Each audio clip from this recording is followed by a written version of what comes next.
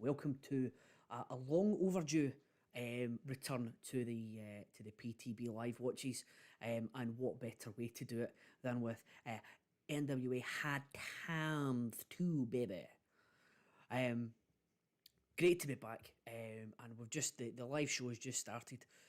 For anyone who's watching along on YouTube, we won't take offence to anyone who wants to then pop over, leave our YouTube event and hop over to watch the NWA pre-show, but do come back for the main show on Fight TV, because myself and my esteemed guest will be providing alternative commentary. For the first part anyway, we'll be joined by our comrades later on. That esteemed guest is the one and only Podfather Scott Criscolo. Scott, it's good to be back watching an NWA pay-per-view.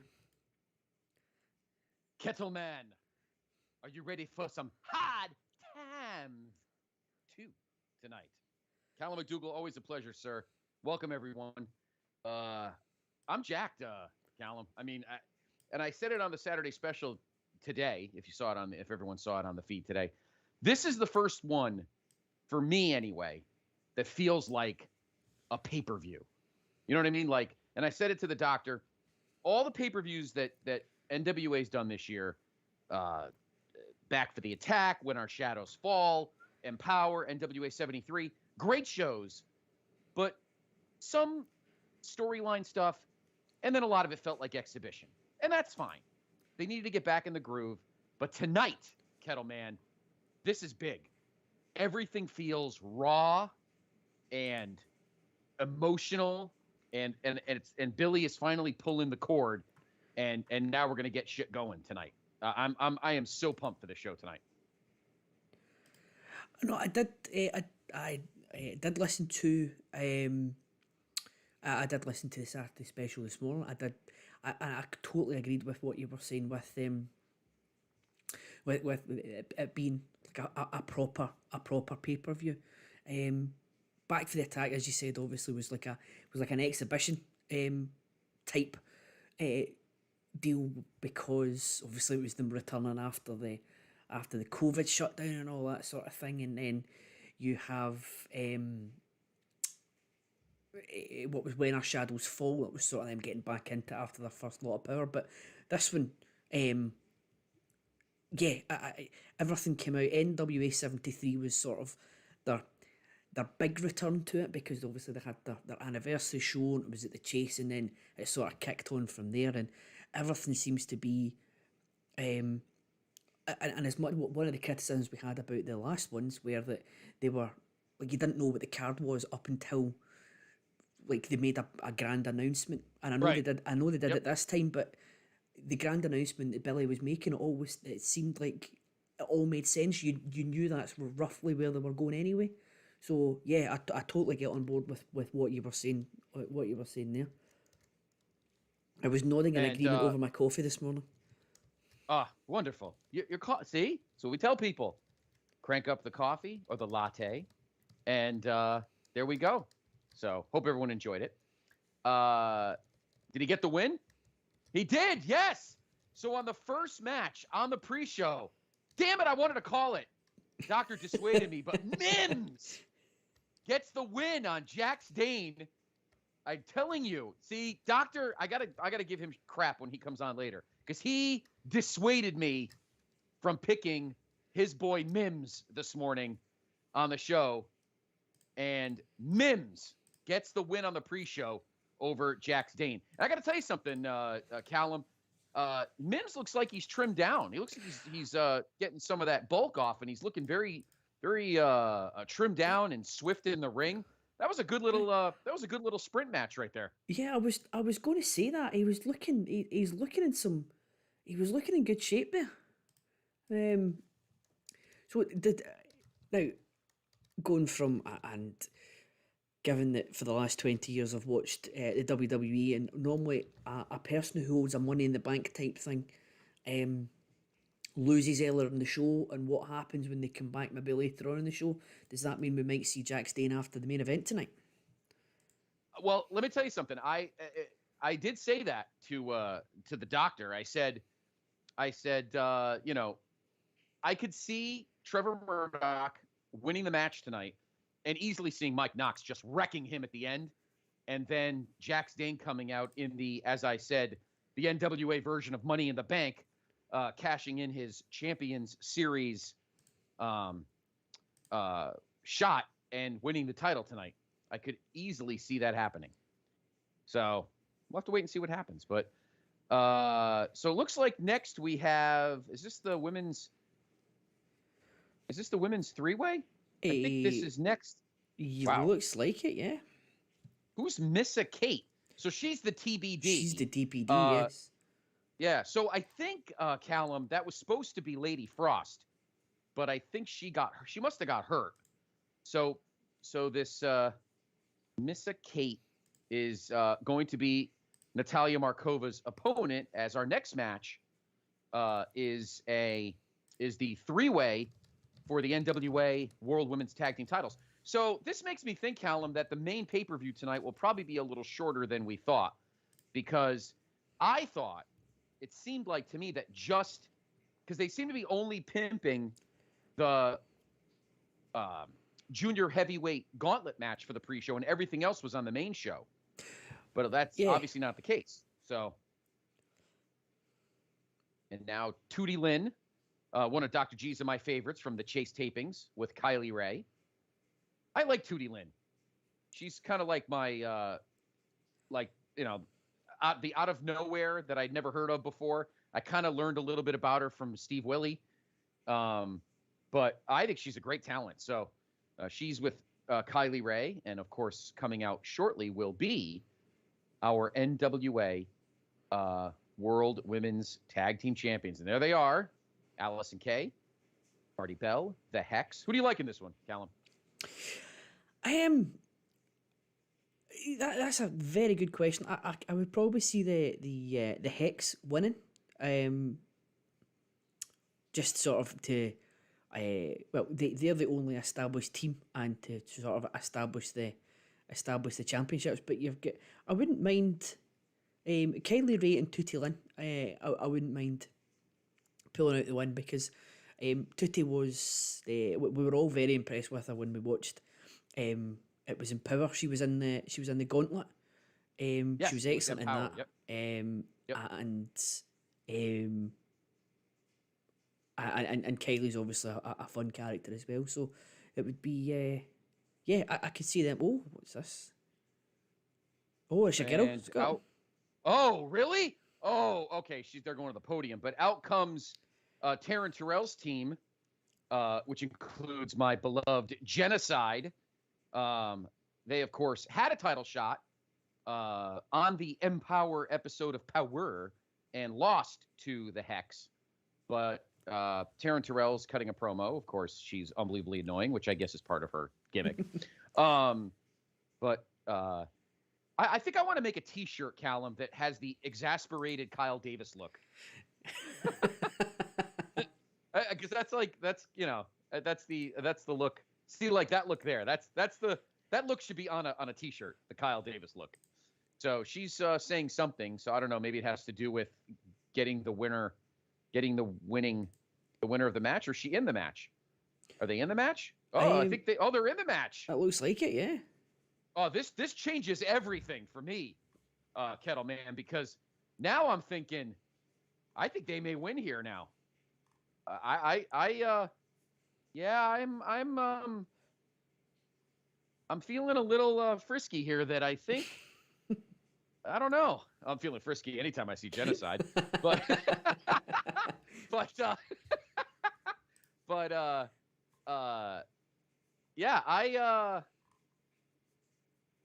I don't know. Oh, you know what?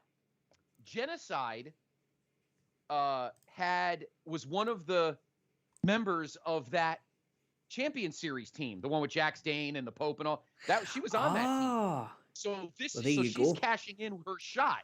Well, that makes sense. I just put the captioning on my YouTube because we obviously have it on mute. So here we go. I don't know now.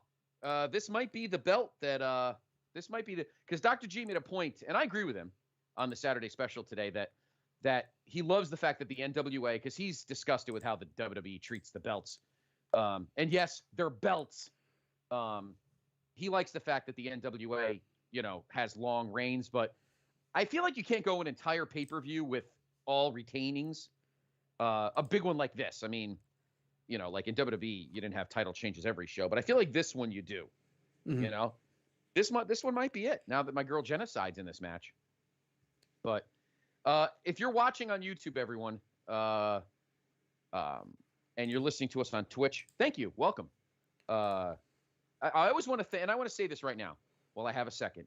Kettleman, Callum McDougall, who is of course one of the tri-hosts of one of my favorite shows on our network, NWA Crock and Roll, who, by the way, guys, yesterday, Battle of the Belts 2. I listened to it. It was tremendous. Excellent episode. Callum is the backbone of our YouTube/Twitch program, I guess you could say. And I want to thank him. I want to thank you, sir, for being diligent every time we do it, particularly here for because the NWA ones are getting amazing looks. Our numbers for the NWA watches are through the roof. They're honestly, I'm going to be blunt since I'm the boss and I can be, better than the WWE ones. The one we did for All Out was pretty good. But our NWA ones, Callum, are killer, and I want to thank you for your guidance and leadership in doing this as part of our network corporation. Oh, you have done an amazing job. Oh no, it's an absolute pleasure. I have there is lofty standards for the place to be nation, and the core of pods as a whole. So yes, they've got to live up to those. But certainly, thanks to anyone who's watched along with us, messages in the chat, and especially in the, as you said, the NWA ones have had a lot of. I've been very well received. The All Out one did have a good viewership as well, but I think everyone was on the hype train for that one. But consistently, the NWA shows have been our best streams. So with thanks to everyone in the place to be nation and the NWA county of this nation, for joining along with us, it's greatly appreciated. So, genocide, and Allison Kay were going in the middle of the ring, and look at this! Whoa! Wow! Allison Kay has both Paulo and we got a double. Wow, that was a nice move. We had like a double. It was like a fireman's carry. Yeah. Oof. Almost like a double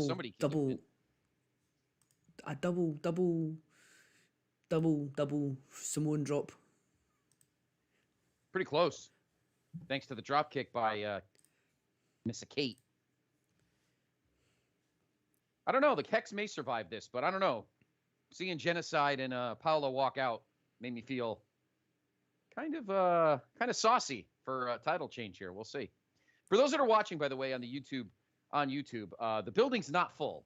They're still probably dealing with, so it's just the middle, the front section there, probably for obviously the vid reasons down in Atlanta. But we're hoping that's going to change down the line. Dr. G and I had a very good extended discussion about this on a past episode. I've also talked about it on the main event with Nate and Steve about filling up these buildings, and hopefully it'll happen. Okay, hurry up, Marty Bell. All right, there we go. Marty Bell was trying to do the whole Jeff Hardy thing, but they literally were standing there staring at her waiting. She went a little too. She took a little too long. Yeah, it looked as if she couldn't. It looked as if she wasn't. She couldn't get her balance on the top rope.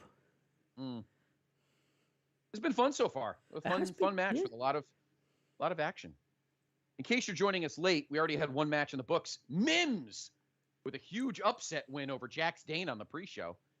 We know we're at least going to get the 12-man gauntlet qualifier for the reactivated NWA World Junior Heavyweight Championship. We'll have that a little bit later on in the hour as well. And then at 8 o'clock, we'll switch over to Fight TV and get things going properly. Kylie Ray with a oof. Now she's taking on Paolo, and Paolo with a kick to the gut. Here's Missy Kate. Ooh, that was a nice move. That the was Blaze from Russia.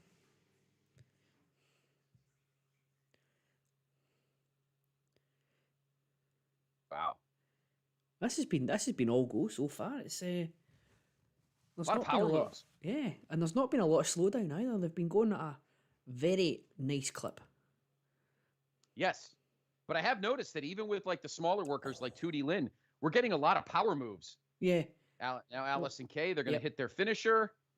The X marks the spot, and it looks like 1, 2, and 3. So the Hex does retain the women's tag team championships. But that was a fun match. It was a fun match. But, enjoyed that. But something tells me down the line, Callum, that Paola and Genocide will be the next tag team champions. That's my take. Yeah, I think that's a very good prediction there, because because they don't have a lot of sort of out and out women's teams, and I think they've got big plans for Genocide as well. So I think it's a fair assessment to make. I think you're probably going to be on the money there. Joe Galley and Austin Idol are at the booth table right now. Of course, I'm sure Velvet Sky will join them when we hop on Fight TV in about 34 minutes. Mm-hmm. We'll be hopping over to Fight TV. Did you see my, while the guys are chatting, did you see, Callum, my retweet? Did you see what that other podcast show did? Did you see what that host did? I have not seen it, Scott. I'm afraid to say, but I don't. I feel like by your tone, I feel like I may be just about to be infuriated by what you're about to say. Well, it's 2/3 of that other show, the bought and paid show, by the way, by the NWA. Well, no, we call him Nasal Man. Walked his doctor down the hallway backstage. Walked right into Scion, who's of course taking on Tyrus tonight for the television title, and got put in a headlock, and he sat there and watched. Wow, that's while he was telling his guy, cut the attitude. Oh, interesting. So the bought and paid for NWA podcast has to tone down the attitude. Not on the NWA Saturday special. We do not cop any or tone down any attitudes. And I would never throw my doctor into any sort of ambush. No. Right now, Kyle Davis is interviewing Darius Lockhart, who will be in the match later. I mean, think about it. We wouldn't walk Sean Kidd into a room with Trevor Murdoch. I mean, I'm not that callous. I am. You know what I'm saying? I am. Callum's looking at our NWA WCW best wrestler ballots going, what kind of asshole put Wahoo McDaniel at 7? Oh, he's never getting on the air again. Get your ballots, by the way. Get your ballots ready. You've got now 25 days to get your ballot ready and send it for the NWA WCW long-term for this year's project, the best wrestler in NWA WCW. Last year we did the best NWA WCW match.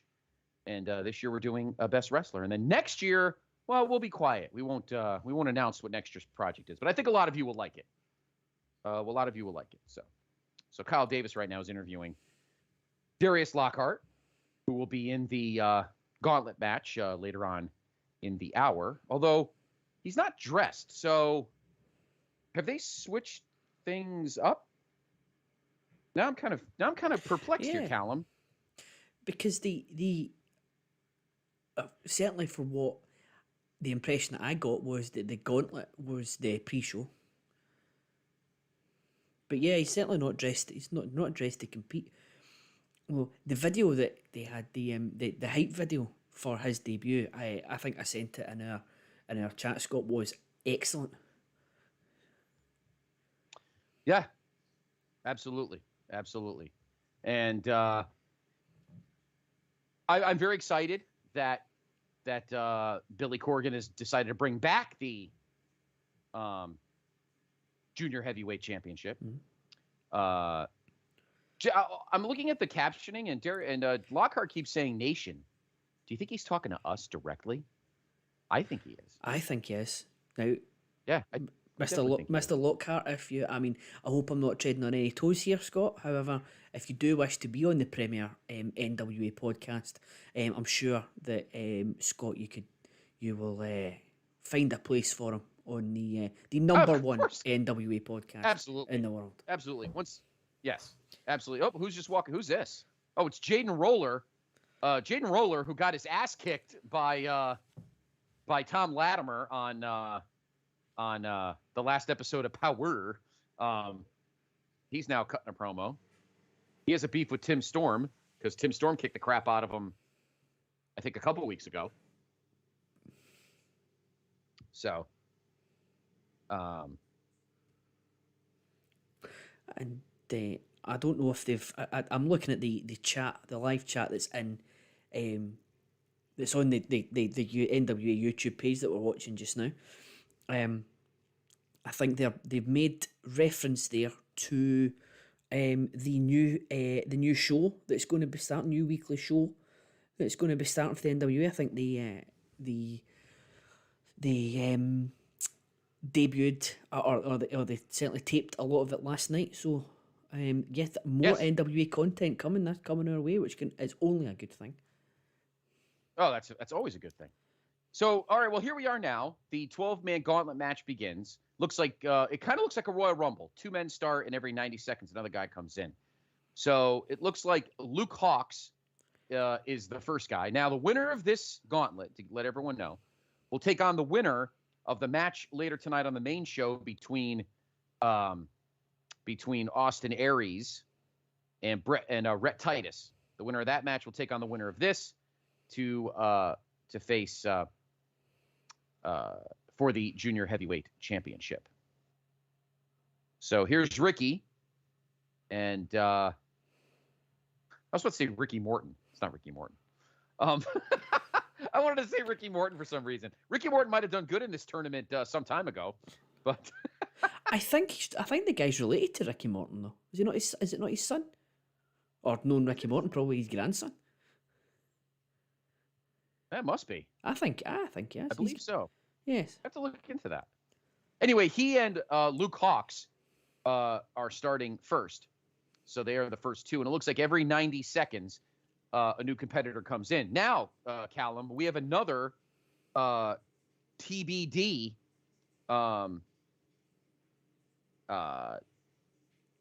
competitor tonight in this match. So we do, yeah. Yeah, so very interesting. Wonder if it could be someone from not wanting to, wishing the best for ROH, but it's not looking good. So maybe the TBD could be someone from Ring of Honor. It's entirely possible. I would not be surprised. Hey, look, their tag team champions are on the show tonight, so that's not out of the realm of possibility. No, that's true, yeah. So Kerry Morton and Luke Hawx are opening, and they're starting off slowly with some front face lock action into an armbar. Armbar. Most people are masked, by the way. We're looking at the crowd. Some weren't earlier, though. Maybe because the cameras are on now. They are. Oh, there's a guy there with a Nitro jacket on. You see that guy there? Actually, it looked like talking WCW patches on the jackets. Did you leave your house, Tim Capel? Come on. Now, Talking WCW is, of course, one of our great shows. I know, right? And if you want some merch, if you want some merch for your favourite place to be nation shows, where is there a place we can find that, Scott? Oh, well, of course there is, sir. Go to tpublic.com, type PTBW in the search, and you can we have hoodies, T-shirts, mouse pads, long sleeve tees, baseball tees, for. Oh, look, it's my favorite guy. It's your Can we pal just throw him Sal. out of the ring now and just end this? Oh, please. What a scrub. Of course, I'm talking about Sal Rinauro, who looks like he's not even fitting in his tights. Good. Throw yourself out of the ring. Great. You just eliminated yourself. Yay. Dumbass. Oh, he didn't? Oh, crap. I thought he was going to pull like a Bushwhacker Luke or something. So, yes, tpublic.com. Type PTBW in the search and check out all the great stuff we have, including wearing stuff from Talking WCW and Crock and Roll and the Saturday Special and the Place Be podcast and all the great shows. Special Relations. Yeah. Mm-hmm. Yeah. So. Well, so it's Sal Rinauro. And, sorry. No, I was going to say, you can't see me just now, Scott, but I can assure you that I am, as you mentioned, Crock and Roll. I'm currently wearing my dark blue Crock and Roll long-sleeved T-shirt. Oh, wonderful. Wonderful. I'm currently wearing my medium blue colored NWA Saturday Special T-shirt. So there we go. Yep. Get your stuff. We're going to be working on some secondary merch. Like some of our catchphrases on shows. I've been tempted. I got to talk to our art department. I want to do a secondary shirt for, of course, the Mothership show, the Place Be podcast, where we do like the Mothership, and it's kind of like groovy 70s vibe kind of thing. Oh, yes. I like the sound of that. Yeah, I think I might do that. All right. Who is this? This Arya Davari. Is it Davari? Looks like... No, it's a little young to be Davari. It does, doesn't it? I'm going to say, is that Alex Taylor? Let me see who that is. Oh, Luke Hawx is still in here. Okay. So all four guys are in the ring right now. That's not... Oh, Sal's just been eliminated. You'll be oh, good. So upset to hear. Hit the bricks, you scrub. Thank God. No need. You're good for what you are. You're the Barry Horowitz of this company. So that's very fine. You're there to fill a hole. So I'm seeing maybe that's Victor Benjamin. I'm seeing one person in here is spamming in the thing that it is Arya Davari. They're also saying that potentially Darius Lockhart is now no longer in the match due to an injury. So I'm not listening. I've not got the sound on, so I can't confirm. But we'll see soon enough when all 12 guys are in. But it's potential that Darius Lockhart isn't in the match, unfortunately.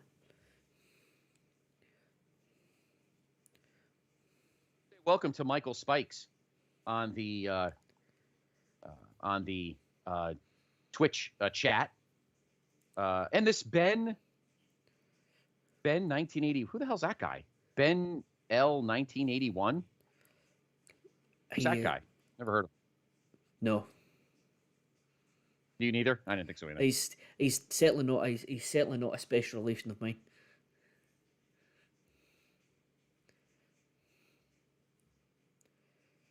Yes, according to our chat, it looks like Lockhart is injured. So that's a bummer.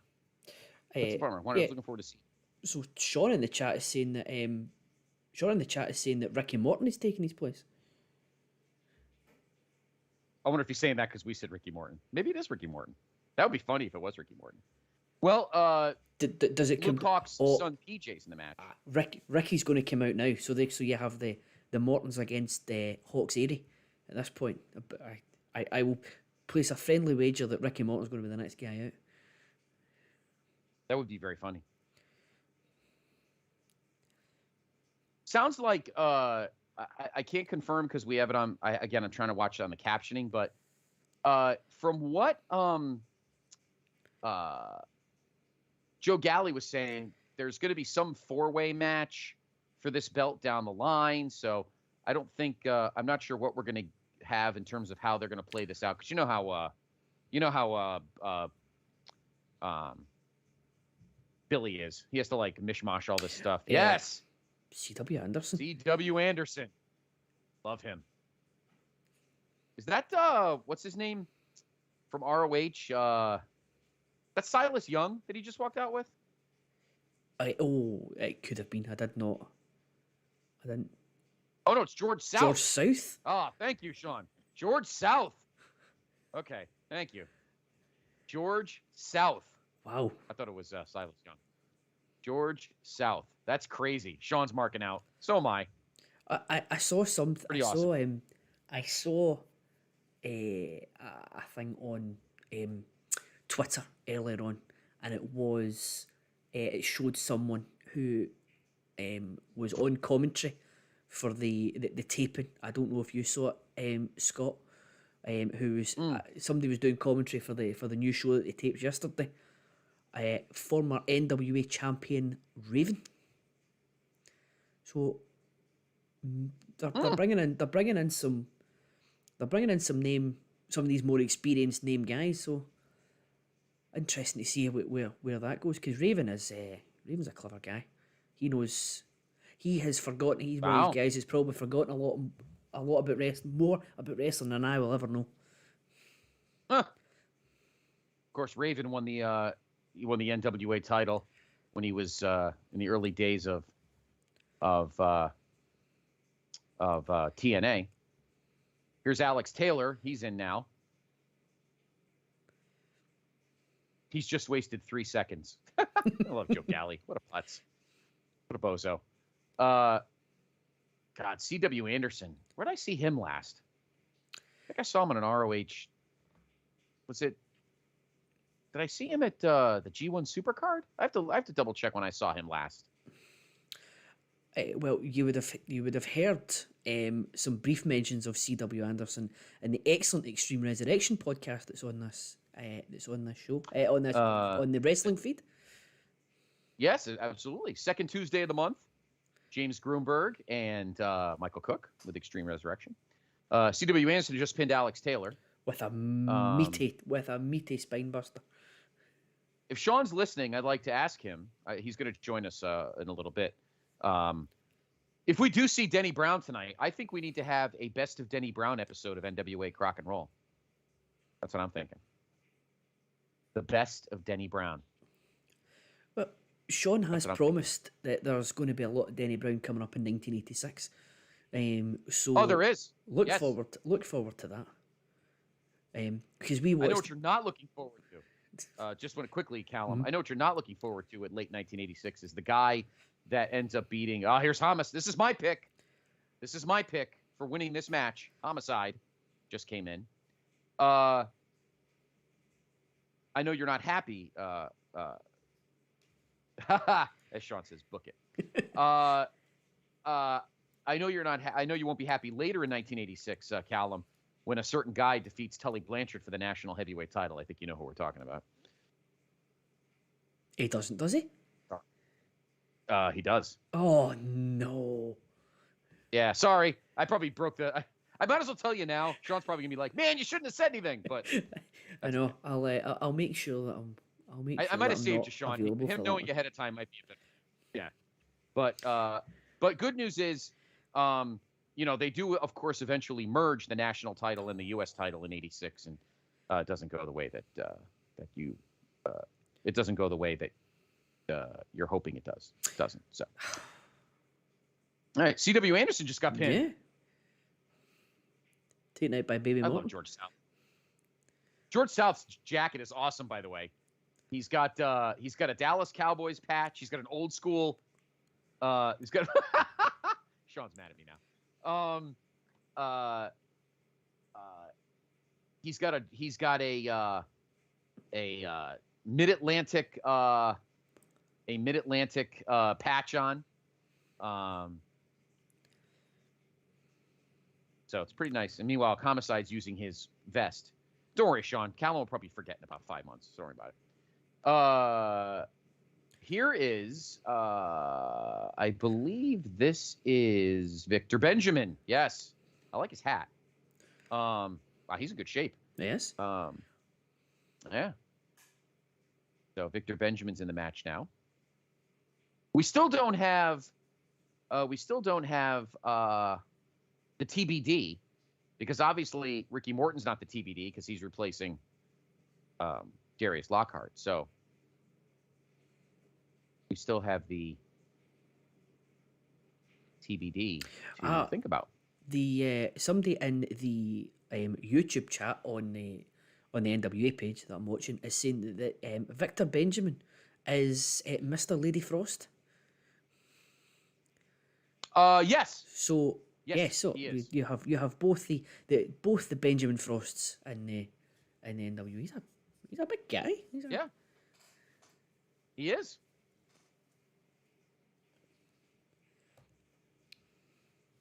Big dude. Oh, and Homicide's about to take him out. That was a nice move. You're getting Homicide coming back. We've just seen Marty Bell and Alison Kay, and it's like you're getting all these, or you're getting all these pre-COVID NWA OGs coming back, and then you've got Ricky Morton. All the pre-COVID NWA guys are all starting to come back. I wonder if And here it comes. Wonder if that was maybe part of their deals to go elsewhere. Yeah, probably. Here's Ricky Morton, speak of the devil. This is kind of fun. Oh, Sean says he kind of looks like Marty Skrull. Yeah, he kind of does. Yeah, we bet, yeah. Without the baggage. Yeah. You could say. We are 14 minutes away from the start of the actual pay-per-view. Just to let you know, it's 7:46 Eastern time. So the actual pay-per-view will be starting at the top of the hour on Fight TV. You still got your time to get it. $25. Let me tell you something. It's a deal for what you're going to get tonight. Oh yeah, I think I said it on Twitter a couple of when the card was first announced for $25. I think earlier on I paid £22 for it. It is the pound for pound or dollar for dollar. It's one of the best cards I think you'll be able to have bought all year. I agree. The ridiculous value for money.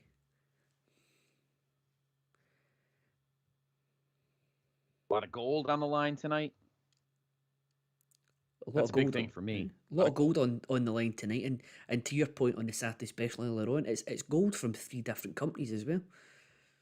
Yes. So it's so the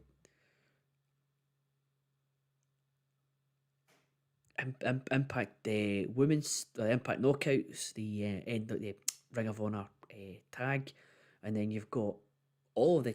Am I right saying all the NWA titles are on the line tonight in some way, shape, or form? They are. Yes, they are. Every belt's on the line tonight. We've already seen one, and yeah. Here's a question for you, Scott. What is the main event tonight? Is it going to be Murdoch against Mike Knox, or does Strictly Business explode and that go on last?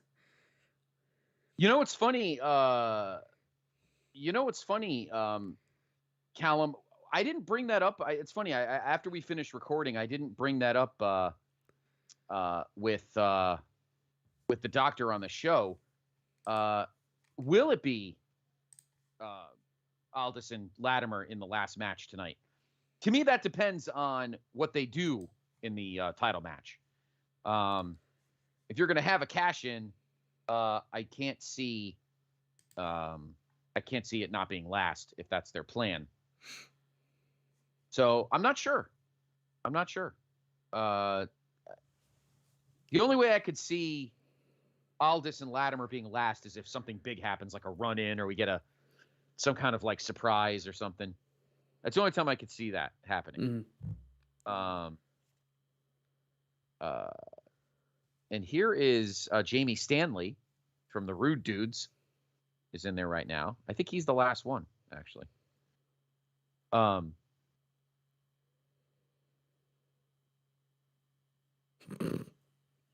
Follow me on Twitter.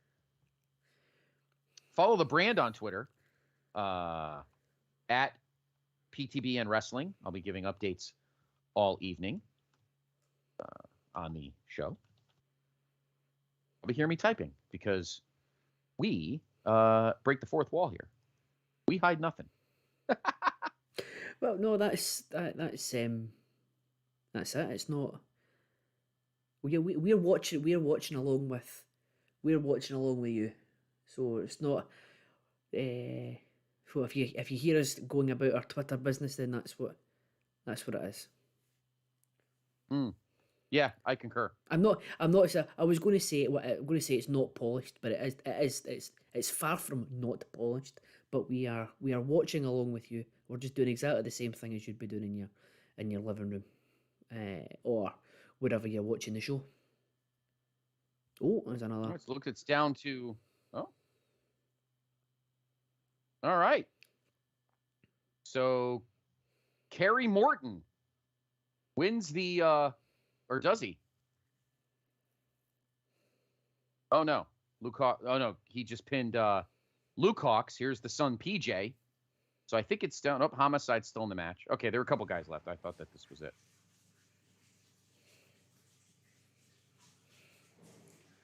And on that note, that we hide nothing, you can hear my dishwasher going in the background.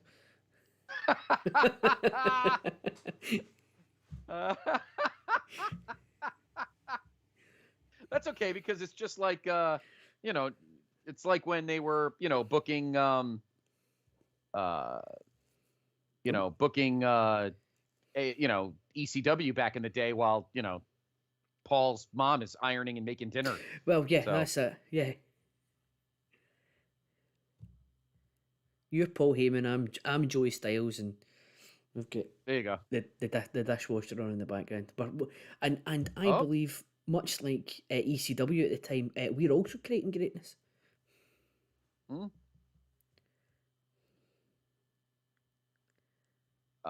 So it looks like the last two are Homicide and Kerry Morton. Mm-hmm. So Dr. G laughed at me this morning on my pick for Homicide winning this match, and he's only 3 count away from actually doing it. So that's twice that he mind. Well, he didn't mind screw me on that one, but he should have let me pick Mims. Damn him. He'll get it later.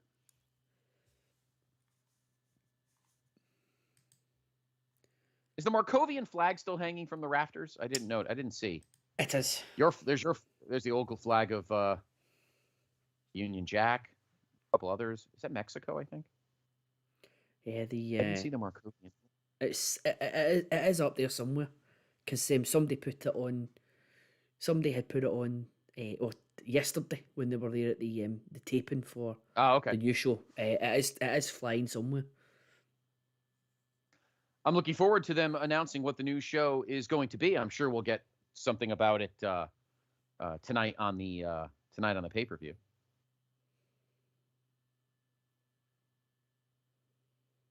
Kerry Morton at the top rope did a high splash, but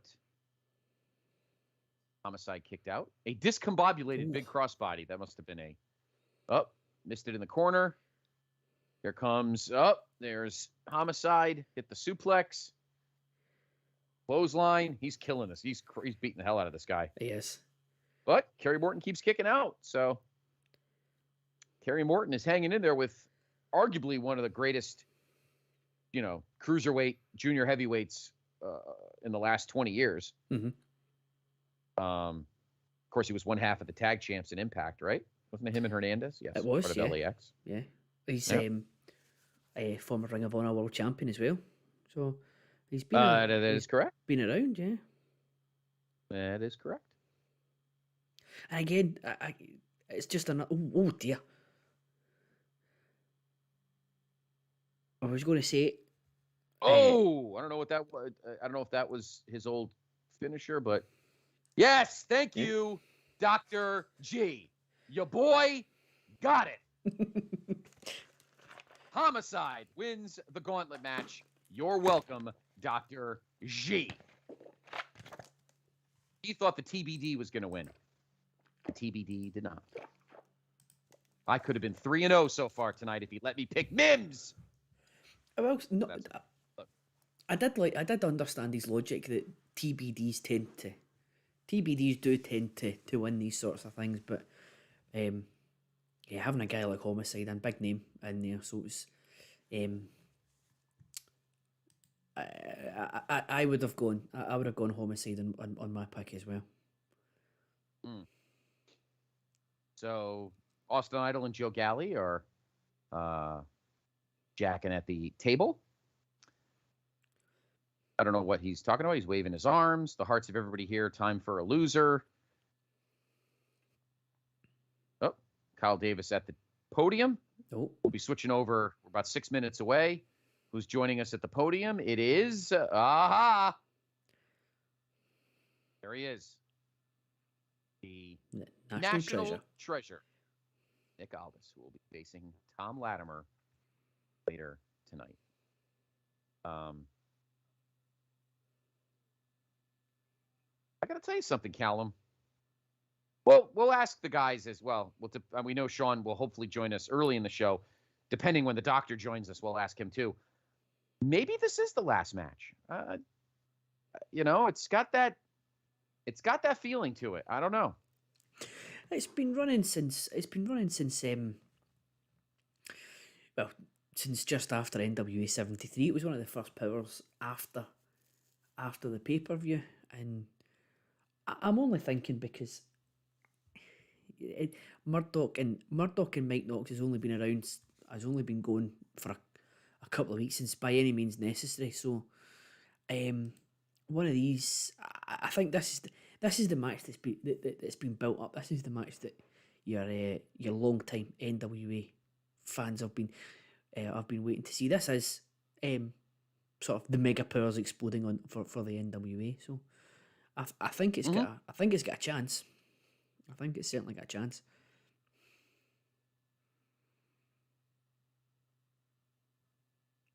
Al just cutting a good promo here. He says it's not about championships. It's not about money. It's about respect. And as we know from the tagline of the show, is it revenge has no bounds? Nope. I'm telling you, Callum, for the first time since probably the last Hard Times, this just has an emotional, awesome pay-per-view feel tonight. I feel the emotion in the workers. I feel the cutting edge in the promos. This feels. This is a big tonight. This is a big show for the NWA tonight. Yeah, in my opinion. And it was all going. So they were going gung ho for April last year. They were going gung ho. They were going to have the arena, the big arena. I think it was 4,000 or 5,000 seats it held, and you're going to have the Crockett Cup.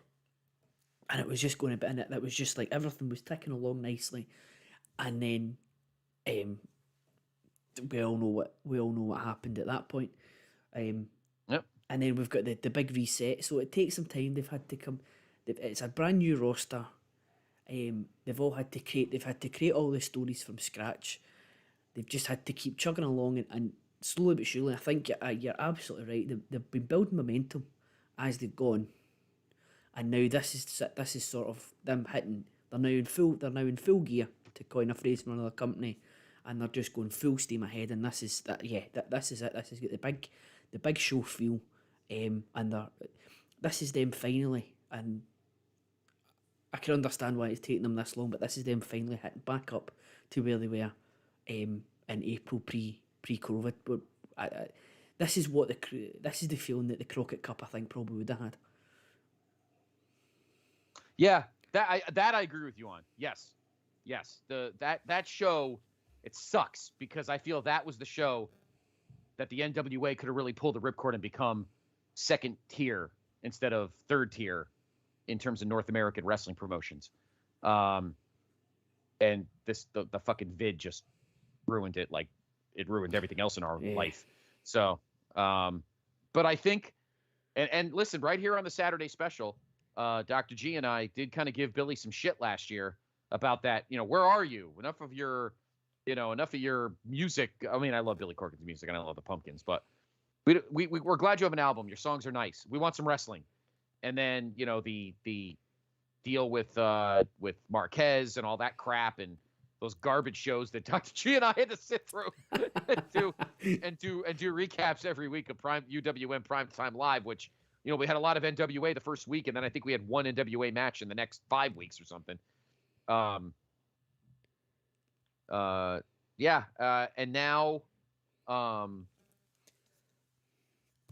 now you know, I feel like they've bided their time. Power's great, and you know, they've slowly built throughout the year, throughout the summer.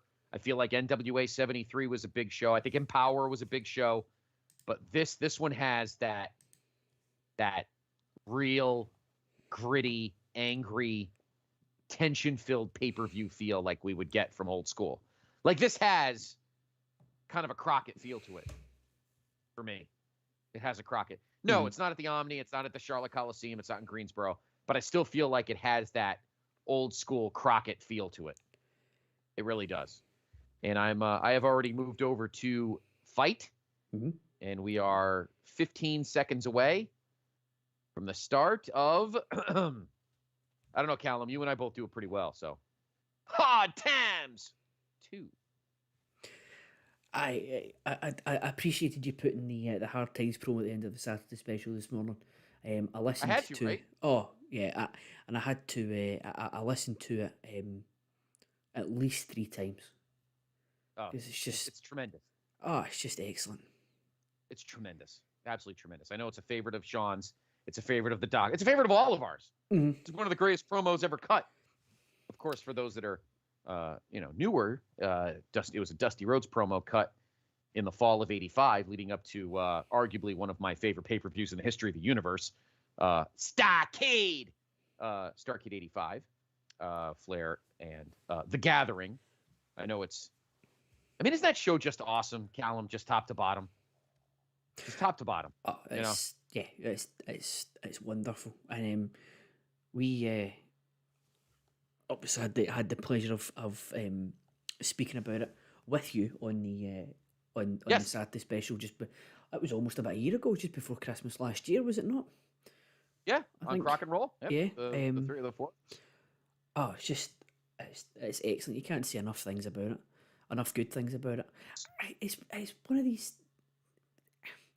When we were watching it week to week, Dusty Rhodes is coming out and hitting these killer promos, and to him, he must have walked out that night thinking, "I'm just going to do another one." He starts talking about Hard Times, and he's going back. I can just imagine him, like, he's going back to the back, thinking, "Oh, that was a good promo. That was like just another promo that I did, like I was doing last week, like I'll do again next week." And everyone's like jaw is on the floor at how good this was. Because it's just it's just superb. It really was. So we opened with looks like a promo from our world's heavyweight champion, Trevor Murdoch, which I'm sure Sean has probably skipped over. And now we have the open proper with all of the clips from things going on over the past few months, including the masked man Mike Knox pummeling Trevor Murdoch in the cage with a chair at By Any Means Necessary. And of course, showing all of the others that are involved in the big show. So, and up comes the opening graphic. Revenge has no bounds. Love the tagline. It also, even the start, the title of the pay-per-view, Callum, the graphics, it just feels like a big show. It just feels big tonight. There's just no doubt about it. Yeah, everything's got a wee bit more. It's got a bit more polish. It's got a bit more. It's just got a different feeling to what we had before. We're back to our regular announced team. Joe Galley is with Tim Storm and Velvet Sky. She's in a very nice little short skirt. But I'm glad they still have those. Those NWA jackets, though. Those are pretty awesome. They did not get rid of those from St. Louis. Need to get them on the store as well. Oh, I'd love to. Oh, imagine place to be a PTB Wrestling Network blazer. Oh yeah. Shit, man. I'd be all in on that. I would kill that. That'd be pretty awesome. Now we're opening with going over the card. So. All right. Good evening, gentlemen. That voice can only mean one thing. The host of Crock and Roll, the creator of the Pedestal podcast, Mr. Sean Kidd, has joined us. Good evening. Good Evening, Shawnee, my man. What's going on, brother? Not much. I enjoyed the pre-show. That was pretty hot pre-show. And, I don't know if you guys heard this or not. I know I was in the chat talking about Darius, who, by the way, I think is going to be awesome. His interview was really good. I was sorry you can't see him tonight, but I don't know if you heard or not, but the junior heavyweight thing, they're going to have a tournament for the junior heavyweight title on their new NWA USA show that they taped last night. I don't know if you brought that up on a pre-show or not. No. It was kind of hard to it was a little the captioning was a little choppy. So yeah. So it wasn't, but did they said what the name of the Friday, what they said what the name of the new show is? It's going to be it's online. It's an online show called NWA USA. And I guess the junior heavyweight stuff they're doing, like this match tonight between, I guess now it's going to be Homicide versus Austin Aries, which makes a lot of sense based on Ring of Honor. So that's a qualifying match. So they're going to have a whole tournament play out on NWA USA, and apparently Darius is going to be in that tournament. So you're not going to have a new champion crown tonight. So okay, yeah, a little confusing. Yeah, it was. So Rhett Titus is not wrestling. Rhett Titus is not in the match. Yeah, I think Rhett Titus. I think the whole point was whoever wins that match is supposed to go on to face Homicide. I don't know if that's happening tonight or if that's going to be in a tournament. It's very confusing. Very confusing. What the fuck is? But anyway, what the fuck is this? Some guy walked out. They just went through the match graphics. What the hell? Fuck is that? I don't know. Some guy just walked out. He's got a jacket on that says The Professional. It's like a rubber skull mask that's it's Rhett Titus. Okay. I'm an idiot. I don't recall. I'm assuming we were supposed to know that if we've been watching Ring of Honor. I thought someone had found Mortis's melted mask in a trash can. I don't know what's happening here. Anyway, wow. By the way, a lot of empty seats here in the arena tonight. I'm kind of surprised. I am too.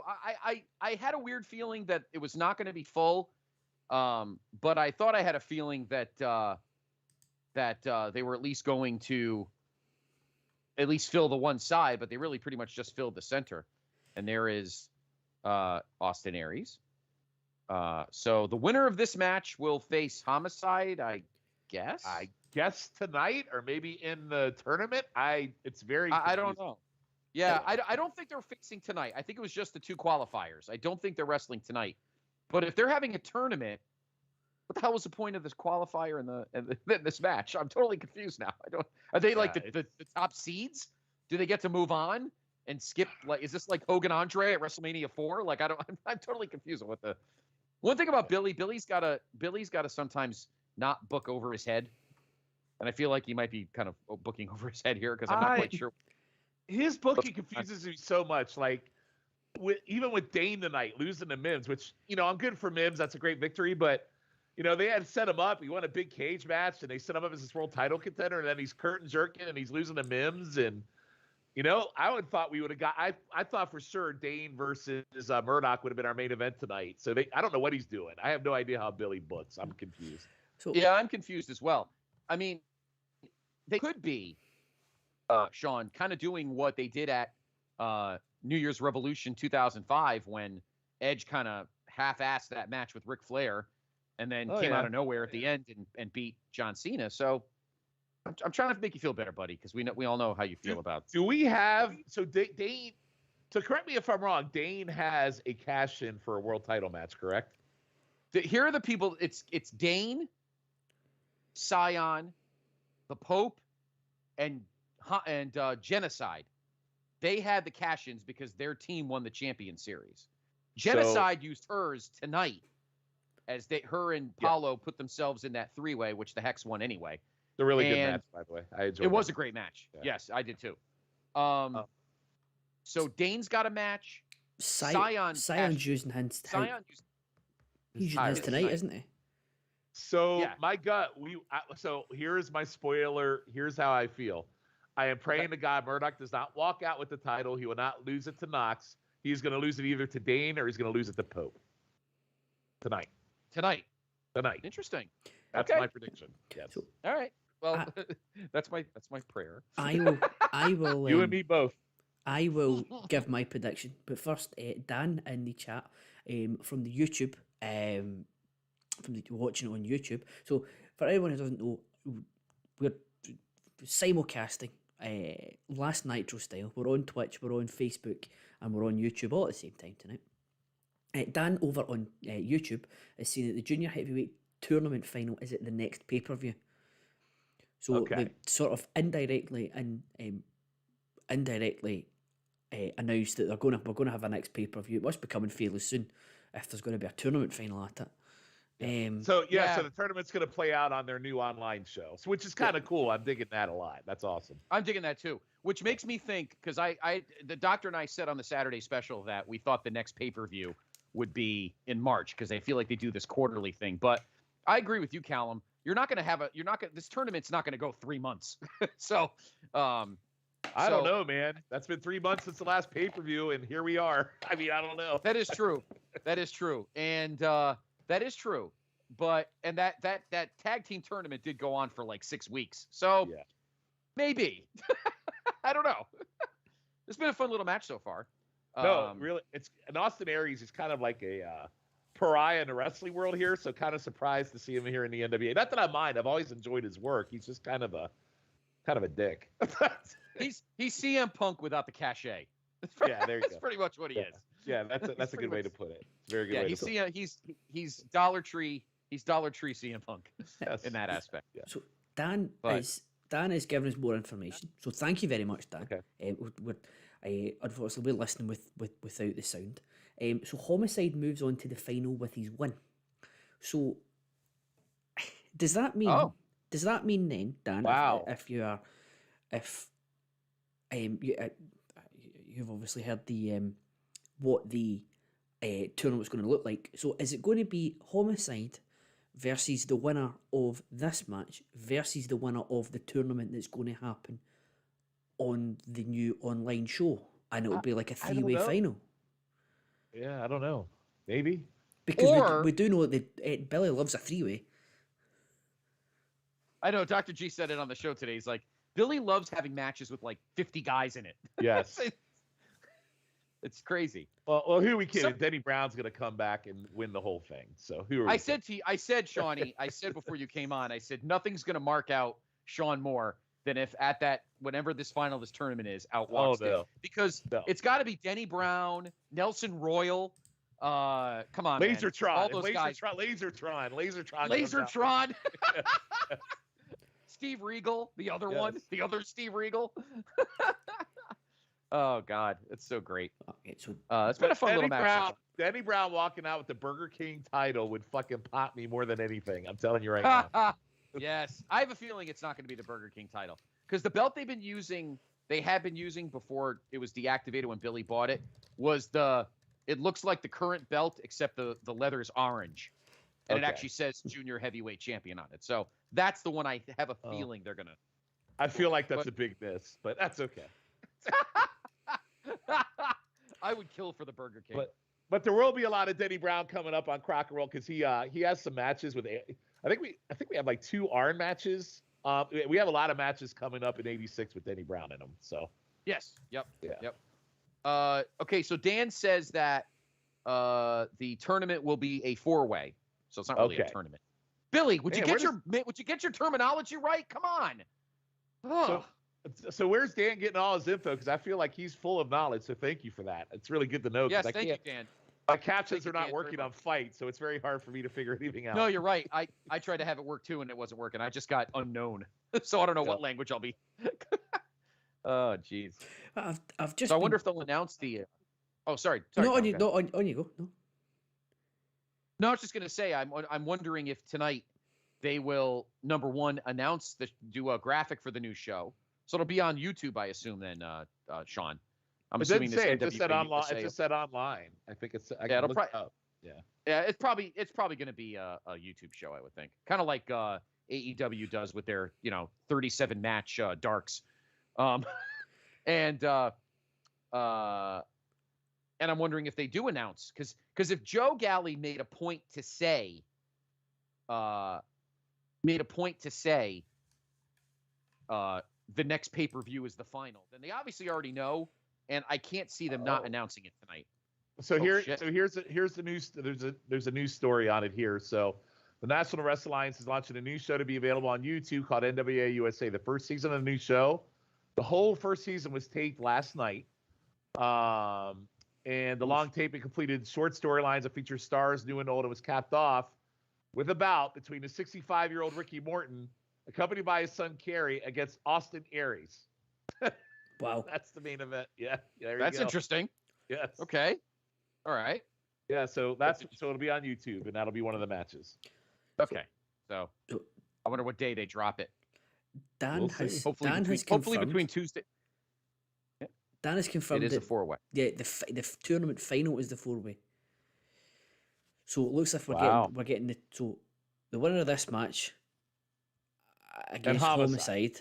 Okay, and then two more from the tournament, and then that's going to be, and then the final will be a 4-way. Right. I do think Dan is Billy Corrigan watching on YouTube, so thank you for that. I'm surprised he hasn't said to me, "How dare you make fun of my bought and paid for podcast guys?" Oh, well, By the way, I saw that tweet. I thought big time. That was great. Where Scion just took out the doctor and the other guy just kind of went away. Yep. Awesome. You would never see that on either the NWA Saturday Special or NWA Crock and Roll. Well, we do have a running gag on Crock and Roll right now that the doctor was taken out by the main event crew, which is why he missed the last month of tapings. He's currently in his steel boot, set to return for recordings this week. I do feel like Steve and Nate are ghosting me. So I don't know. Maybe they're keeping me out of the loop. Maybe I don't know. This is weird. I don't know. It's kind of like Strictly Business with what the shit they did with all this. And out of the blue, here they come. They're going to take you out, Scott. Be careful. I know. I'm the one that's going to get nut shotted on the next main event. Wow. Big win for Aries there. That's good. All right. So Austin Aries defeats Rhett Titus in a fun match. Good, solid, cruiser junior match. And so he will be with Homicide in the 4-way.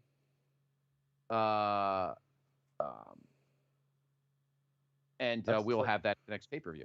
So that's the first time I've seen Aries wrestle since he walked out of Impact after winning the world, after John Morrison beat him for the world title. I have not seen him wrestle.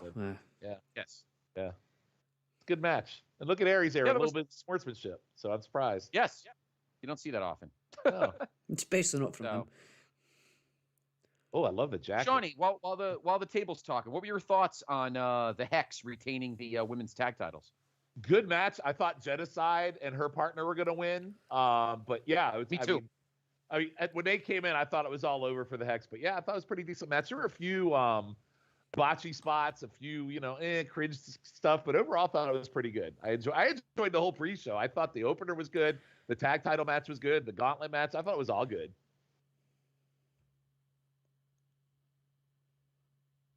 Looks like next up, we're sticking with the ROH theme as OGK will take on Aaron Stevens and Kratos. Do you think Mike Bennett?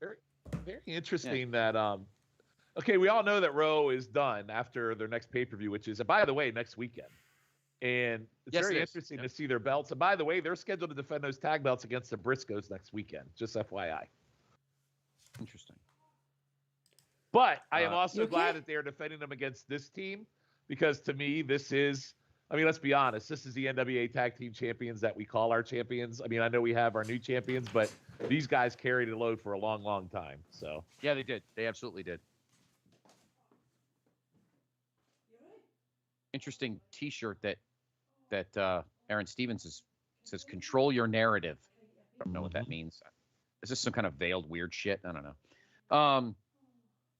So he and Kratos, who I love, Kratos is kind of dual duty because he's big over in that NJPW Strong promotion, I guess. Do you think Mike Bennett is wishing he had the UWN Heavyweight Championship, which is probably hanging on Dave Marquez? It certainly didn't do any good for Chris. It certainly didn't do Chris Dickinson any good. Nope, pretty much. Nope, pretty much. Hey, I want a belt. Now I'm injured. Peace out. Yep. Yeah, peace out. Shit. I probably was live. Actually, Shawnee, you and I were live. Probably for Matt Taven's biggest moment of his career. We were at Madison Square Garden when he won that ladder match with Lethal and Marty to win the ROH World Championship. Yes, sir. We were there. He emptied out the JD, sir, and somebody had a nappy. Somebody had a nappy. We watched, rinse, and repeated that a couple weekends ago. So. I saw that. I saw Nappy Poo, the sequel. I did see that. Different couch, different couch, different suite, same place, different boots, and kill the bottle. Yes, and kill the bottle, and different boots. Yes. I'm glad you guys. I'm glad you had a blast. So yes, you did. That was a great show. I enjoyed that. I was, and I thank you for. Wow, the ROH tag belts are fucking huge. Yeah, man, this is so like, it's just weird that they're defending I don't like the Ring of Honor being defended here is just. I mean, I'm glad we're doing it. It just seems so strange knowing that they're kind of done. You know, strange. Yeah, I feel, and I said this on the show. I feel this is the match where Kratos finally loses it, and Aaron Stevens is going to get the shit beat out of him at the end of this match. You think? Because these guys aren't going to win the tag. Yeah, G was goofing like, oh, maybe they'll keep it going, but I'm like, nah. We're getting to the end of the calendar year. 2022 is big. I have a feeling that's a feud that we're finally going to see the fruit be pulled off the tree. Well, this has been going on since March, ever since Stevens got his world when they came back, right? So this has been going on a long time. Yeah. But yeah, I almost feel like it's too similar to Dane and Crimson. So I'd be surprised. I'd be kind of surprised if they did it because it seems very similar. I agree with you. They were very weird on the pre-show when I don't know why. We were on mute, so I didn't hear Galley and Callum, and I didn't hear Galley and Austin Idol, but they were talking about that Crimson came out with his real name, Anthony Mayweather, and I don't know why. I don't know if he retired the Crimson name after losing at By Any Means Necessary. I don't know, but he came out as Anthony Mayweather. Interesting. Yeah, very interesting. God, before Stevens you came on, yeah, he does look. Yeah, I know. Yeah, right. I don't know why you would have figured that would have hit the treadmill a little bit. Well, not only that, it'd be girth, width, tall. He looks like the rest of these guys are dwarfs next to him, except for Dane. I know, right? But I'm like, but he was a lot. Yeah, he definitely's lost some weight from. Like you could tell, we said it on the show here on the Twitch feed, way at Back for the Attack, that it was like COVID shape, like COVID calves, except COVID torso. Well, COVID shape kind of hits us all sometimes. It did. Oh, he most definitely did. I will not deny you that, sir.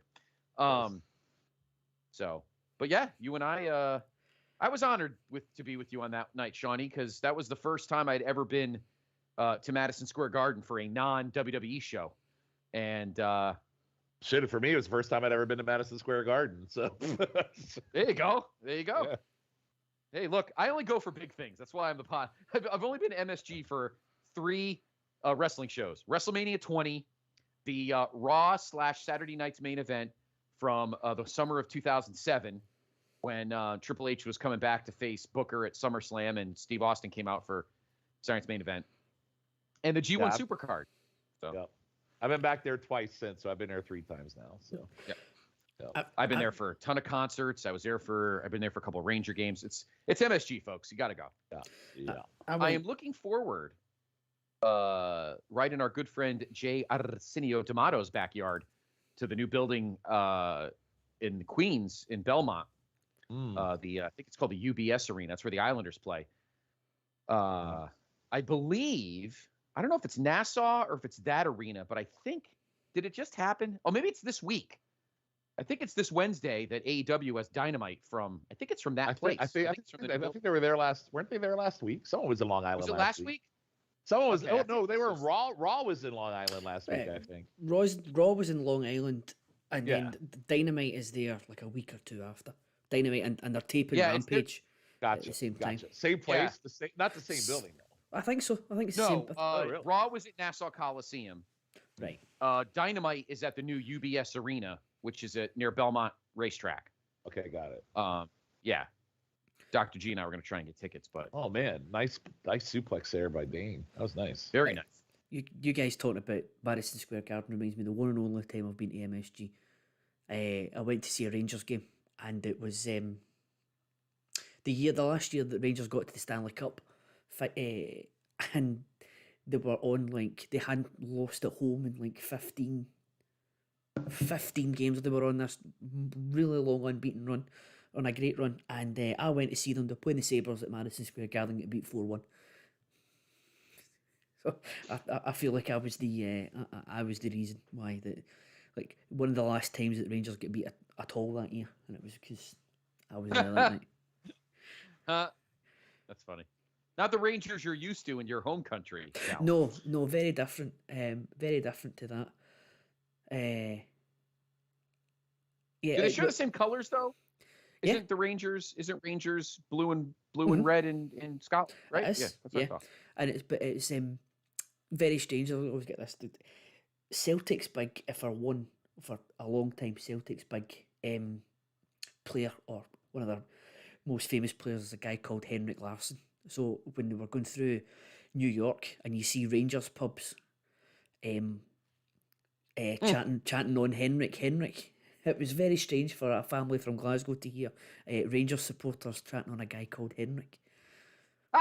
Yes, that is funny. But oof, what a suplex! Kratos is just a hoss. He's just a fucking hoss. Yeah, I love him. I love him. I would love to see him and Dane go at it one-on-one. Yeah. Yeah, I agree. He is a hoss, Kratos. Mm-hmm. That's one of my favourite things to see a big guy do. I mean, it's not particularly safe, but see if they just pick the guy up like he did in that suplex. They pick the guy up and just chuck him. Don't. Yeah, I mean, it wasn't even a suplex. He lifted him up and it just threw him across the ring behind his back. Yeah. Yeah. Like when Brock used to do it to Shannon Moore and Zach Gowen and all that sort of thing. Yeah, pretty much. Just throwing them about. So let me ask you, Shawnee. I've been looking forward to asking you since we started tonight. I've been saying, and I said it on the Saturday special, and I've been saying it to Callum tonight.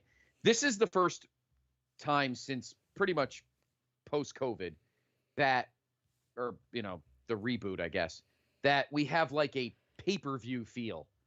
Like this almost feels Crockett-ish compared to the other shows, which almost were a few storylines here and there, but for the most part, a glorified exhibition.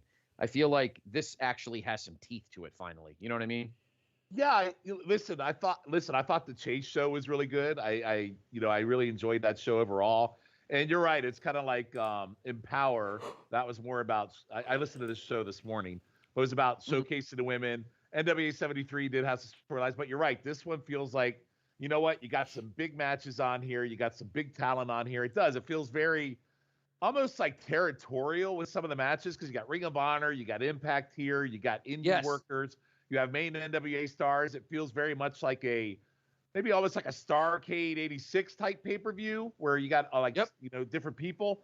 Yeah, it definitely has that feel to it. Yeah, it does feel definitely Crockett. I mean, the only thing I would say is you want to say it feels like Crockett. I would say the main event that is scheduled tonight feels less than ideal for me. That should be on like an episode of like Jacked or something. I don't know. I was waiting for that. Yeah. The main event's the only thing I'm not looking forward to. The only thing that gets me pumped for the main event is the hope that I'm going to see Murdoch lose to even. By the way, I'd be perfectly fine with Dane or Pope, but so either one would make me happy. But that won't happen, but I can at least hope. No, Hope for Pope. Hope for Pope. Yes. Maybe we'll start making that shirt for the T Public store. Hope for Pope. Hope for Pope. It's like not fair to Flair. Be fair to Flair. so how's this one I for love you? Mike Bennett. How's this one for good. you? If the Pope cashes in on Jack Dane, who has just cashed in on Trevor Murdoch. Oh, jeez. That you could beat up both that of could them? happen. That'd be a hell of a way to end the show. Cash inception. Crazy. Oh my god, he just picked That up would the big one. be. Dude, that was freaking nuts. He just like That lifted him was like nuts. that was nuts. What does OGK stand for? Original Kingdom, I guess, because they used to Yeah. be called the Kingdom, right? Yeah. Okay. Yes. Yeah. That's Yep. the very one. I love both these guys. A lot of people are not big Matt Taven fans. I like him. I like Matt Taven when he's not the world champion of Ring of Honor. I'll leave it at that. But then the Uh. alternative that night was Marty Skrull, and look how that turned out. But at the time, I would have been fine with Marty Scurll. At the time. Yeah, At the time. because you Here figure we the are. Marty stuff didn't really obviously come out till the following year. But what's funny, Shawnee, is that we watched Marty in that match, and then sure enough, 9 months later, he's in the NWA. So it's pretty funny. I remember being very, very angry that Marty didn't win that match. I was furious. Yeah. I was furious that we didn't get the Crockett Cup. By the way, that could be our next pay-per-view, guys. I'm thinking it, brother. I'm thinking it. I mean, you could have your junior heavyweight title crown. You have a world title match. I mean, I don't know. It could. Listen, I've been hoping for it to come back for a long time. That'd be the perfect time to do it. And I think they have enough. I think they have enough teams now that you can have a. I think they have enough teams now that you could have a solid tournament.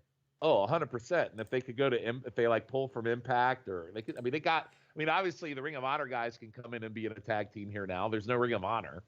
So if they don't sign with AEW, and then they might get a few AEW teams. It's kind of like they got a few of the women from AEW and the Empower. They could do that too. Who knows? Oh, this might be the finish. What if the Kratos is. Great tag team match, by the way. Really good. Yes, absolutely great tag team match. Do you think they go This very might be it. ballsy and host the Crockett Cup WrestleMania weekend and just take everyone down to Dallas? Find a place in Dallas and do it Mania weekend. Part of me selfishly would hope they would do it in Baltimore. I agree. Sean, you and I have too much to do in Dallas that weekend. So Well, I don't yeah. know So if we got we'll I got Dallas. I mean, we got to babysit a freaking man child. But anyway, my point is, if it were in Baltimore, I'm not going. I wasn't talking about you. No, not you. There's another one. There's another one that's even worse. We will protect the name of the innocent in that comment. Whatever the point was. My point was, There if we it's go. in Baltimore, I can go, and maybe Scott and G can go, and Yes. okay, we just got the win there. But and that'd be a hell of a show. That would be a hell of a first NWA show for me to go to. I would love to go to that. Yeah, in I Baltimore. agree. Yeah. If it's in Baltimore, the Doctor and I are definitely there. Absolutely. Oh, that's all right. Okay, Scott. So the OGK wins it, and guess what? Stevens got pinned, and now we're gonna see.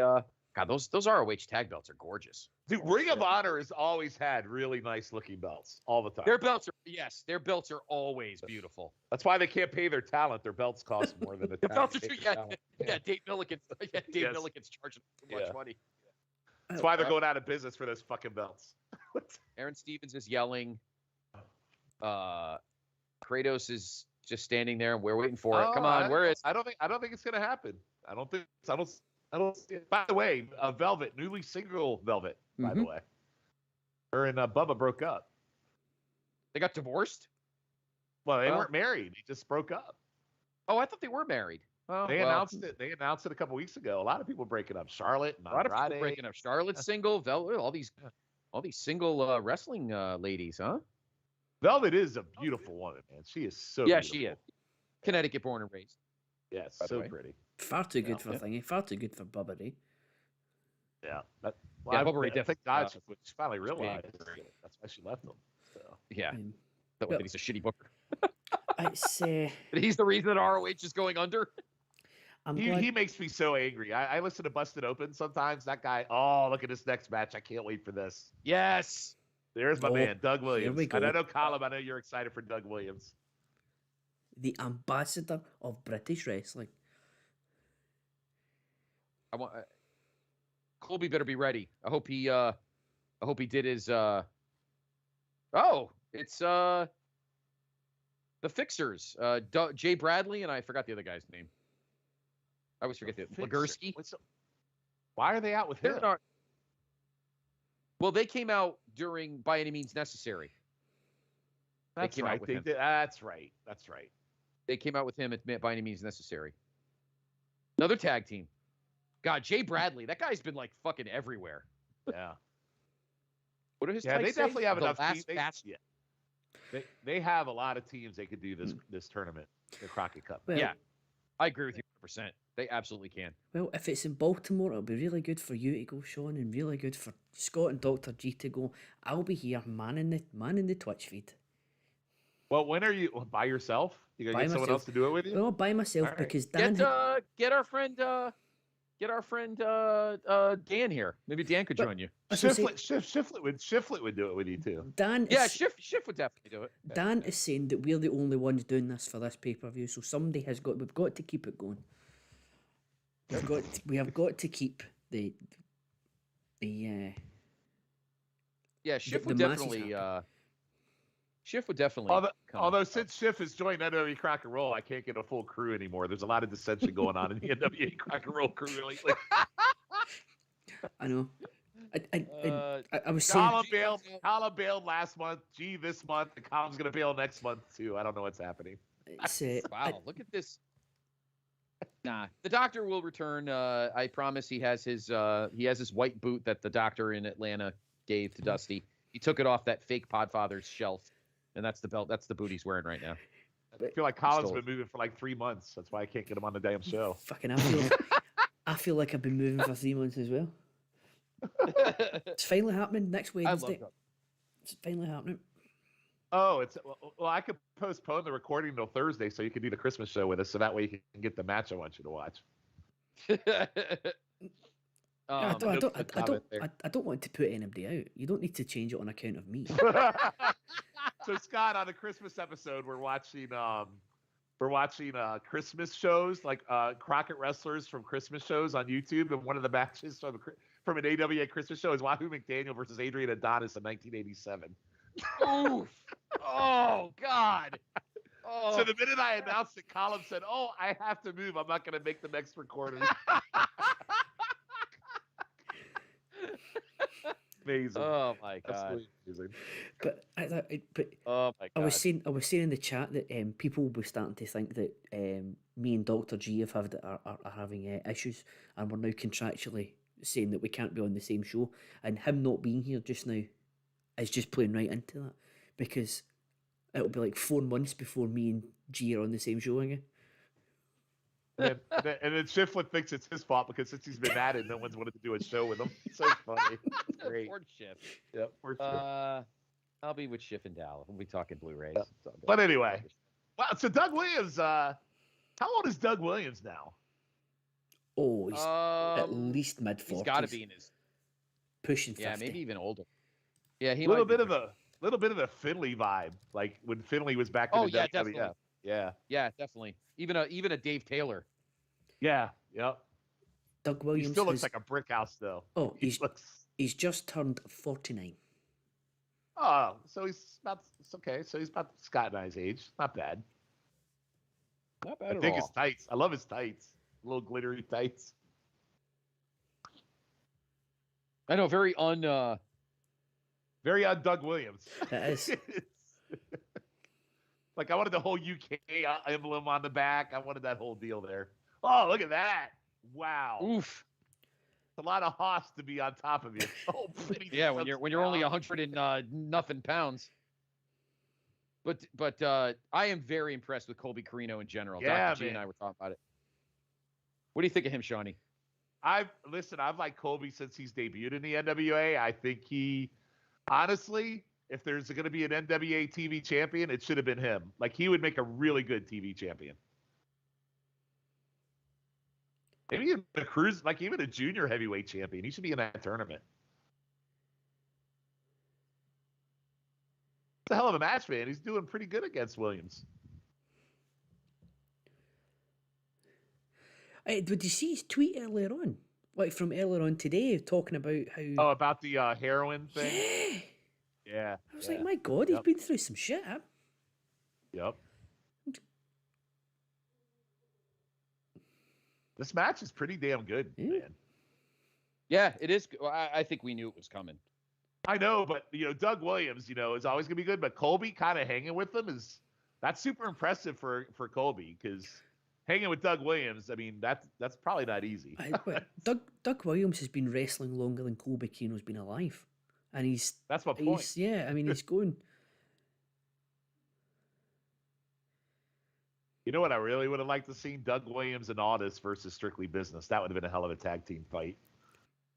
Could happen. Yeah, could. Still could. The British Invasion reunite.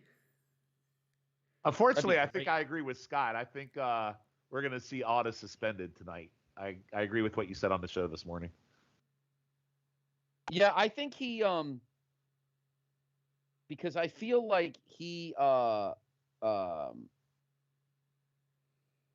to focus on kind of booking and being backstage.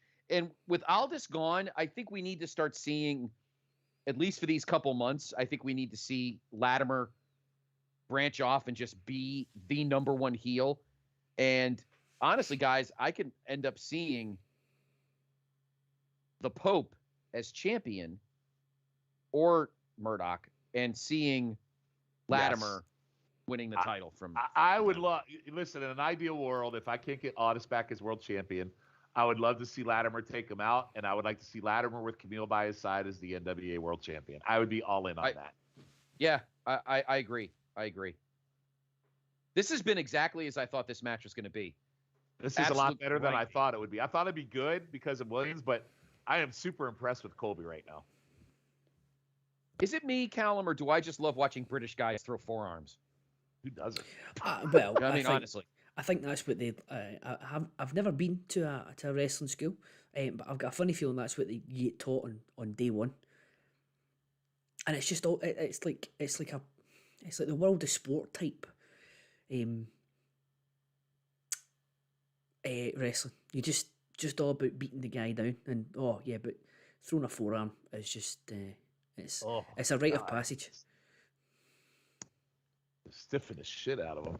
Throwing a forearm and a European uppercut. Oh! Damn! Holy Jesus Christ! What the fuck? He fucking just knocked him into 2022.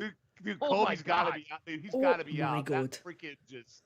Holy shit! He knocked him into fucking. That was disgusting. Oh my God! He fucking knocked him into 2022. Oh my God! Somebody or knocked him back into 2020. If anybody in the chat For is those that didn't see it, I'm saying if anybody in the chat is from Georgia, please call 911. I've just witnessed a murder. And not the 911 that used to chokeslam everybody in If he's not concussed, that's a miracle. I mean, wow. Wow. Unbelievable. Wow. For those that aren't watching, Colby was doing like one of those, like those planches through the ropes, and in midair, Doug Williams just drilled him in the chin with his elbow. Like he forearmed him, but I think he hit him with the hard part of the elbow and literally knocked him into next Christmas.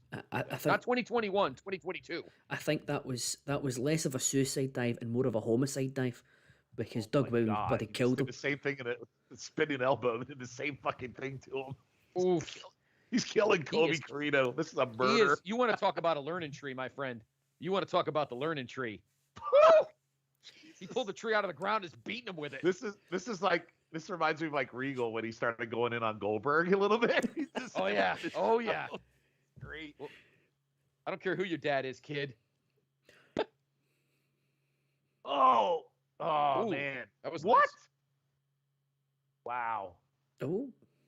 What's the name of that suplex he calls it? What, the Chaos Theory? Is that what it's called? Yeah. Yeah, Chaos. Yeah. He used to love that when he did it in TNA.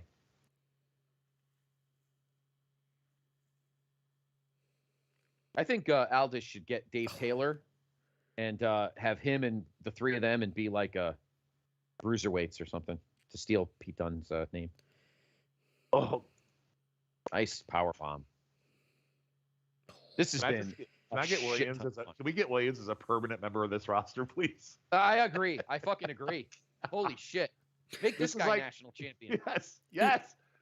Make him. I would love to see him just destroy Chris Adonis. I would love to see him just rip Chris Adonis to shreds and just be national champion forever. During COVID, he announced his retirement, and I was really disappointed because we never got to see it. Because I would have loved to have seen him and Aldis for the title. Wow. We never got to see it. Wow. Oh. Wow. Well, needed to be done. No problem with it.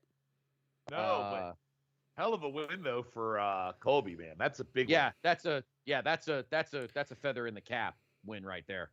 That was my favorite match of the night so far. That was a freaking stiff, just beat the shit out of Oh each my other god, match. that was awesome. I'm looking forward to the doctor when he rewatches it. When he watches it, elbow was I think I need to change my pants on that match. That was amazing. Yeah, holy shit. I always get excited about, elbows to the chin. Gents, just whilst we've got some table time before the next match, just want to say thank you to Jackie D for subscribing over on YouTube, and Dan with another couple of comments in the chat. Keep the chat comments coming, folks. Dan is offering his services if any of the newly single wrestling ladies need a big boy, and he asks a question. I'll go to you first, Scott. Will Nick Aldis ever become World Heavyweight Champion again? Ooh, good question. Yes. Yeah. Oh, definitely. Whether he's a face or a heel, I don't know. Depends. But Sean, our dream will come true again, and our national treasure will be at the top of the mountain again. Things will be in the world again. Yeah, I think so. Here's the story. So if it goes full circle, if Latimer becomes world champion, Aldis will be the one to beat him again. I don't think we're going to see Aldis as world champion for a while, though. I think it's going to be a good bit before he gets the belt back again. So, and I'm okay with that. That's fine. I am too. But it's kind of like I'm still not used to seeing Aldis without the belt. So when I see him come out and I see him in matches, it's kind of like with Flair during his '80s run. When you saw him without the belt, it just didn't feel like Flair. That's how I feel about Aldis too. It just doesn't feel like Aldis for me, and it takes a lot for me to get used to it. I'm still struggling with it. But yeah, he'll win it again eventually. All right, so Scott, you picked. I was shocked that you picked Hogan to win this match today on the special this morning. Two reasons. Number one, because of their relationship with Impact, I don't have a problem with the belt changing hands. Dr. G did make a good point about belts changing on other shows, but Impact and NWA seem to have a nice relationship, so to me, it's not a big deal. And number two, I feel like it fits. Kira Hogan beat her. Kira Hogan lost to her on Power. So I feel like she's going to get some revenge here. And Kira Hogan isn't, like I said, this isn't random. Like I was telling Dr. G, I agree with you that changing a title just for the shits of changing it makes no sense. But Kira is an alum, an Impact alum, as is Mickey. So yeah, I don't have a problem. I don't have a problem with it fitting. I think Mickey so Impact's next pay-per-view is in January, and her and Deanna have their rematch scheduled for the title at that pay-per-view. So I'm still I think Mickey's going to pull this one out because I think Deanna's going to take it back from her in January. That's my gut. We'll see. Deanna Praza, the greatest women's champion in wrestling right now, by the way, or greatest women's wrestler in wrestling right now, by the way. Just FYI. Well, you're not going to get an argument out of me. You know how I feel. Mm-hmm. You and I have to share on that one. Yeah, she's the bee's knees. Mm-hmm. Follow the brand on Twitter, everybody, at PTBN Wrestling. We're doing live. We're doing tweets right to the minute on the show this evening. So you can follow me on Twitter at Scott C. Podfather. You can follow Callum on Twitter at Callum. What is it? I never look. I just know to click you. What is your Twitter, Callum? My personal Twitter is Callum7McDougall, and the live Twitter is at PTBN YouTube. There you go. So, And of course, Sean, your Twitter. At NWA Crock and Roll on Twitter. Yep, which is a tremendous show. I was saying, Callum, Sean, before you came on, love Battle of the Belts too. Great show. Yeah, Great podcast. It was, yeah, Listen we to had, News yeah, Notes. that was a fun show, and again, one of the matches on that show that just popped me was Jesse Barr versus Lex Luger, which I think we all agreed was way, way better than we ever imagined it would have been, because it's basically Jimmy Jack Funk against 6-month-old Luger in the business, and it was so good. Yeah, it's so that's good. a Dr. G special though, because that's all Florida, so that's like right in the. That's a Yeah. bummer he missed it. That's like right in the doctor's wheelhouse, you know. And Wyndham and Flair is just an unbelievable match. So Yeah, it is. Yeah. great, a great show. but we Yes. Check it out. It dropped yesterday on the feed at the NWA Crock and Roll. Check it out. I listened back to it again this morning, as I was waiting on the Saturday special dropping. I listened, and then I remembered that we pointed out that on that show, excuse me, we saw Jimmy Jack Funk beat Lex Luger and Denny Brown beat the Great Muta. Yes, we did. We saw. Yeah, that's bonkers. Yeah, it was bonkers. It's I mean, when will you ever say that sentence again? Denny Brown beats the Great Muta. Like, when are you ever going to say that sentence again? Never in a million years. That's why Denny Brown is the man. Yeah, it was one of I these agree. ones that it would be interesting to see or to do a deep dive on things, but before they got famous, because Jushin Liger did when he went on his tour before he made it big, he wrestled in World of Sport for about 6 months. I cannot think of a more contrasting style. So it would be interesting to go back and see these guys, like sort of before they were famous, like see who they faced. If William Regal and Jushin Thunder Liger ever had a match in some dingy bingo hall in like really, really nasty parts of Wales or England. Before they would face in the Tokyo Dome.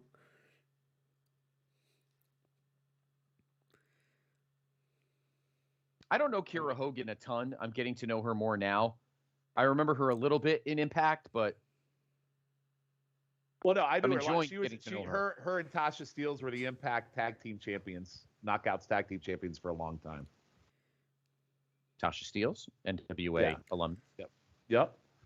So speaking of battle, by the way, pretty good start here. Battle of the Belts 3 is coming in September, Column. We will see the White Ninja, the future Great Muta, defend the NWA United States Junior Heavyweight title against Tim Horner. So we got another match with him coming up in the next Battle of the Belts too. The White Ninja against White Lightning. Yes. Ooh, look at that. Look what you did there. Yeah. Yes. That's very good. Very impressive. Yeah. And of course, we get another Road Warriors banger too. It's just, and then Flair versus Luger, 2 out of 3 falls. That'll be in September '86. So, Yeah. Wow. I've heard about the 2 out of 3 falls. yeah, him and Luger, 2 out of 3 falls. That's literally a few months before he debuts in the NWA at the end of the year when that whole Ole thing goes down. But we're still in February of '86, so we got a long way to go before we get to that. Yeah. But Yeah. I think I might have seen or at least heard about that Luger one. Is it not a strange? I think it's got like a strange stipulation that it's a excuse me, a 45-minute time limit, but instead of it being 45 minutes, it's 3 15-minute time limits. So each fall, I don't know. I've never seen that. I'm sure I've heard something like that because one of Rory's colleagues, Chris Lacey on the Wrestling 20 Years Ago, who he's had on Senior Video a couple of times, he did a podcast about WCW, and I'm sure they did I'm sure they did Battle of the Belts 3, and someone's telling me that it's a very strange setup they've got for it. I still can't get over that elbow that fucking Colby Carino took in the. No, I feel it. In the I chin. still feel it. My head hurts from that. That was amazing. Yeah. I Pretty think good that's why the match going Fixers on were there here, to carry him out. Yeah. Holy shit. Woof. Kara holding her own pretty good against Mickey here. Honestly, the good thing is, guys, that obviously with power tapings, tomorrow and Monday, I'm gonna be honest, Shawnee. I think we're gonna see a lot of Doug Williams in the coming weeks. Well, we'll definitely see him in this set of we'll definitely see him in this set of tapings for sure. So Yeah. I'm curious if they do the same thing like they did with, like the Chase shows became, I don't know, they became kind of ponderous to me because of the environment and everything. But now they're back here. I wonder if they're going to tape their next set all the way up through their next pay-per-view, or they're going to have another. Like, I feel like they need to have 2 sets of tapings between pay-per-views versus trying to book it all at once. It seems, I don't know, something drags in that for me. I don't know. Every week we're watching Power, and the doctor and I watch it for the show, and we watch it because we enjoy it, but obviously we're taking notes. And I'm like, Jesus, this is like the 78th match that's been on this fucking taping. Yes. How much did they do in 2 days? What did they start at 5:00 in the morning? Yeah, think about that. Like, that's crazy. Could you imagine being a fan going through those tapings? Is brutal, I bet. Because you could tell, and you can also tell what day of those 4 days they taped. Yep. Because when the camera had the stage, and the stage was pink, it was Saturday because that was the Empower show. When they did the tapings and the stage was blue, that was the NWA 73 day. And then when they had the camera shifted the other direction, it was those 2 days they did the Powers. But him and I are watching, we're all of us are watching it. And another episode, and at the end of October, we're like, Jesus Christ, another fucking tag match. How many Powers did they do? Like 12? Like, they had 2 pay-per-views, and tapings the last 3 months. That's what they got. That's bonkers. I agree that if you're not going to have, if the next pay-per-view, let's just talk about this. First off, this match has been great. Very Hogan has been very aggressive, very aggressive. If they're going to do tape, if the next paper, let's just say that they stick with this quarterly plan that G and I were talking about, and the next pay-per-view is in March, like Back for the Attack was. You're telling me that they're going to do 2 days of power tapings for the next 3.5 months? They've got to do another one in like early February. They've got to. Now, if they're doing a pay-per-view at the end of January, that's different. And maybe they're only doing 6 weeks worth of Powers, Yeah. So, but seriously, how long is this NWA USA show? I can't imagine it being as long as Power. Or if they do one of those one-off shows like they did in Kentucky a few weeks back and did something like that, that'd be okay to do too. Yeah. I enjoyed that. I like that they did that in 2 parts. That was fun. Yep. Dr. G and I enjoyed the cage match. That was fun. And that's the other thing is the matches we get in the pay-per-views are obviously really good, but the TV ones are just, you have an hour of TV. So the matches just kind of, I don't know, sometimes the matches drag and sometimes they're really good. It's, It honestly, for me, Shawnee, and I'm curious, Callum, your thoughts too. The crowd, that Chase crowd was good at times. Yes. But then they're doing these matches, and God, I get it, Billy. You've got to, you've got to maximize the space. But you're doing these matches when you got the guy like vacuuming the rug and cleaning up the popcorn on the floor. It's like it's not very inspiring when you've got the janitorial crew out there in the middle. They got to make room for the rocket match. They got to make room for the Apple conference that's coming in after they're there, so they're just vacuuming everything up for the matches that are going on. But that's or the National Fast Food Convention. Yes, the National Fast Food Convention's coming. There you go. Yeah, that's right. Go. Oh my God. That's the thing. It's like they booked out the ballroom for like 4 or 5 days or whatnot, and they're thinking, right, there's 24 hours in a day. We need a few hours to sleep. The rest of it, we're just going to film shows. They use Power Surge when they run out of matches to show, and they just do these interview segments. I don't understand why they just didn't put another couple of Power Surges in.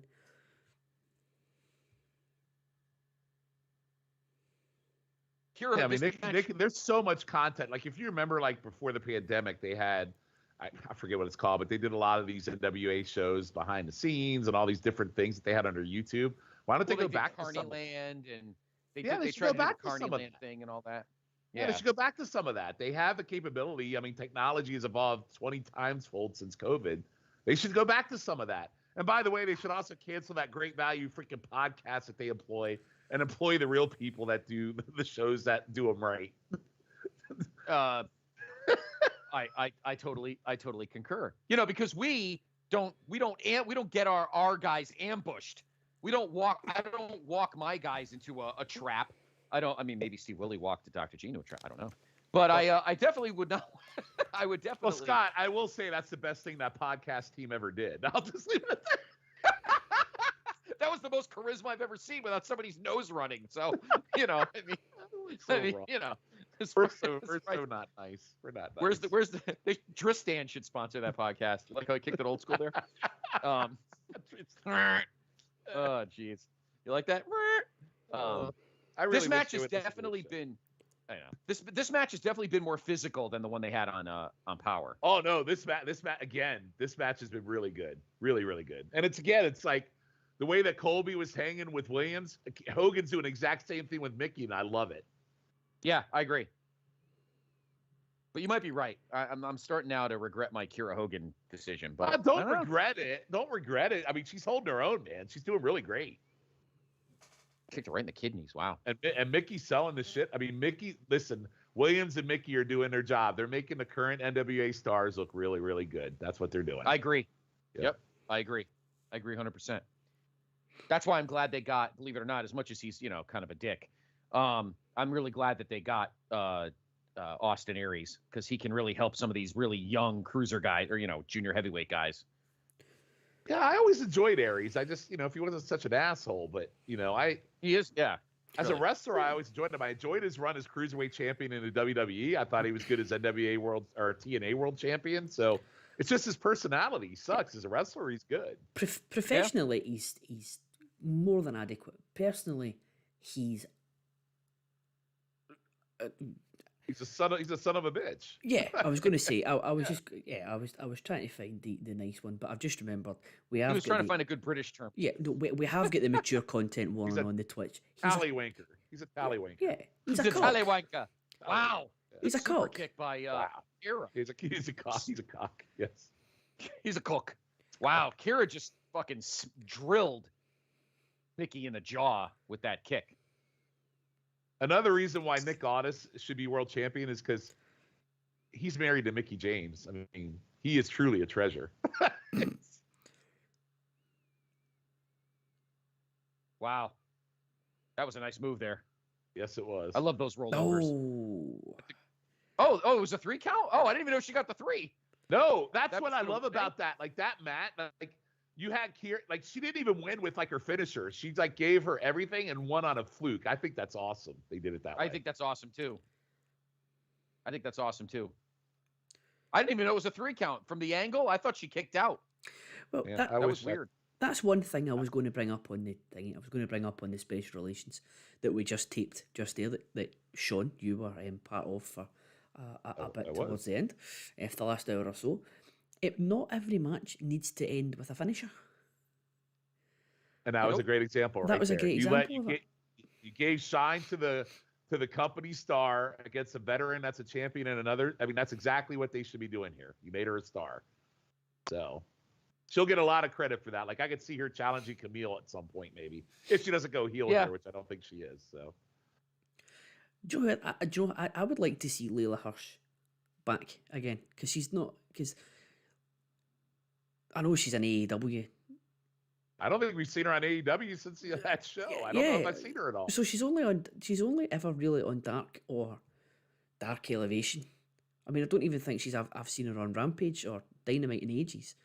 But she had that match. Honestly, was what was possibly the match of the weekend that she had with Camille. Absolutely. Yeah, and she's just getting wasted. I don't understand why Tony doesn't. So she's like too good for Dark, not good enough for Dynamite or Rampage. Farm her out to the NWA for 6 months or a year. Oh, the masked superstar. I still haven't figured Scion out. Like who?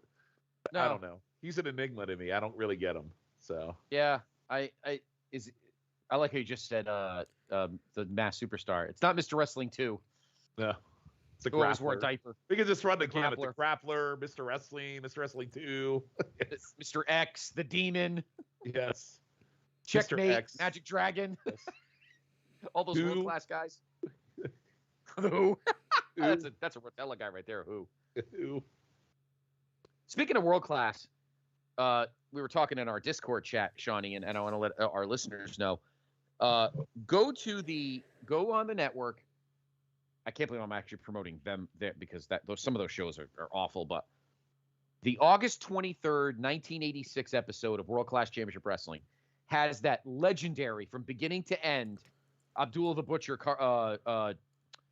Bruiser Brody match that everybody watches where they're fighting through the fucking crowd and jabbing chair pieces into their eyes. Oh my God, it was fucking awesome. I forgot how much that match is amazing. Yeah, it's the August 23rd, 1986 episode of World Class. Awesome. We'll have some world class matches on our Christmas episode. So I got Flair defending against two Von Erichs on Christmas that we'll be watching. So. Oh, there you go. Yeah. Wahoo McDaniel versus Adrian Adonis is anything but world class. No, I said we had two. No, we'll be watching the famous one with the Cage with Flair and Kerry with Michael Hayes as the ref. That happened at a Christmas show, so we're watching that one. Yes, it did. Christmas Star Wars, 1982. Yep. Absolutely. The one that saved world class championship wrestling. The match that saved world class. Yes, absolutely. Started it. Oh, there's my man. There he is. What a tragedy. He's not wrestling tonight. That's a tragedy. I know. Well, maybe he is. We'll see. At the moment, he's not, Yes, Sean. he will. At the moment, he's not. But, of course, here comes the Pope, who is the guest referee for our next match. For gold on the line, the NWA World Television Championship on the line. I hope he does. NWA. I was gonna say, is there a worse TV champion ever than Tyrus? I mean, we'll have to look it up. Let's see. Anybody win the TV title? I don't know. Disco Inferno had it, so that might be Jim that Duggan. Might be bad. Jim, yeah, Hacksaw Jim Duggan. Yeah, you guys are right. Didn't he You're take it out of a dumpster or a bag? Yes. No, that was European Yes. No, he took it out of a trash can. Scott Hall dumped it in a trash can. You're right. That's true. Yeah. Yes. Sorry, Callum, you were going to say No, something. I was going to say, I really hope that the Pope gets a run with the NWA world title He because deserves it. he deserves it. He could have been a champion in the WWE. He should have been Impact champion at one point, and they wasted it. Every time he get close, they wasted it. So I hope they can't miss the chance now. Reboot, when Hogan came into Impact, the Pope was the one they should have ran with, and they did for a while, and they blew it. Mm-hmm. They blew it. Yeah. Because he was like their version of The Rock at that time, and they totally screwed it up.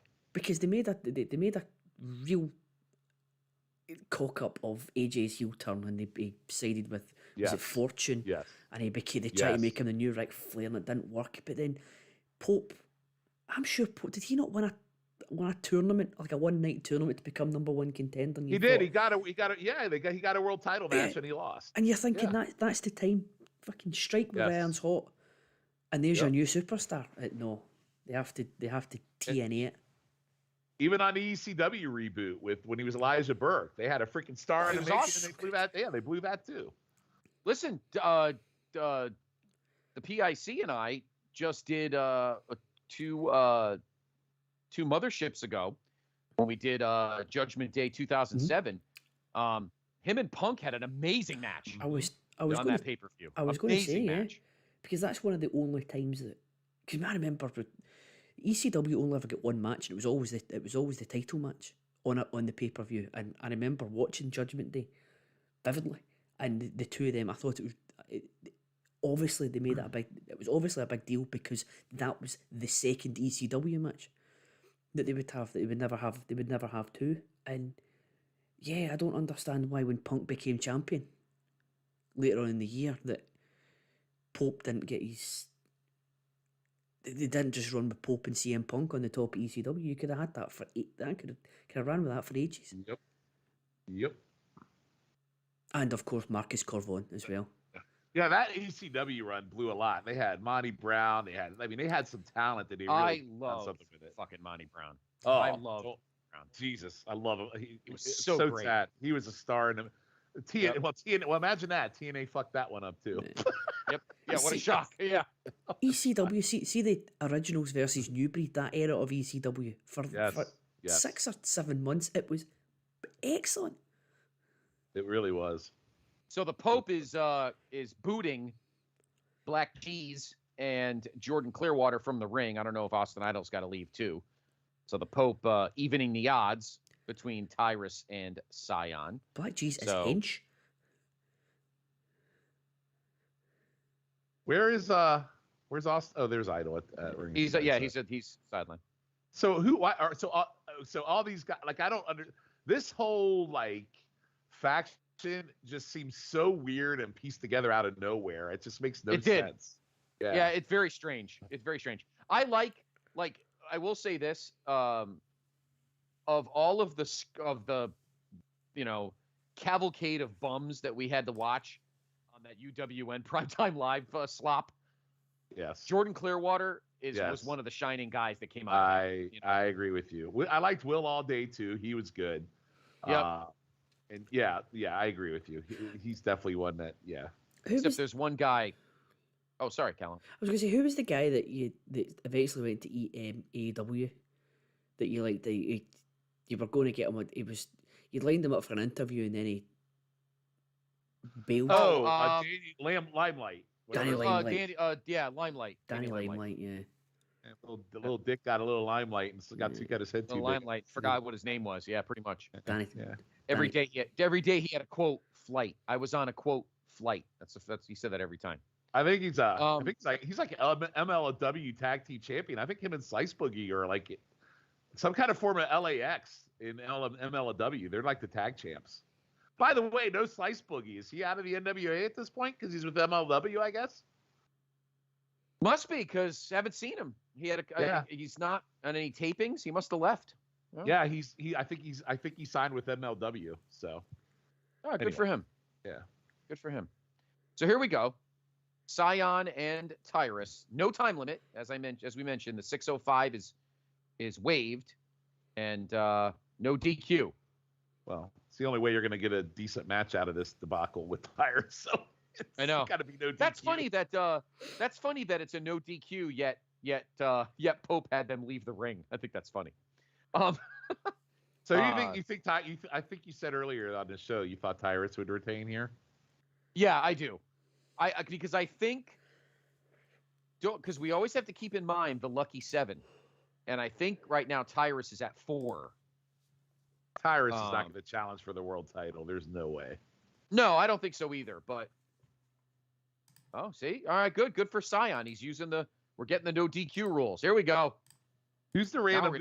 I like the random bell keeper at the cafeteria table. That was it.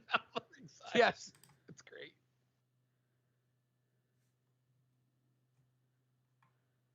What a freaking load Tyrus is, man. I love that he brings a TV title to his Fox News show. He cracks me up. That's funny. It is funny. So is Dr. G going to make it all tonight, or do we not know if he's going to be able to make it?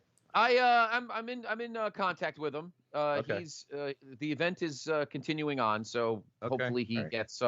Hopefully we will see him later on in the program. Maybe he's the TBD. Got it. Who are those guys? Hey guys, walk away. Was that Hammerstone? No, I'm just kidding. Oh God, if Hammerstone come out, I'd lose it too. Oh God, how about Hammerstone as the NWA World's Heavyweight Champion? Sign me fucking up for that. I think he's the current MLW champion, so I don't think we'll see him here. Well, he can melt it down. Mm. I mean, he's awesome. He's another guy that we just didn't see enough. This is why I had no problem with Billy breaking that whole thing with Marquez, because he just handed us just garbage every week on that show. Garbage. Yep. And the guys that Dr. G and I actually liked stopped coming on.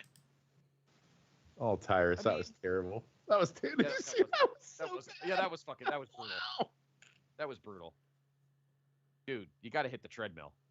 Fuck's sake. I really think they could just get rid of Tyrus, and I really don't care anyone. I don't think any one of us would care. I mean, no, I really don't either. You got your money's worth out of him as a former WWE guy, and he's like, the Fox doesn't get you anything. Just it's time to move on. Yeah. Just move on and get those guys like the Fixers. They'd be those two guys with. Actually, you know who would be great in this Austin Idol faction would be Colby Carino. Yes. he'd be fine in this faction, you know. Man, they got some good young stars here. Like I said, Kobe, Kiera Hogan, they got some good young stars here that they could build a lot around. And they should be really using these veterans to kind of put those guys over, kind of like we saw in the last 2 matches. Yeah. Yeah, this isn't doing much for anybody. Tyrus's TV champion. And Sion, and I don't think anyone cares about Sion either. No, nobody cares. Until we figure out who it is under the mask. I don't think any of us care. And then if he pulls the mask off and we still don't care who it is, then so be it. And what's with the name Sion? Like what? Like it's just of all the names, that's the one you pick. You know, I don't know. I don't get that either. Oh, those big pictures are still up in the upper deck of the GPP. Yes, they are. I like those. That kind of reminds me of old school, of the pre-COVID. But that empty studio makes me kind of sad though, man. Every time I see the empty seats, I'm like, why? This makes me sad. I know. It's pretty big show with some big talent on it. It's like, really? I know. Come on, Billy. Don't be that scared. Can't be that bad. Well, that's what I'm wondering. Do you think they only gave away limited tickets? Because if they did, they would be more spread out. But they're all sitting next to each other anyway. Well, maybe it's because it's right in front of the ring. That made more sense. I don't know. It's one of these things, right? So apparently they were limited to like 90 or 100 tickets. So I saw on the chat on the pre-show. But so it is because of COVID? It is because of COVID. But to Scott's point, or to your point, Sean, they're all sitting next to each other. I can go right about now, and so we've never in Scotland not been under some form of COVID restriction, and that's another story for another podcast or another show. But I can go to watch a football game with $50,000 to $60,000 other people sitting shoulder to shoulder with them. I don't need to wear a mask because it's technically outdoors, but I can't go into a shop. I can't go into a pub. I can't go on the train with potentially nobody around me without wearing a mask. It's all very strange. So these people can sell 90 tickets.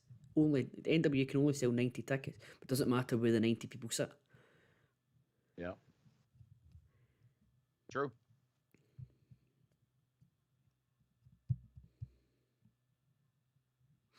Tyrus is, for the most part, dominated this match, unfortunately.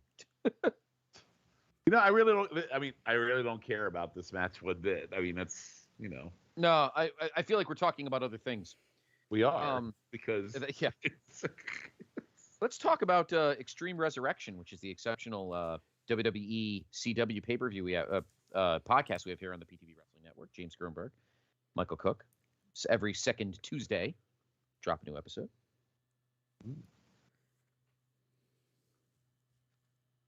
With the Pope. With the Pope. The Pope. Yeah, with the Pope. Let's talk about it right now. Oh, guys, and guess who did you see who liked my tweet? Thunder Rosa. Look at all these tweets. What? Really? My Mike Bennett, I did the network did a tweet, the PTB Wrestling Network tweet. Nice. And who liked my tweet? Mike Bennett, Thunder Rosa. Baby doll. Very nice. Very nice. I miss you too, Baby doll. I miss Baby doll too.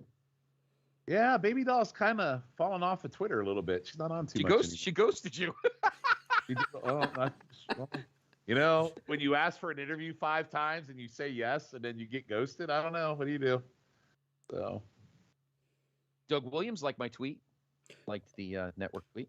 Nice. Very nice. Getting all the guys, I'm telling you.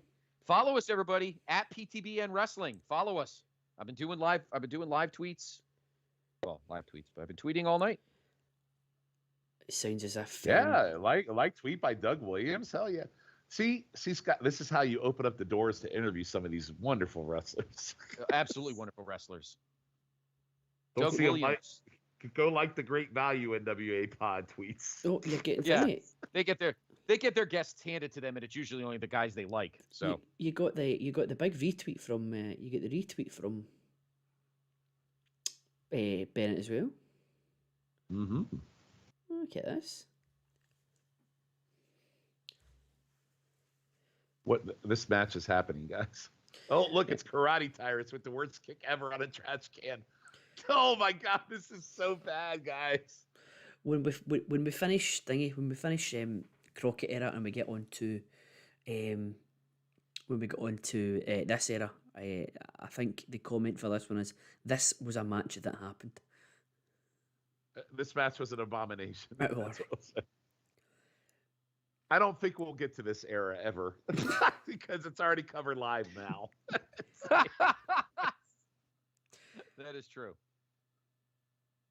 I do have an idea for a special NWA project after Crack and Roll, but we'll see if it still plays out because we still got a few years to go. So we'll see. I know. Don't be wishing the lives away, Sean, because I'm enjoying it as we go just now. Oh yeah. Don't worry. If it's the best of Wahoo, you can count me out. No. It's more no. It's like a mini series. It's not even like I got an idea that I want to do. We'll see. I'm still enjoying the Crockett stuff right now, so I'll worry about that stuff in like 5 years when we freaking get to 88 at the end of 88. So Eduardo in the chat also not particularly caring for this match, but he is saying, "Come on, Melina." So we know what Eduardo's main event tonight is. It's the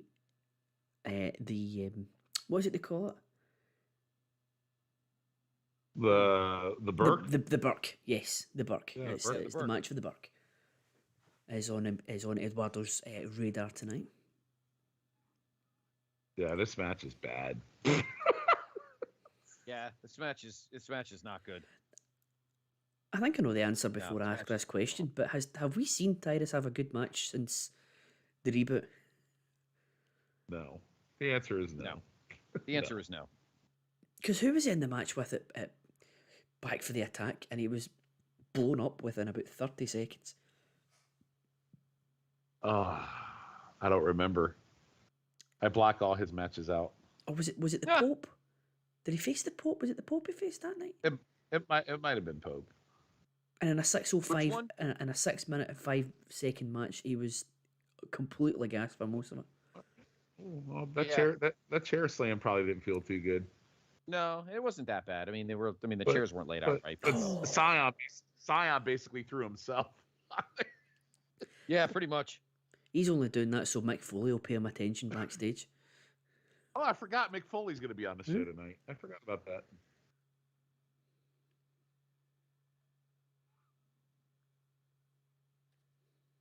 Big payday for Mick Foley with the 50 fans in attendance. He'll come out in some form of Christmas garb. I would probably say that's going to happen. Oh, look at that. We got a little bit of the mask pulled off. It's Mick Foley. No, it's not. That's not Cyclope. Cyclope. It's Dean Malenko. That's one That's one of my Malenko. favorite fucking. That is one of my favorite WCW moments ever. Yeah, I forgot that what was was it? great. Halloween Havoc '98. Is that what that was? Oh, I think it was Slamboree. Slamboree. Slamboree. Yeah. Oh, Scion kicks him right in the Funkasaurus. And somebody call Oh, his God. mama. God, this is not good. This is not good at all. And I never say that. I mean, I'm very, very forgiving when it comes to the quality of an NWA match, but this is not good. I'm not. Normally, I've liked the NWA matches. Listen, for me, it's all about Tyrus. Like, he is just such a waste of money that He really is. There's got to be better guys. There's got to be better guys that you could put over as heel as TV champion. At this point, I can't believe I'm about to say this. I'd been happy with Zicky fucking Dice being fucking TV champion. Are they literally only doing it because he's on Fox? That must be the only reason they're doing it. But yeah, but they've got no benefit out of that except he shows up with the TV title on his news show. I mean, what is the crossover That's between? funny, but that doesn't do anything. What is the crossover between people who watch Fox and people who watch the NWA? I'm sure. I don't know, the same ones that had the crossover when Renee Young and everybody had their show over on Fox, and it got canceled after what, a few months? Or even, that chokeslam was dreadful. Oh He my barely God. got up to his fucking not can't see his waist. That was brutal. Poor. What a waste of Pope too. I know, right? We could have had Pope at watch this. They're even worried about using that fucking Oh my God! table. Look at that. That is the flimsiest table I've ever seen in my life. Yeah, they're not even worried. He Like is bending scared. before, like his arms on it. It's bending. It's like what? That's dreadful. Oh man. Oh, Billy. You got to Abort- find where Vince buys his tables. Look at that fucking table. abort mission. Oh, is he going to powerbomb him? Tyrus is going through that table. Oh, God. I feel bad for Scion's head. That's probably the biggest gimmick table you've ever seen Oh. in your life. Oh, Oh, God. he couldn't even get the pin on that. That's dreadful. Oh, that was so that bad. That Wow. table. Look at it. Look at underneath that table. Everything is taped together. Everything is gimmicked on that table. Every Oh, my single God. thing. Oh my goodness. Here comes the minions, Jordan Clearwater. Oh, and- nice move there on Clearwater. Yeah. Black G's with a missile drop kick. Look at that. There's no DQ, so it doesn't matter if they interfere. No, not at all. That's why I don't understand why Pope cares that he's there. Oh, Tyrus about to get shitty with the Pope. Oh boy. I don't know. I think Tyrus might lose the belt here, guys. Uh-oh. He's getting in Pope's face. This is gonna end well for him. There we go. Nope. But the Tyra, poor Scion. Wait a minute. Oh no. What are we doing? Oh, so he's gonna take out Scion and oh, come on. Come on, Pope. Oh no. Pope. Oh, Pope. Oh, Pope. Oh, Pope. Is this like Shawn and Brett and Taker at SummerSlam 97? Yes, it is. And now Pope's gonna turn heel. What kind of punch was that? Oh God. Is that supposed to be his heart punch? Is that really going to be the pin? That's it? That's the pin? Oh, that was so bad. that was awful. Oh. Oh God. Are we surprised? Anybody? Are we surprised that that No. was the worst of the night? No, I'm not. Not at all. I believe that now makes it 5 for Stars. Tyrus. 5 stars. 5 stars. Well, I guess they're going to run the gamut with Tyrus, I guess. I guess they're just going to... Yep. Austin Idol's now jaw-jacking at the Pope. I think he's going to hit it with the belt.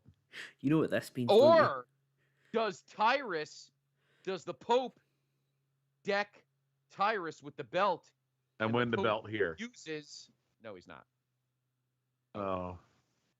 But why wouldn't he? So if you got that free cash in and you're not going to cash in for the world title, this would be an easy way to cash in. But I don't know. Right. And then you could have counted the pin yourself because you're the ref, by the way. That would have been awesome, actually. Well, that would have been too much of a genius to book, right? Yeah. That would have been like... See, we should be working for the NWA. That's all I'm saying. Honestly, we should. I said but I did say this this morning, if you guys remember. I said this today on the Saturday special. I feel like Tyrus is going to lose the TV title on some not random. I shouldn't say that, on a power episode that we least expect, and he's going to lose to a guy like Mims or Marche Rocket. Maybe not Marche Rocket because he kind of bounces around, but I think a guy that would like Mims. Mims. Listen, yeah, I'd beat that with Mims too. Mims is great. I'd love to see Mims with a belt. You know? So, well, Tyrus once again retains his world television title in an absolute slop fest. Maybe Sion's gone now. All right, you could leave. We don't even care we don't even care who you are behind the mask. Has he even won a match since he's been here? Well, yeah, he beat Mims in that awesome match at By Any Means Necessary. G and I gushed over that. That's right. That's right. Ooh, That's look at that welt. Oof. Wow, that's a big welt. Right, so Noah in Come the on, chat. Pope. Noah in the chat asking, did Sion lose? Unfortunately, yes. It was a how would describe it? It was the it was the SummerSlam '97 finish. Yep. And maybe this leads to a Pope. The crowd's got to turn on him though, and I don't see the Pope that happening. But never know.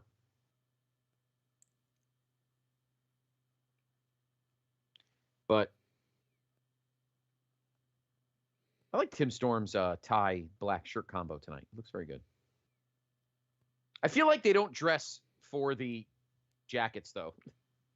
Although I guess it's kind of hard to find a jacket. I heard you bring it up earlier. I love George South's jacket when he came out. Oh, it was awesome. He had the old Mid-Atlantic patch on it. It was fucking great. Oh, it was awesome. All right, so let's talk about the scenery here. Like, I struggle a little bit with the professionalism of how I think their backdrops look. It looks very cartoonish to me, and It does. I struggle with it. I don't like it. Good Lord, Mick. Oh, here he comes. Mick. Oh, Mick. I have no idea what he's saying, but he is in Santa garb, just as you guessed. Yep. Is it sad that George South looks better?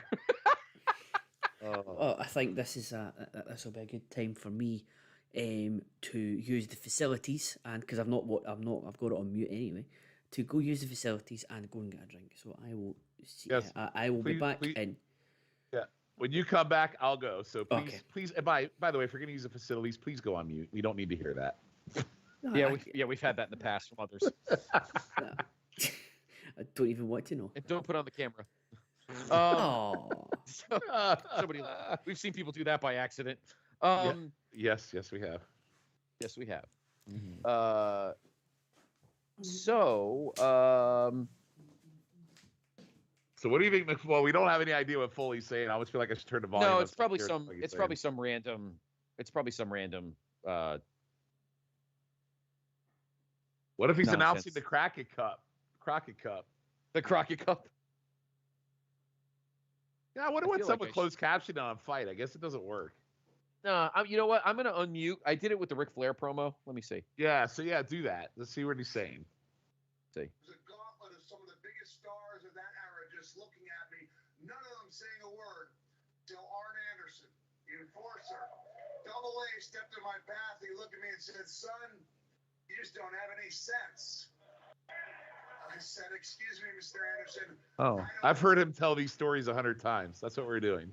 Yeah. A few days I spent retracing my roots, looking at the hospital where my little girl Noelle was born. In 1993, looking at the house we called the home for 5 years, but I've also got an eye on the future.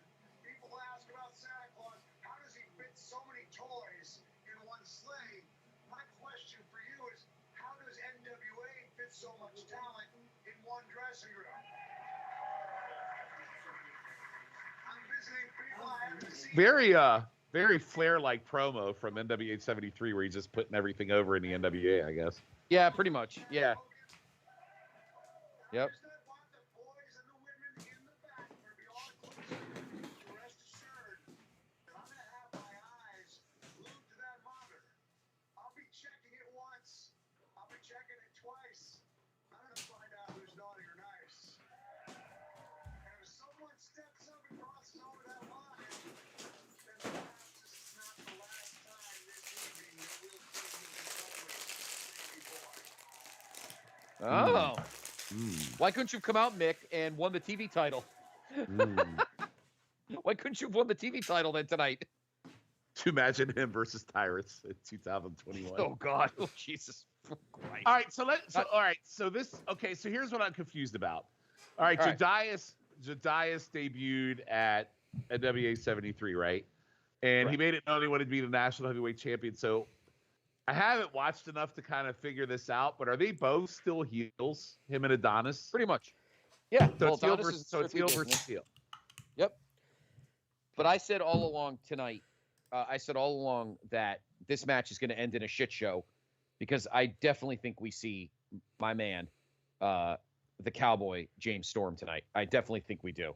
That was Because gonna be like, my where's next the heat question. for this match? I was going to ask, is James Storm still with them? Because he's not on this card tonight, right?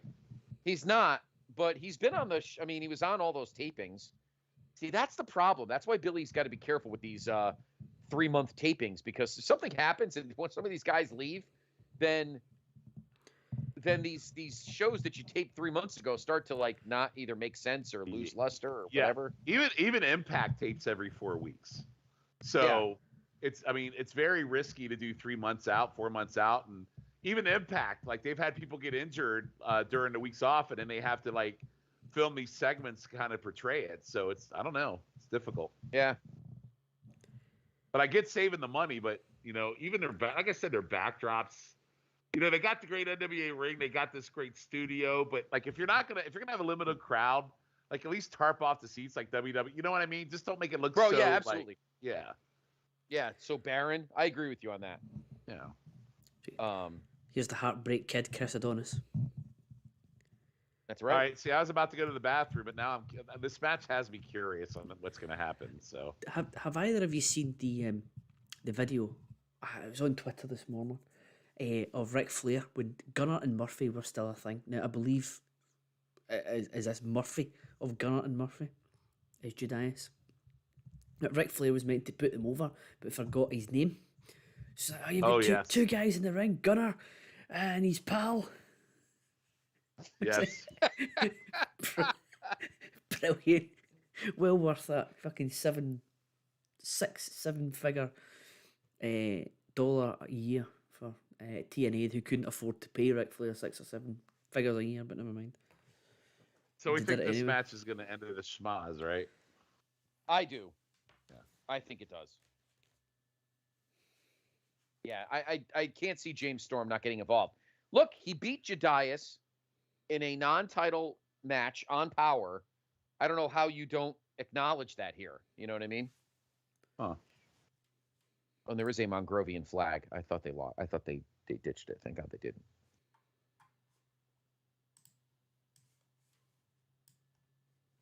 So we all know, guys, who the greatest. I was going to ask during the match, but I think we all know the answer.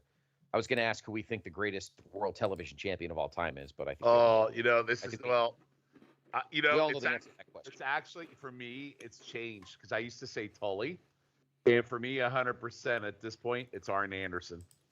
I actually never thought it was Tully. To me, it was. I mean, I think Tully is the greatest national heavyweight champion of all time, but for me, I think it was always Double A. Well, growing up, when I was watching Crockett, Tully had the TV title. Like, I didn't start really watching Crockett until after Anderson's TV title run, his first one. So going back, okay. So go back and watching it now. Like, he won it in January of '86. We're now in February, and seeing some of the matches he has coming up in March. Like, he has 2 title defenses coming up against Ron Garvin. He's got matches against Denny Brown, matches against Sam Houston. And by the way, Denny Brown and Sam Houston are both. Sam Houston's a Mid-Atlantic champion. Denny Brown's a junior heavyweight champion, and Arn Anderson's defending the belt against both of them. Like, there's nobody better than him. Like, he legit goes out there and says, "I'm going to defend the belt every week," and he does. And I'm all in on Arn as the greatest TV champion of all time at this point. Yep. And by the way, I'm going to say this. I don't know if I've said this to you yet, Shawnee. I don't know if I've said this yet, but I have to thank you specifically for making me truly appreciate the greatness that is Ron Garvin. Oh, no problem. I'll do that any day of the week. Because I don't, because that Garvin I knew was WWF with the garbage promos and the pretty good feud with Valentine. Greg Valentine. Yeah. But that December '85 title match, and even more so, and when we watched it on Jenny and the Gems, we all were floored. Yes. That title match with Flair at Superstars in the Superstation is fucking ridiculous. Yes, and we obviously did that one, and then I actually found some house show matches, one in the cage and one that we're gonna watch in March with him and Flair, and house show matches that we're gonna watch too. So, but it was funny, Survivor Series weekend. A shout out to Ryan Gray, who I met for the first time. Really great dude. Really like talking to him. But One of the other travelers we were with, which will be the one that we talked about earlier, that he who were named nameless to protect the innocent. Freaking, we were in a cab and Ryan Gray did one of those overhand Garvin shots to him, and I died laughing. It was so ridiculous. It was great. It's like, oh, Ron Garvin. He does one of those overhand Garvin shots to him, and I died laughing. It was great. I think I know who you're talking about, and it makes me smile. No, it is definitely who you. It's definitely who you think I'm Okay. talking about. Yes. Good. This match It's has so been- great. This match, I'm not gonna get that out of my head now. Ryan Gray, one of my new favorite people that I just met. By the way, he is Ryan Gray, you I are love a Ryan. joy. Ryan. You You are are a great. treasure, man. You're awesome. I look forward to meeting you down the line. Yes. Decent little power match here. Adonis had this really bad turnbuckle move earlier, but No, this match uh, hasn't been bad at all. no, it's a decent start. We got some new names in here. Hello, Eduardo Lira, Noah Crandall, Bobby Murphy. Welcome to the chat, guys. Thanks for being here. Bobby Murphy, firmly known as Buddy Murphy. Exactly. just, That's his name, Rick. Buddy Murphy. I just want to. I'll shout out Will Rally Sport at the bottom there. Loving your stream from the UK, fellow UK person in the chat representing. Here we go. Thank you, sir. Yeah, and a lot of the comments a lot of the chat has been coming from the YouTube side of things tonight. So thanks to everyone who's watching on all the platforms that it's on, YouTube, Twitch, and Facebook. So we'd really appreciate it if you are enjoying it. Just hitting like and subscribe for us. That would show everyone else that we're doing a good job, and it would be greatly appreciated. So that would be lovely if you could do that, and yeah, and enjoy the rest of the show, because we're nowhere near finishing yet. I don't know how many matches we've No, still we got to go, but definitely- there's still a good few. Yeah. I just discovered, Colin. So you have this airing on our Place to Be Facebook page too. Yes. And when you watch it live, it literally is translating everything in closed caption on the page. I'd never noticed that before. I only found that out earlier on myself, which is quite good. Yeah, that's really cool. So I don't think Can't get closed caption on Fight, but you can get it on the Place to Be Facebook page. That is true. Yes. It's a Place to Be Facebook page. It's Place to Be, PTB. Oh no, Place to Be Live. Yes. I need to write these down. Place to Be Live is for all just purely video content. So that's where all the live streams and stuff is going to be. The Place to Be, we do have a Facebook group, The Place to Be. Hop in there, ask to join, we'll let you in. That's where we just do all of our regular chat on a daily basis. Polls go up every day. We're just coming to is it the greatest TV drama of all time? It's just about to come to a conclusion. Yes. So, and then Yeah, it's getting there.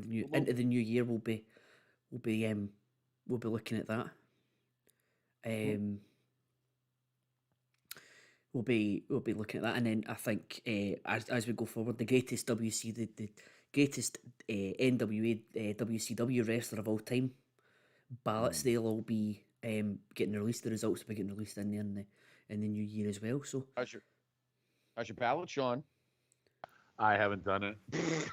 To be honest with you, I'm really bad about doing the ballots. I'm so bad. My it's funny. Mine has like 557 names on it right now. So That's my problem with these ballots. It's so hard for me to. I don't know how to dwindle them down to 100, man. I just can't. this one, honestly, for me, nice move by Jedias there. Yeah, nice really. slam. This has been really good, actually. I'm shocked. Yeah, no, it's been a moderately good. It's been a halfway decent power match. Yeah. This one for me is more the order than the guys. I can get 100 guys down, and I know who my 1 is, and I know who my 2 is. Hey.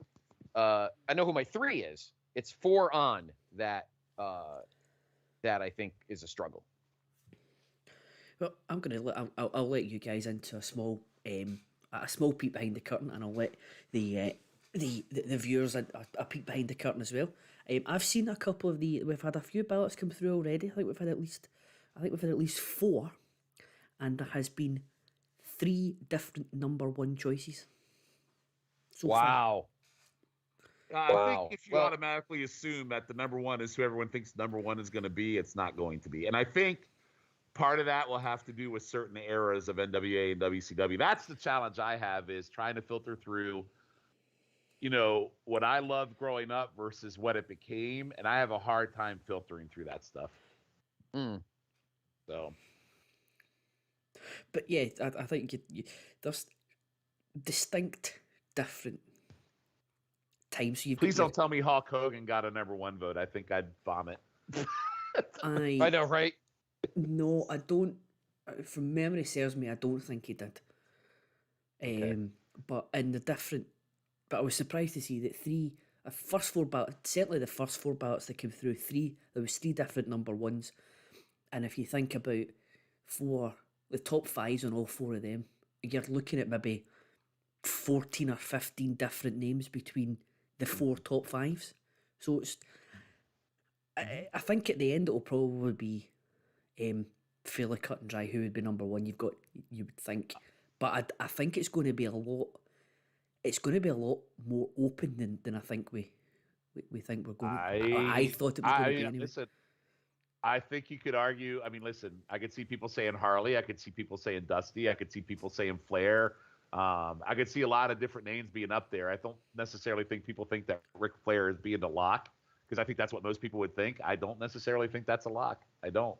Here's the thing, though, guys. The big thing here is, are we using the same time frame that we did for the matches, 1981 to 2001? Yes. Or are we doing Yes. all? All right. Well, Yeah. well, then if we are, then I would definitely not put Harley Race number one.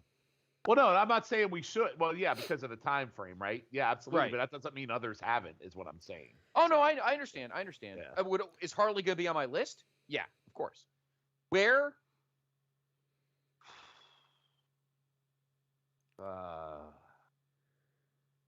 I have him I will somewhere. tell you, in 86, he's not existent except for one appearance challenging Magnum TA for the U.S. title, and then he's gone. Goes to the Yeah. What the hell, man? What an ending! I'm shocked. Did he just win with it? Wow. He just won with the Master Lock. All right. Wow. All right, Jedias, you've just been fucking chucked. So there we go. All right. Cut and dry here. Cut and dry. Wow. Adonis is going to walk back through the curtain only to be met by a super kick from James Storm. I wish. Speaking of walking through the curtain, boys, back from getting jumped by Steve Willie in his boot that he stole from the shelf of that other Podfather that doesn't exist. Ladies and gentlemen, the doctor has walked through the door. Dr. G. Wow. Right It there. sounds like the ambulance. Hey guys, dropped him off do at you the- really think I was jumped by Steve Willie? Please. Did the Come on. ambulance just drop you off at the house? Yeah, what's the ambulance? The ambulance did the ambulance just run in the back of the GPP studios? That was awesome. I told you he was in the hospital in his steel boot. Look at this! You could not have timed this any better. That is fantastic. You could not have timed this any better. He put me in a I steel listen. boot, Daddy. I was on assignment because I had to check out all the bourbon in the area. Oh, There you well, I approve. I You know what I'm approve. saying? Yeah. All right, so the doctor walks in right into our next title match here. Our NWA World Tag Team Championship is on the line. Here is the winner of the number one contenders tournament. The end, Odinson and Paro. And I said this morning, guys, and the doctor can attest to this, that I picked the end to win the titles here. This is one of my title changes. I think the end win the tag team titles here. I think you could be right. I don't think it's the because there are.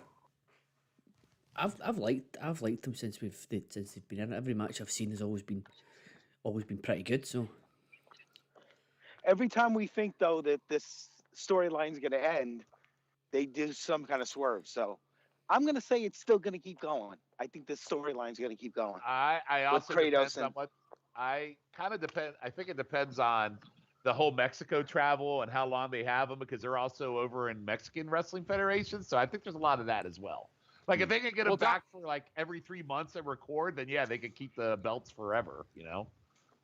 That's Well, true. Doctor, you're talking about you're talking about the match earlier between Kratos and Stevens I'm against sorry. I against the apologize. I'm coming OGK. in the middle here. So Yeah, well, I think that's because Nate Milton hit you in the head with his Sting bobblehead, Nate and Milton, that's why please. the Come on. ambulance came. These guys, nobody wants to take us on for the 6-man championship. Well, Well, they that's why thought they they took They you know out. who the real champions are. So that's why they they took took you you out. out, and you missed a month of podcast tapings because they took you out. oh please. And Please, now come Colin's on. going to be out the next month too. Colin's been out twice. I've been given to think you and Colin, there's some dissent going on there. I don't know. Or Shiflet. It might be Shiflet's fault. Who knows? I don't know. Yeah. The main event wants to be part of. The main event wants to be part of Crock and Roll. Please, come on. They know where the real people like draws stand. breaking up the Road Warriors. All right. Now I am going to go pull the column and use the loo. I'll be back. All right. What we're going to find is it wasn't the main event. It was going to be like the run up to SummerSlam 2002. It was actually me that jumped Dr. G in the parking lot. Yes. You're the one that put his face through the windshield. To give you to give you an update so far, Doctor. I think I mentioned it to you earlier on text. The Colby Carino Doug Williams match was absolutely amazing. You want to talk about stiffen for 10, 12 minutes. I mean, I don't know how many forearm elbow shots Colby Carino took in the jaw, but you would have been in your glory. Just grinding, stiff shots, and Colby Carino got the win. That's what I predicted. So yep. I feel that this guy is the future great heel in the business. Yeah. However, you mind fucked me on the Saturday special by not letting me keep my Mims pick. And what happened? Fucking Mims rolled up Jax Dane earlier tonight on the pre-show and won the match. See? Wow. You didn't have any faith in your boy Mims, and he got the win. So there you go. Wow. And guess who won the gauntlet in the junior heavyweight title qualifier? Who did I say this morning? Homicide. Homicide won. Homicide won. Homicide Okay. won. So to give you an update, Doctor, and we've already talked about it, so no spoiler here. That new show is going to be on YouTube, and it's going to be called NWA USA. And it's going to be on YouTube. And they're going to have a junior heavyweight championship tournament. Nice. So Denny Brown coming back? we're hoping. Sean's hoping for the Burger King belt. Remember the junior belt with the little Yep. crown Oh, thing yeah. on it? Definitely. I don't know if it's going to be that. I think it's going to be the one that looks like our current world title with the orange leather. That's the one they were using. I like the Burger King belt. You like the Burger King belt? Yeah, you gotta have something different. Yeah. And That's as my expected, and as you're to no surprise, by the way, the Tyrus match was fairly terrible. So just let you know. It was not good, and he's still not good. This has actually been a decent little tag title match right here. So Well, thanks for catching me up. I appreciate it. there you go. But you still, No, of course, very, very you rough got- night trying all this bourbon. You know what I'm saying? I know, right? Yeah. Starting to sound like Howard Cosell.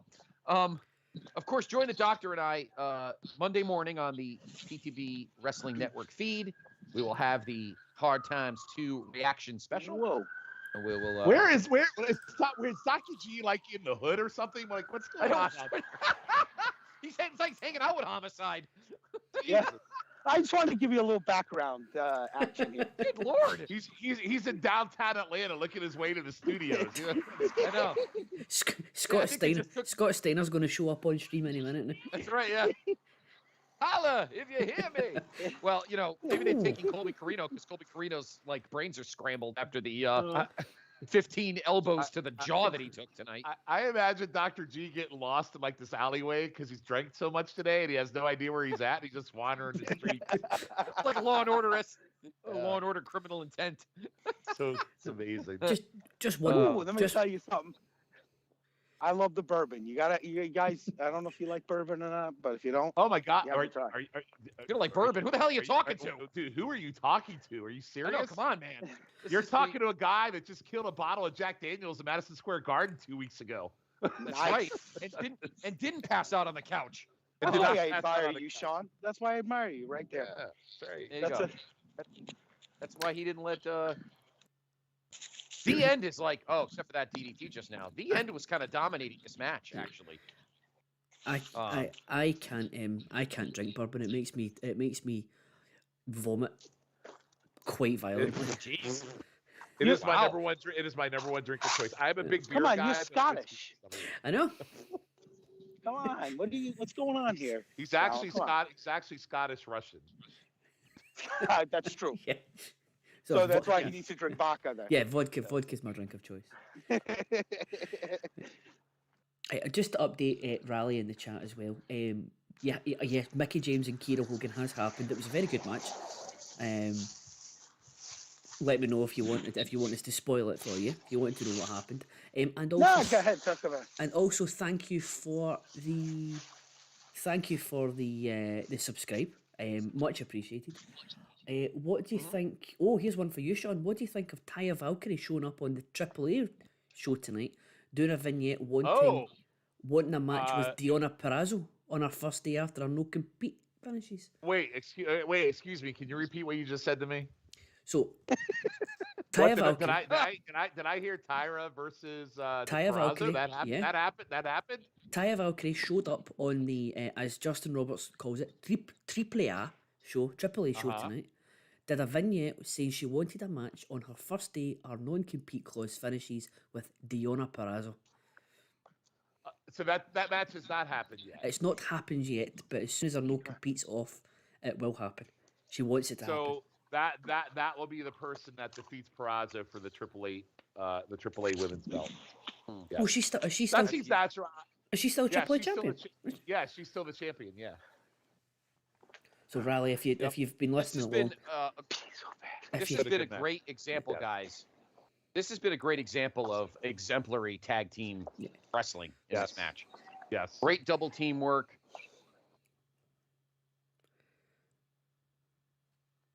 This has been really good. By the way, Colin, I wouldn't be surprised to see her or Morrison back in Impact or AAA either. So or Yeah, NWA. I agree. or NWA, I Yeah. can see him showing up here too. Yeah. So. I can see. Raleigh, if you've never listened to Sean before, he is Deonna Purrazzo's biggest fan. Scott is he's a close second. Yeah. So you've come to the No, right Sean's place definitely asking about a Deonna Purrazzo match. I love me some Purrazzo. Yep. This has been a great example of right. double team wrestling. That was really good with that drop kick and Pero like into the nuts of his partner. That was really bad. Yes, I agree. We were saying, Doctor, I know you haven't put it on yet, but the set is kind of the same set with that 70s looking background and the table and everything. But the GPB's looking good, but not as big a crowd as there should be. Unfortunately. Yeah, I'm not really sure what's going on there with that. I really felt the NWA was taking that next step, but But there's I don't like they think only there's have any- the There's like not even 50 people there. I don't think. yeah. I could be this- wrong. I don't know what they could deal limit is. it. They could be limiting it because now with the new variant coming out and all that new stuff. variants. Oh. I've got a variant. It's called the fucking schlong variant. That's what I think. All right. That's Fuck how off. I feel. I'm over Fuck all off. this bullshit. Seriously. Oh, I call next? it I the know. Unicron variant. that's The transfer- Unicron. What's next? The Optimus Prime variant? Yes. The It's gonna Megatron turn us all- variant? It's gonna turn us all into Decepticons. That's what it's gonna do. Decepticons. The Starscream variant? Yes. Oh, Oh, here uh-oh. we go. Oh, are we gonna get new champions here? Nope, because No. Odinson took too long.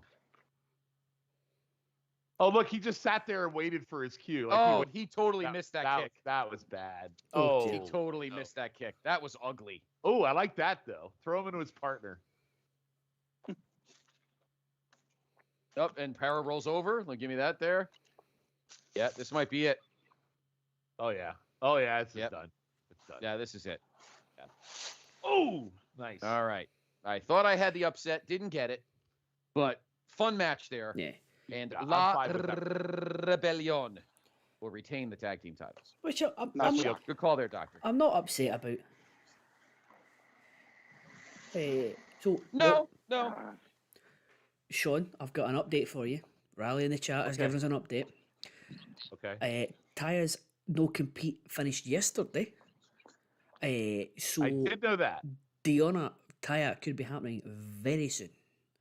And just for your information, Rally, Mickey won on a rolled through crossbody. It was a very good match.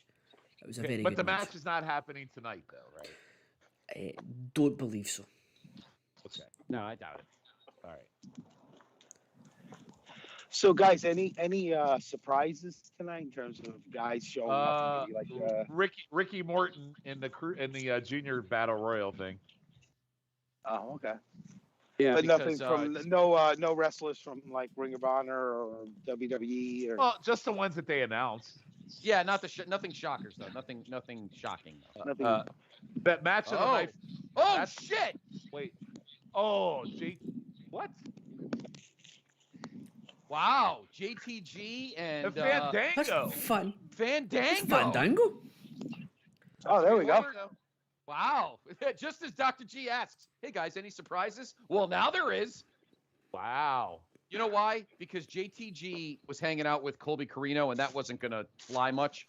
So it's JTG, and is he going to be Johnny Curtis? I don't know. What? Yeah, it's probably Johnny Curtis. Yeah. Wow.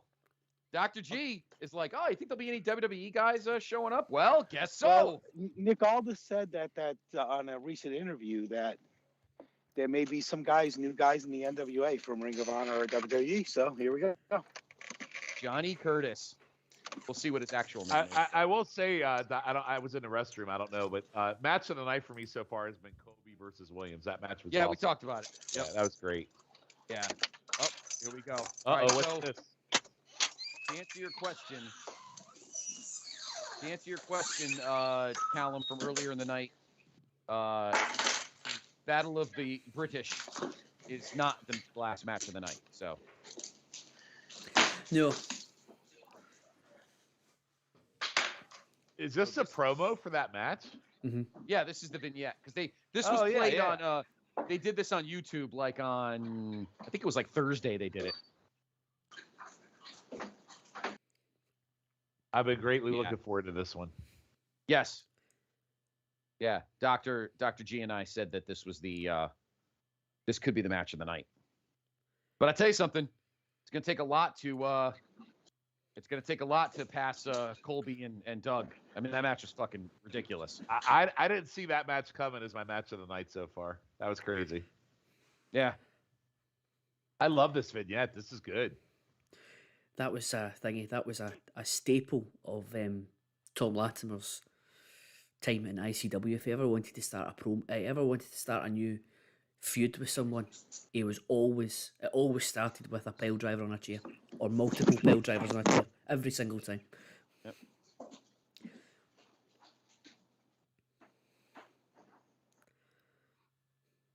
This is huge. This is It's been built very. wow. It's been built really well. Oh, look at that house, man! Is that's the new house they built? I guess they bought a couple of years, like last year. Yeah, Wow. probably. Who knew the NWA paid so well?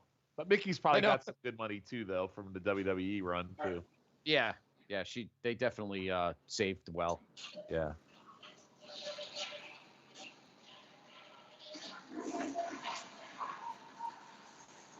Oh, there goes Tyrus's match quality in the background. Didn't we talk about this earlier on the show about what the fuck are we doing? Clearly, Dr. G has had a bit to drink tonight. Yes.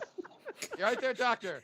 We just got to listen to Tyrus's match quality. The Battle of the Lou. Not the battle at the loo, the battle in the loo. Battle of the Lou. The battle in the loo right now. Oh my God. This will be the greatest Dr. G moment of all time. Like we're hearing it right now. There's so much going on in the background. Oh, this is fantastic. Oh I'm man. waiting for the motherfuck the dog. We heard him walk 5 miles through the hood back to his house, and then I know, my then he- God. Then he took a Tyrus and flushed the toilet. Yes, he did the Tyrus.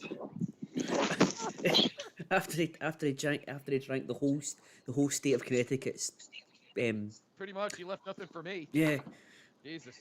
their whole My fucking, favorite line of Aldis's promo was, you know, you used to ride my coattails, Tom. Now you're riding Camille's. That was actually a great line. it's not That was strictly actually a untrue. legitimate great line. But this is now big. Now he goes on mute. Yeah. Well, I had to kind of gently remind him. Anyway. Oh, but that was such a great moment, Scott. I know, but I was nervous he was gonna kick the dog. He wouldn't do that. No, oh, did he get? Oh, he cut his hair. Wow. Oh, Sure. big heel. That's like advancing the heel move by Tom Latimer. He's And main event haircut. Yeah, and no kilt. No, I mean I'm not even joking, Callum. You're right. This is Latimer turning the page to look main event. I'm serious. I totally believe that.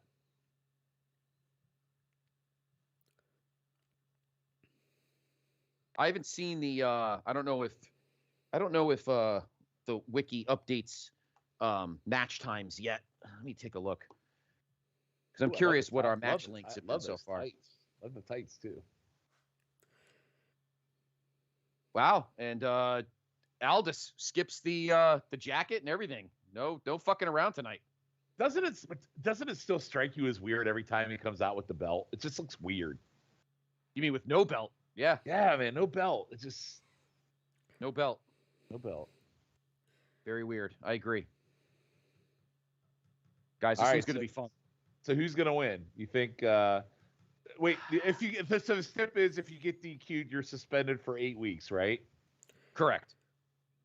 All right. So if anyone gets DQ'd, I assume it's going to be. But what if you get pinned? You're fine. There's no. Yeah. If you get pinned, you're fine. All right. I could definitely see Aldis getting suspended for because they're gonna. I mean, 8 weeks is still gonna go over the time frame of what their tapings are. So. Right. And get them back in time for their next pay-per-view. So who knows? That is true. Now, don't they normally? They don't normally announce the next pay-per-view during this show, right? They wait a few weeks. I'll be honest. The only time I saw that, they didn't do it at NW. They announced NWA 73 at When Our Shadows Fall. Yes. They did do that. But at NWA 73, they did not announce this show, though. This they didn't announce until beginning of October, probably. Okay. But they I'm just definitely curious. when they did Back for the Attack, they didn't announce When Our Shadows Fall. When they did When Our Shadows Fall, they did announce the double weekend. They did announce Empower and NWA 73. But at NWA 73, they definitely did not announce this. This wasn't announced until probably another month later. But they've sort of in a roundabout way announced that Ooh. there must be another show coming soon, another pay-per-view coming soon because the junior title tournament final is going to be on that. Yeah, I can't see them. Yeah, I agree, Callum. I can't see. Like I said, the doctor and I said that the quarterly thing is good, so we assume the next pay-per-view would be in early mid-March. But I can't see them waiting 3.5 months to conclude this tournament. I mean, I gotta be honest. I know what went on with him and everything. And all right, we don't need to see Tom's butt crack. Here we go, a little Shawn Michaels action. Okay, can we fix it? We don't need to leave it on there. Hey there. Hello. Hello, can we fix it, please? Wow. Only Shawn Michaels can get away with that. That's a lot of crack. That's. I assume that's what Dr. G's Lou just talked Yeah, about. that's him right now. That's how he looks right now. Hey, I'm back. I'm watching. Apparently. Yes. Why? Why? Tom Latimer right now looks like you just did about 5 minutes ago. Hey, listen. You know what? We're guys. You know we got to do. I know you were grading. That was your grade of the Tyrus Scion match from earlier tonight. That was what your grade Pretty was. much. That's what I was trying to tell you. I just said you Yeah. flushed a Tyrus down the toilet. That's all I You said. flushed a Tyrus. You had a Tyrus. Flushed a Tyrus. Wait till you watch that match later. Don't even bother. Thank you for providing me one of my all-time favorite moments. I got like the dog possessed from hell over here. He was getting into everything over here. So The dog has more work rate than Tyrus does. Was it the dog? Was it the dog using the loo? Hey, you know what? I got my dog trained pretty well. You know what I'm saying? I'm impressed. You're like the dad in Meet the Parents. You know, it's good. Exactly. Yeah. Do you see, Doctor? You're right about the crowd, guys. Yes. Right? I'm either they didn't sell the tickets or they purposely, for COVID reasons, didn't sell all the seats, because that really does not look good for a pay-per-view. It does not. No. You should take a different camera shot then. Do the camera shot. We talked about that earlier. Yep. I mean, because this crowd, I mean, they've been loud, but yeah, they needed to like curtain this thing up better. Billy's got they're going to have to eventually just bite the bullet and just start doing regular. I mean, enough's enough now.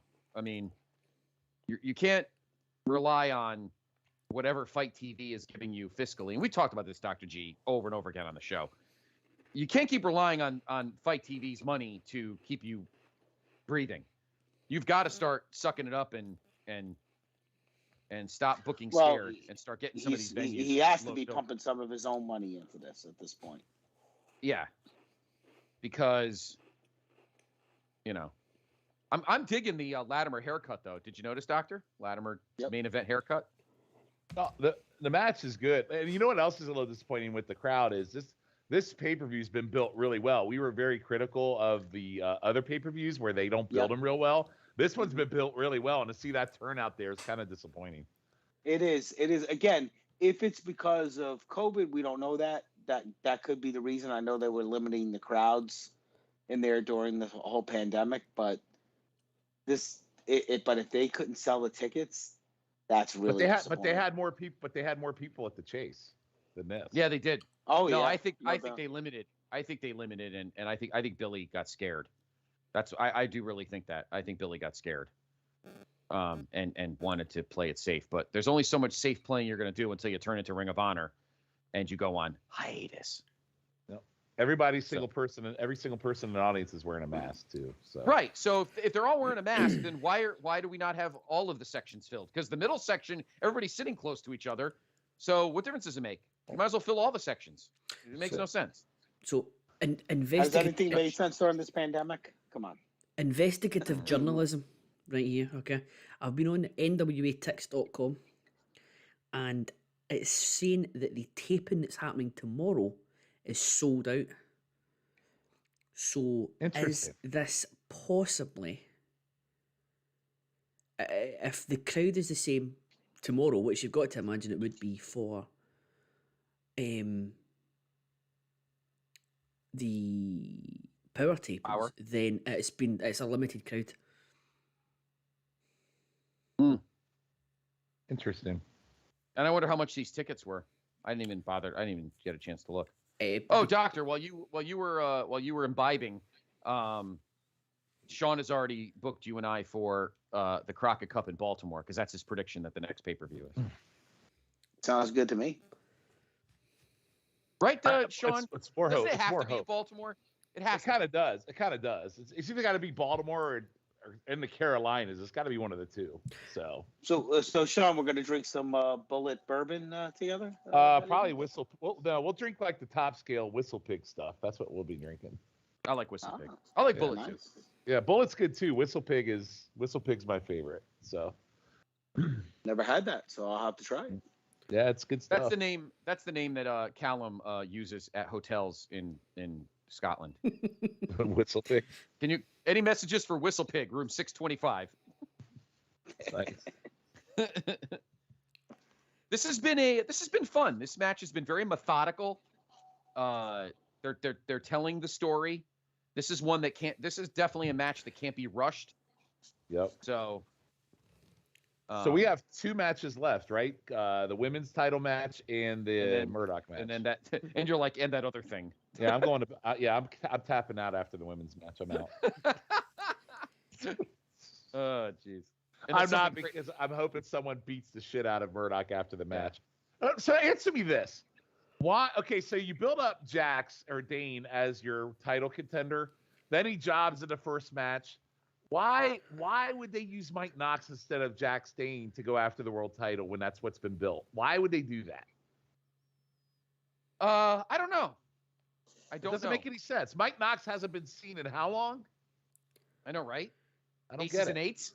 I don't get it. I think I'm surprised he I wasn't don't wearing. get it. I'm surprised he wasn't wearing something aces and eights when he ran into the cage. I mean, oh shit! I forgot to change my shirt. I mean, Bubba Ray Dudley isn't doing anything. I'd probably take him over Mike Knox for Christ's sake. I don't know. Well, Right, let's not say things we don't mean, Sean.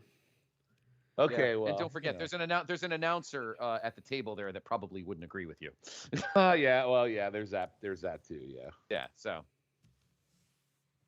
What a bad life choice that was for her. I mean, I know, really.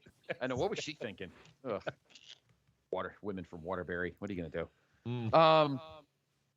Ooh, that's a nice little stiff Nice elbow to pop-up. the face. Yeah. Good pop. Oh, look at this. Ultimate insult here. Latimer using the Kings. The I'm telling Kingsland. you, Latimer should be a world champ. He should be the NWA champ at some point. He should. But Camille by his side. 2022, he should win the title. Yeah. Doctor, you and I talked about it today. Definitely. He's getting it. He's figuring it out. He's, Nick has helped him figure it out. These other guys, in the these other. Now, see, he's that a no great sense. heel.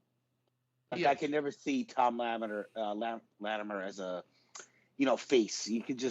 He just has a heel tendencies. There's just some, He's got the face. You can see Aldis doing it.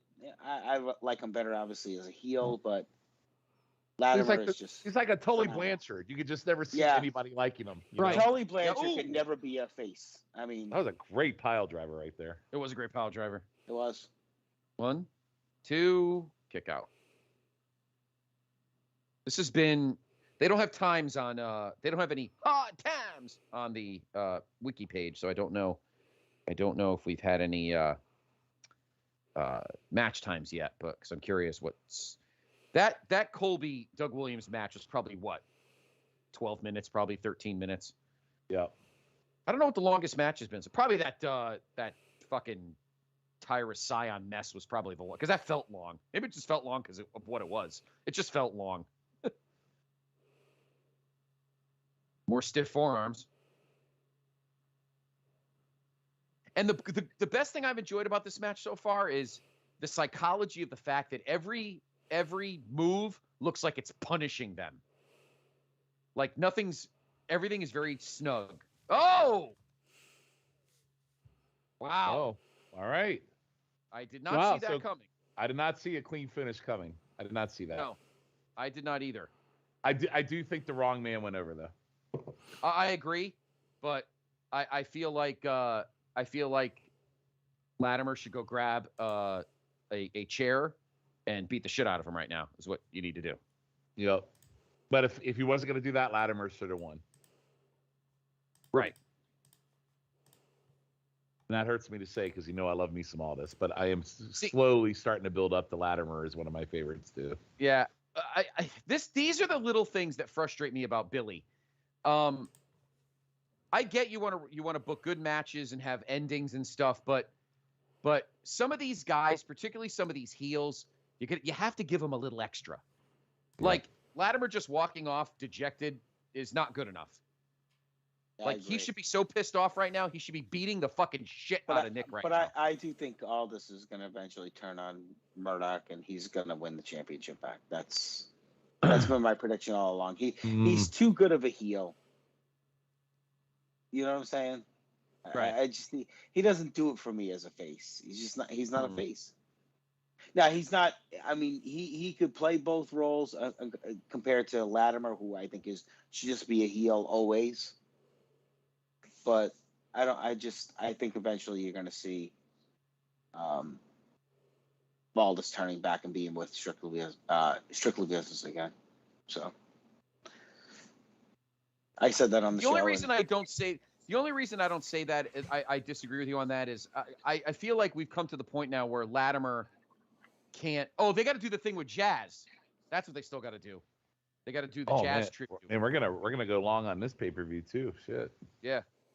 They're gonna do the Jazz tribute right now. That's right. Imagine being Jazz and you're on your retirement run and you have 25 people in attendance for your retirement tribute. I know. I know. It sucks. True. What do you think, guys? Why do you think there's such a little crowd there? I mean, because I think Billy's scared. I don't think he booked the whole building. He could have booked those other sections. I get being in this building because he's still got to slowly, but to not fill this place, and it's I think tickets could be sold. Wow, we get a Rodney Mack too. We get a little thuggin' and buggin' tonight. Yeah, man, wearing a great T-shirt.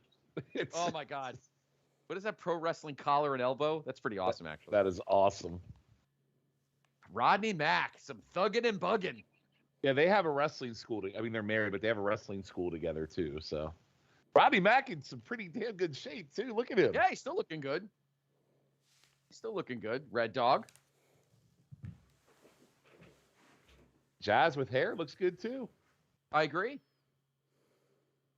The things she's done backstage for this women's division, she deserves all the credit in the world.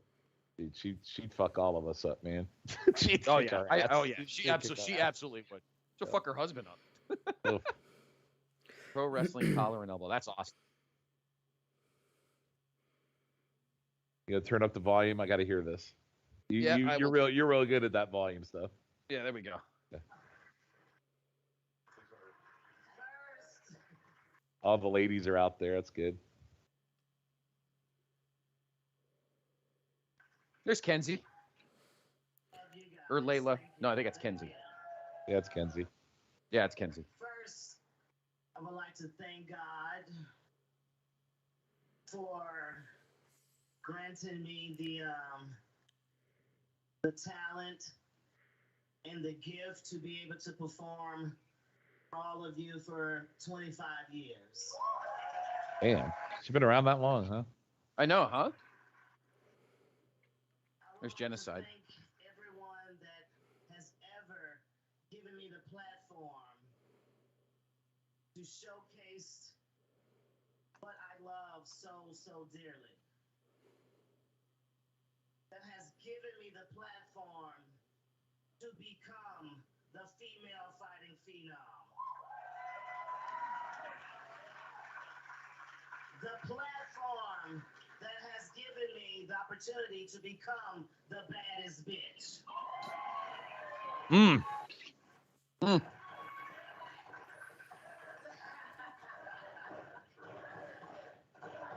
She sure is.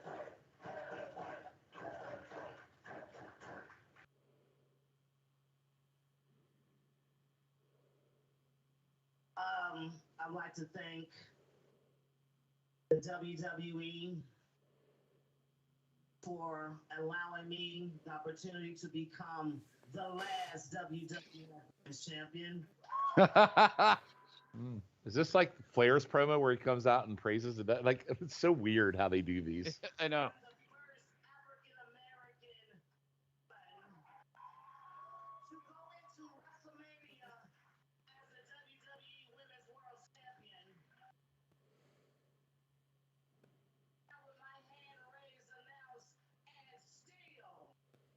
That's right. WrestleMania 18? Yeah. Yes. Yeah. Because I remember shocked that Trish didn't win that match. That 19 world title match that she was, I think it was her, Victoria, and Trish, right, Callum? Yes.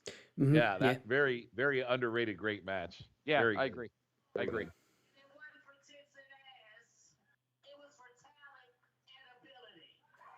And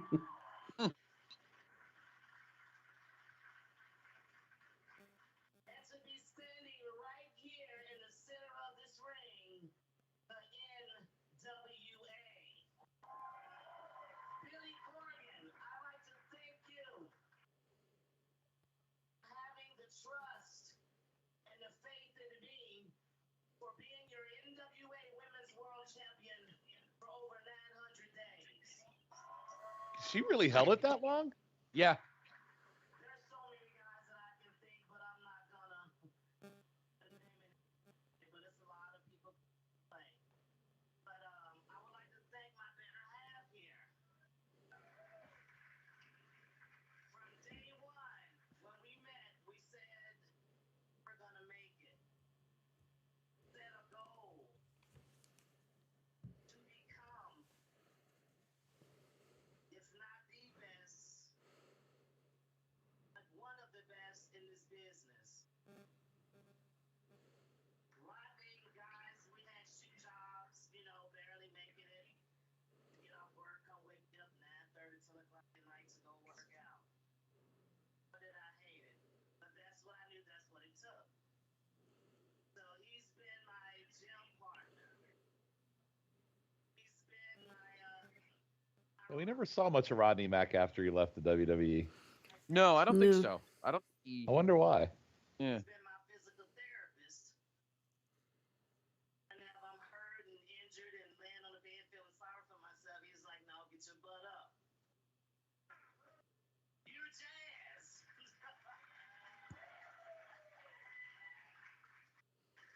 And by telling me to get out there, get in the park, and putting a girl on my shoulders, make me run up a damn hill, so I can come back and take what belonged to me.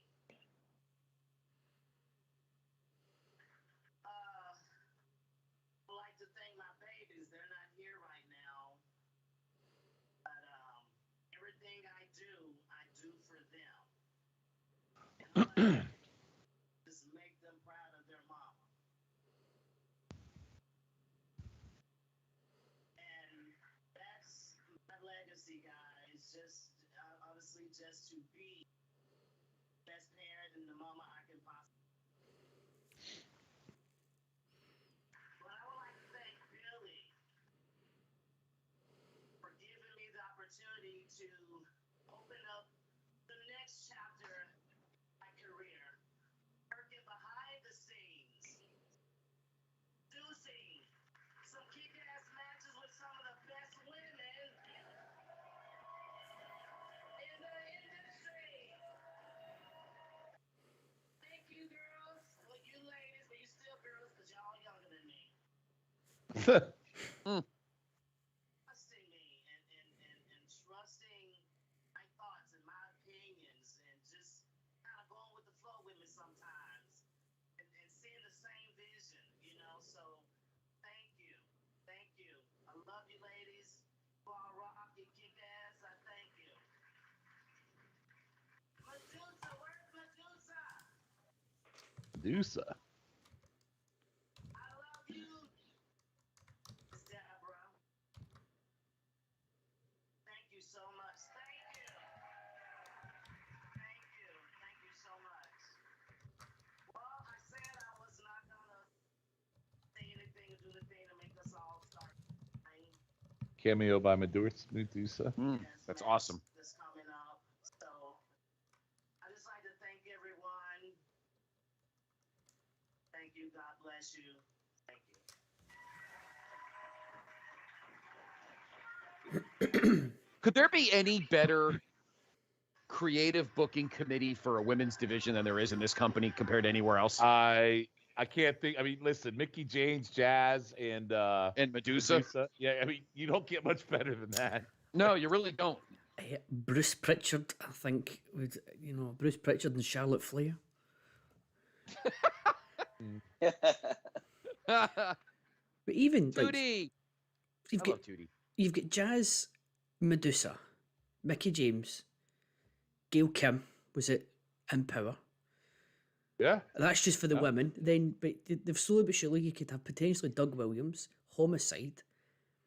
They're just like building like the foundations of people who are just going to like just help people get better. It's brilliant.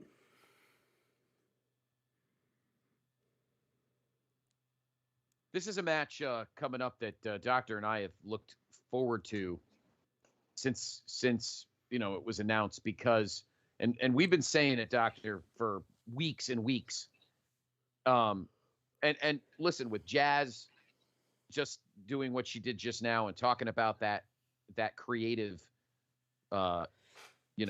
star chamber, if you will, or inner sanctum.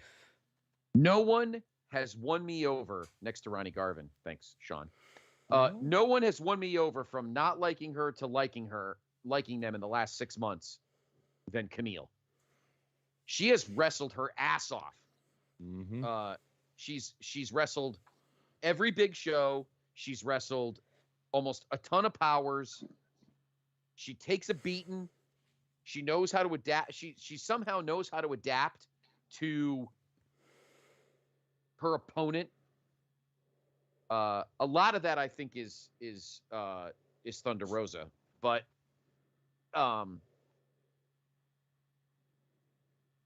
mean, I'm just amazed at how at what she's become in 6 months for me. Yeah, I listen. I enjoyed her at Empower. I thought that match against Hurst was really, really good. The problem I have is in this kind of. This is my problem in this division. It's kind of like Roman Reigns, right? Roman dominates SmackDown. Like, there's nobody in the entire WWE that could even come close to Roman. Yeah, you got Brock Lesnar, but we just do normal roster, normal guys. There's nobody that's going to take Roman out, right? Unless you maybe get Walter in there or whatever. But I feel like kind of Camille is kind of like, when you look at this women's crew and you look at Camille, even Melina, who the hell is going to beat Camille for the title in the NWA? I don't know. Like, I don't know who would even be like, who would do it. I agree with you, Sean. I totally agree. You booked her pretty well, but then you wonder who's going to be the next person that's going to beat her. She's not going to be the champion forever.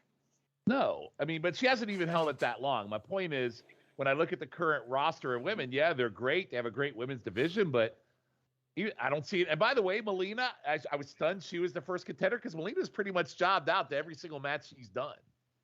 So I don't know. It's just, but Billy just books really weird. He's just a strange man. I get. He's just a strange little man. He is just a strange, bald little man. I don't know. I get the individual points that you made, but in the last 2 minutes we've had Camille compared to Roman Reigns and Ronnie Garvin. Well, no, very strange I'm comparison. saying not to that extreme. I'm saying based on the contenders she has. I get what you're saying, but I don't mean to that extreme. No, I'm only joking. We talked about it in the last special relations. Roman's almost become a self-fulfilling prophecy. They've tried so hard to get Roman to be the man for so many years, and now they've made him the man, and he's now they've far ahead. Him. Yeah, he's far ahead of everybody else. He's now going to have this Hogan-like unbeaten run, like fucking 4-year title reign, because they've not built anybody up to be on the same level as him. But even in the Hogan run, they had contenders that you thought at any given time might be able to beat him. Like, even like if you look at that, you had contenders that you thought might be able to beat him one day, right? Yeah. Like you look at Roman, there's nobody. I mean, the one, and I don't mean this by any stretch, Callum. At one point, Drew would have been somebody I could have seen beating Roman Reigns. And they blew right through it. And I know they're building back up to that, but then they had Drew job out a bunch of times. So now I don't really see him as someone that could do it. You know what I mean? It just bugs me. I don't know. But the bad thing is Drew's still the closest. You are right. Because you're right. He's worth less now than he was this time last year. Correct. But he is the closest one to current main roster that's there regularly that I could see beating Roman. He's the only one. But it ain't going to happen because they've jobbed him out too much already unless they rebuild him. Kudos. No offense. And the respect that Camille is getting here by actually wrestling after Aldis and Latimer speaks volumes for me. Correct. Oh, I love Camille. I want to have somebody viable. Like, I don't see Melina as a viable contender. Oh my God, that could have ended really badly right there. That was a great catch. Yeah. Nice. Oof. Look at this. She's hulking that right up on her shoulder, man. Look at that.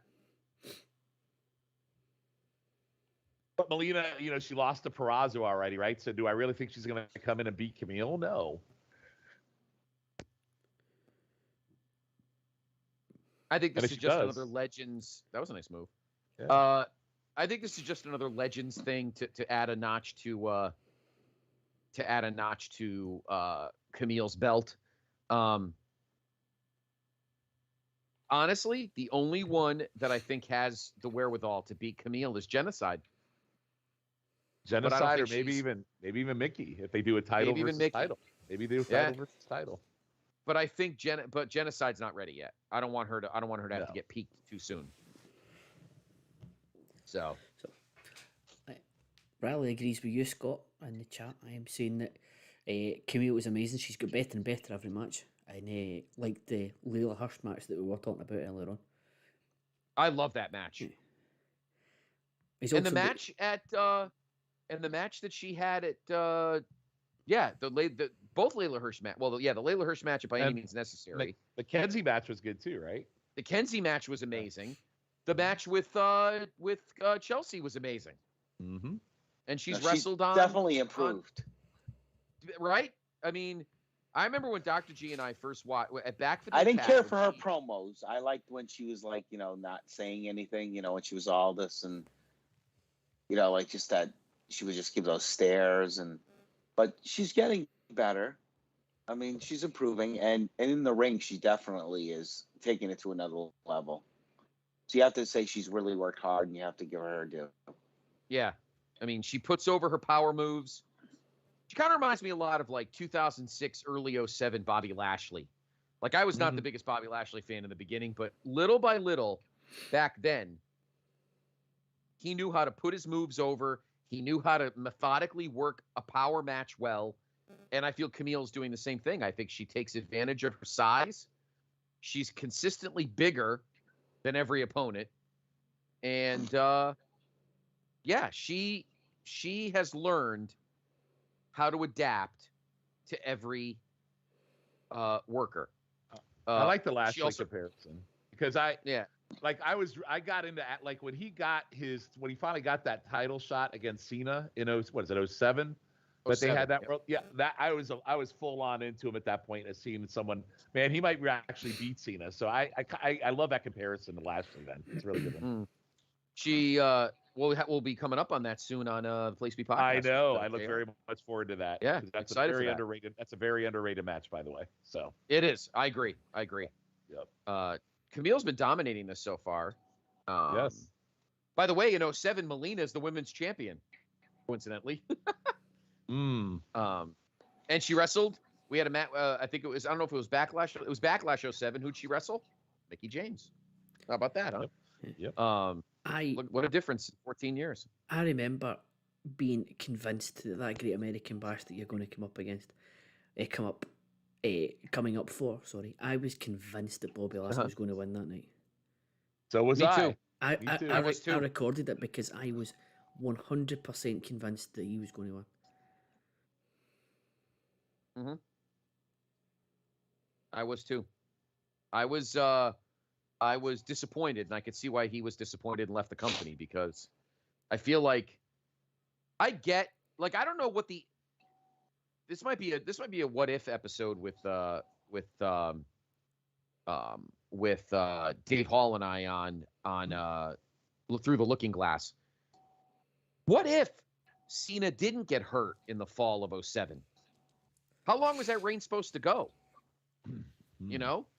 Like who was he supposed to lose to? I don't think he was supposed to lose to Triple H. I don't know. But I do think that Lashley definitely, and he grew as a worker when he went to Impact, and he definitely. But I do think that Camille has more to give, and maybe she, as much as anybody else, has learned a ton from that, you know, Medusa, Jazz, Mickey learning tree. You know? Well, plus you got Latimer and you got Aldis. You have so many people involved in her, you know? Right. So Melina finally getting some offense here after getting her ass kicked for the last 5-10 minutes.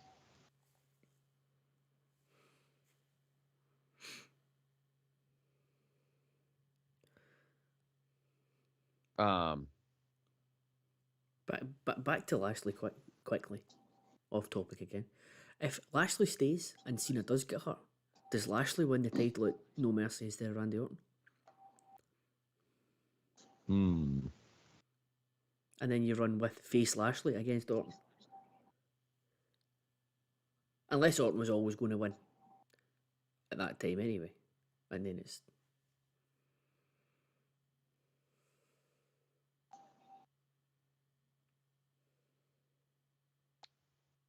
I have to say, though, that Melina definitely, I mean, she's a good worker. She's a legend, but she definitely is not what she used to be. Like, this is definitely not, this match is definitely going a lot slower than I thought it would. But she's not a Hirsch like guy. I mean, Hirsch is like a little beast mode, like MMA. No, she like, is. She's a beast. But yeah, Melina's she's not. like, yeah, she's like, yeah, she's like fighting a medicine ball. Yeah. You know. Oh, And I'm not saying that. And that's not a size thing. That's just the way she wrestles. I felt like the Layla Hirsch match. She was like throwing herself into each other. You know what I mean? Now, do you think the match is at a slower pace because of Camille, or do you think that Melina has just slowed down? I think it's Melina. I definitely think it's Melina. I feel like Melina's getting too much offense in. I don't know if this is kind of the psychology of the fact that she's wrestling a more experienced worker, but like Melina's like every other Camille match to this point, people have gotten offense on her on like quickie hits. This is the first time Melina, probably since Thunder Rosa, has wrestled somebody where she's consistently has been getting grounded on. You know, like we haven't seen that a lot. Usually, whether it's Layla Hirsch against Perazo too. She did face Perazo at one point. Camille? No, you're talking about Camille. I was talking about. No, I'm talking about Camille. Oh, yes, Melina did wrestle Diana. Yes, she did. Well, no, shit, I'm talking about Perazo, Camille. Give me Perazo, Camille too. I'm fine with that. Oh, fucking A. Give me Perazo anybody. Can Perazo beat Tyrus? I'd rather have Perazo as fucking TV champion, for Christ's sakes. No, I feel like for instance, the Kenzie Page match at 73, or not 73, at Empower, and then we had the Layla Hirsch match, the Kenzie Page match, the Thunder Rosa matches on Power way back, even the Chelsea match. All of those matches, Camille dominated, and then we had the babyface kind of get a quick hit in once in a while to kind of knock her off her feet, almost like Rocky Drago in the first like 5 rounds. I don't know where I got that, probably because of the great movie, but I feel like Camille is giving up too much. I mean, for lack of a better term, she's showing too much ass in this match so far. I feel like Melina is getting too much here, and maybe it's because the storyline is she's the experienced one, and that she's supposed to be outwitting Camille, but I'm just not seeing that. I don't know if that's what the gimmick, I don't know if that's what the psychology is supposed to be, but I feel like this is very different than Camille's last 3 or 4 matches. Yeah, I think Melina's getting way too much offense here. Nice little deathlock move they had right there for a minute. That was pretty nice. Yeah. Oh, meet the ring post, Melina. Yep. Eat it, Melina. Does Melina have tattoos on her legs? Can't tell. I thought it was that, but I don't know if it's that tape thing. Certainly one of Oh, her yeah, knees, that's I very think it's possible. got that athletic tape on it. Although one Yeah, of them, good one of call, them might have it. Callum. I think you're right. I think you're right. Yeah, but But then we're gonna have Melina just get crushed here, though. I mean, like it or not. no, I she's- didn't she say has a that. lot of- I wasn't saying a squash doctor, but what I was more saying was that I thought that Camille would be dictating things more because she's the fresher, bigger, stronger, and Melina would have to kind of use her wiles. But I feel like Melina's gotten a ton of offense in more than I thought she would. But having said that, this match has not been bad. No, I No. think for Melina being where she is in her wrestling career, she's actually done very good. Oh, well, that was pretty bad. Uh-oh. Yeah, that was pretty Ooh. awful. Did she get hurt? Looks like that was botched. Well, that was definitely botched, but Yeah, she flapped a bit there. yeah, she. Okay, we were talking about how good she was doing, and we just had a big Oh botch. dear. We had Oh, a look giant at that! botch. Oh, that was great. Make her tap out. Oof. Wow, she's Tap been her her out. like a pretzel. Oh, tap out. You're done. Love it. No, whoa, look at that. She biting her? Oh, she is. That's only because Mick Foley's there. Royal Rumble 2000 spot.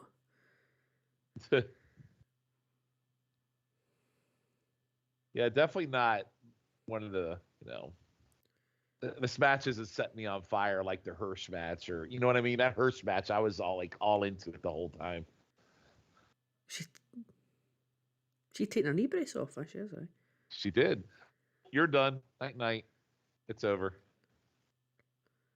And Camille retains as expected. Yep. No surprise there. But I will say this. I'm not saying the match was bad. As a matter of fact, I'm starting to kind of grow out of the fact that this was a different kind of match for Camille. Camille took a beating, a pretty stiff one, and Camille survived it. So perhaps what we have here with Camille is we have a situation where every match she's facing a different type of opponent, a different type of challenge, and she's adapting to it. This one, she was kind of, I don't want to say physically dominated, but she definitely was ground into the dirt. And Melina just didn't have it in the end. She wasn't strong enough, and Camille was just the younger, stronger in the end. And I don't think there's a problem with that. The match was fine. I enjoyed the story of Camille kind of having to outwit, because also it's taken into account that this is probably the most experienced worker that Camille has. Oh boy. Wow, they're not even giving you time to grieve, Sean. They're just jumping in. They're Oh, God damn it. All right. Well, it's been a good show, guys. I've really enjoyed Here's your tonight. champion right here. Yeah. You're really What? fucking leaving.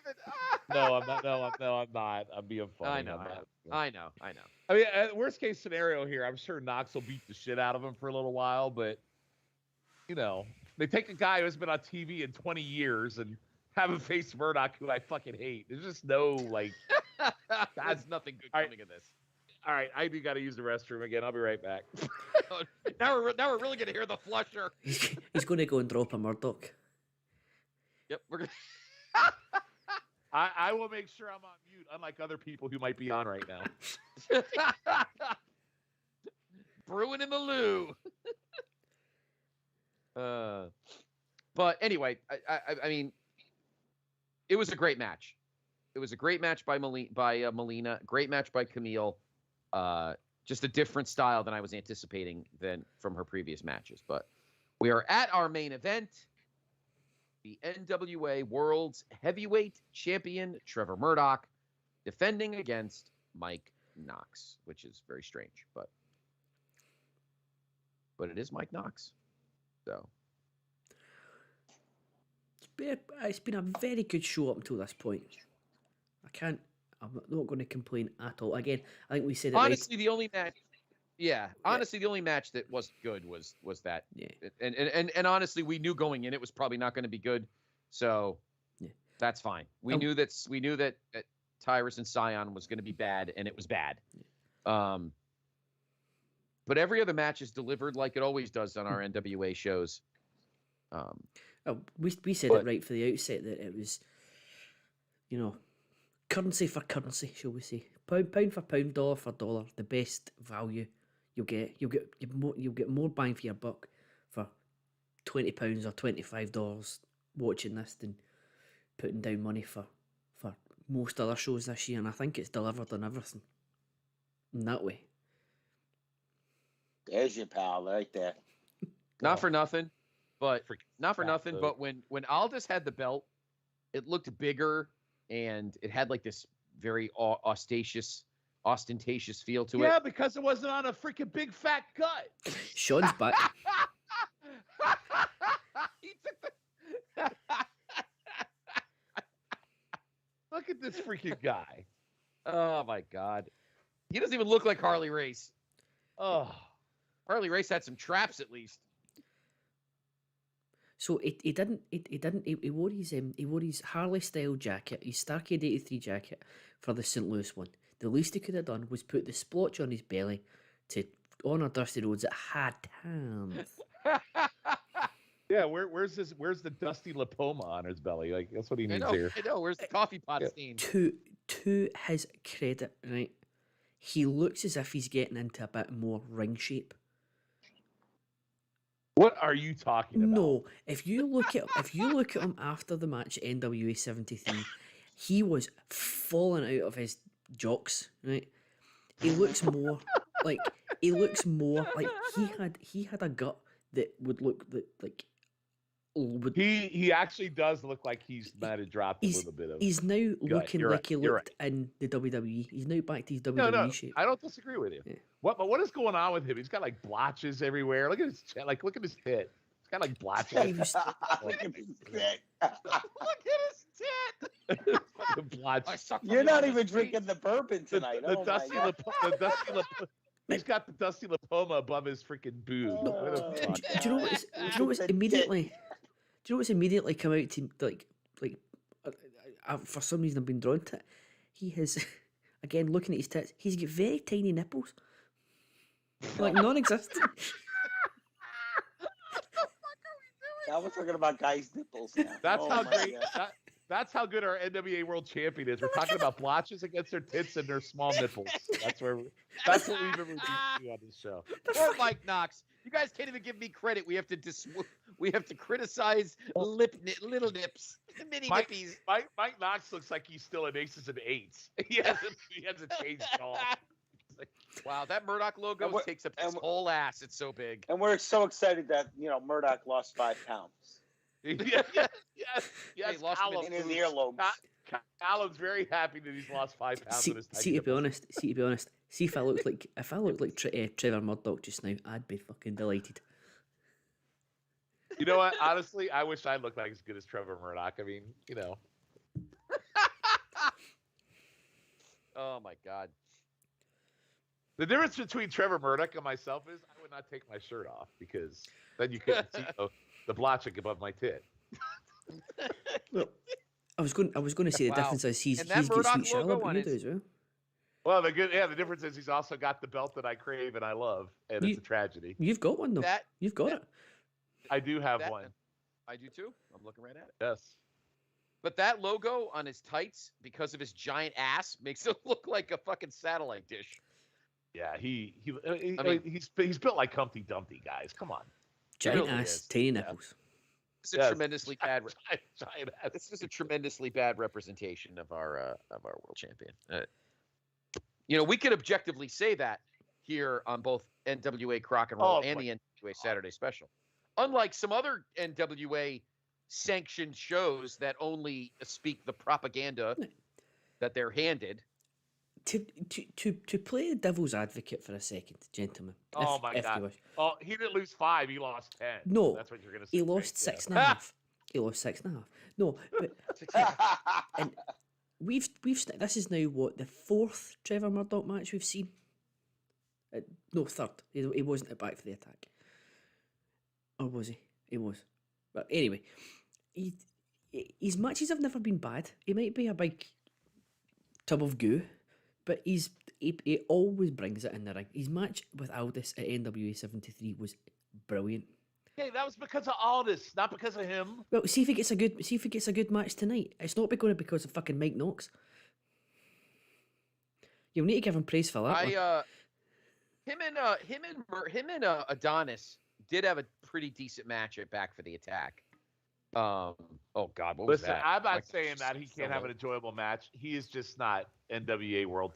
Like, Yeah, Sean It's would not. great. Sean would not dislike He's just not into the Trevor Murdoch character. this much. If he No. did wrestle, if he wrestled 2 hours ago and not now. That's yeah, the if he was curtain jerking or mid card, that's one thing. I can't stand him as an NWA World Champion. And I'm also not very happy that semi-retired Mike Knox from 20 years ago is the first real challenger on a pay-per-view. Oh my God. Aces and fucking eights. He should be wearing aces and eights tights. Yeah, he just pulled that shit out of the closet and say, "Oh, I got my ring gear. I don't need to get any." Oh, wow, I got something with a skull on it. Yay. Look at the heroin bruises on Trevor Murdoch's arms. Look at that. Look at those big ass bruises. Heroin bruises. Jesus. Dude. Oh God, I've been looking He's a forward to this fighting all night. champion. He was defending the championship just last night. Fighting Against who? champion. I don't know, some randomer, Against who? some random guy. He was defending it against a bucket of KFC he had for dinner last night. Okay, Sean.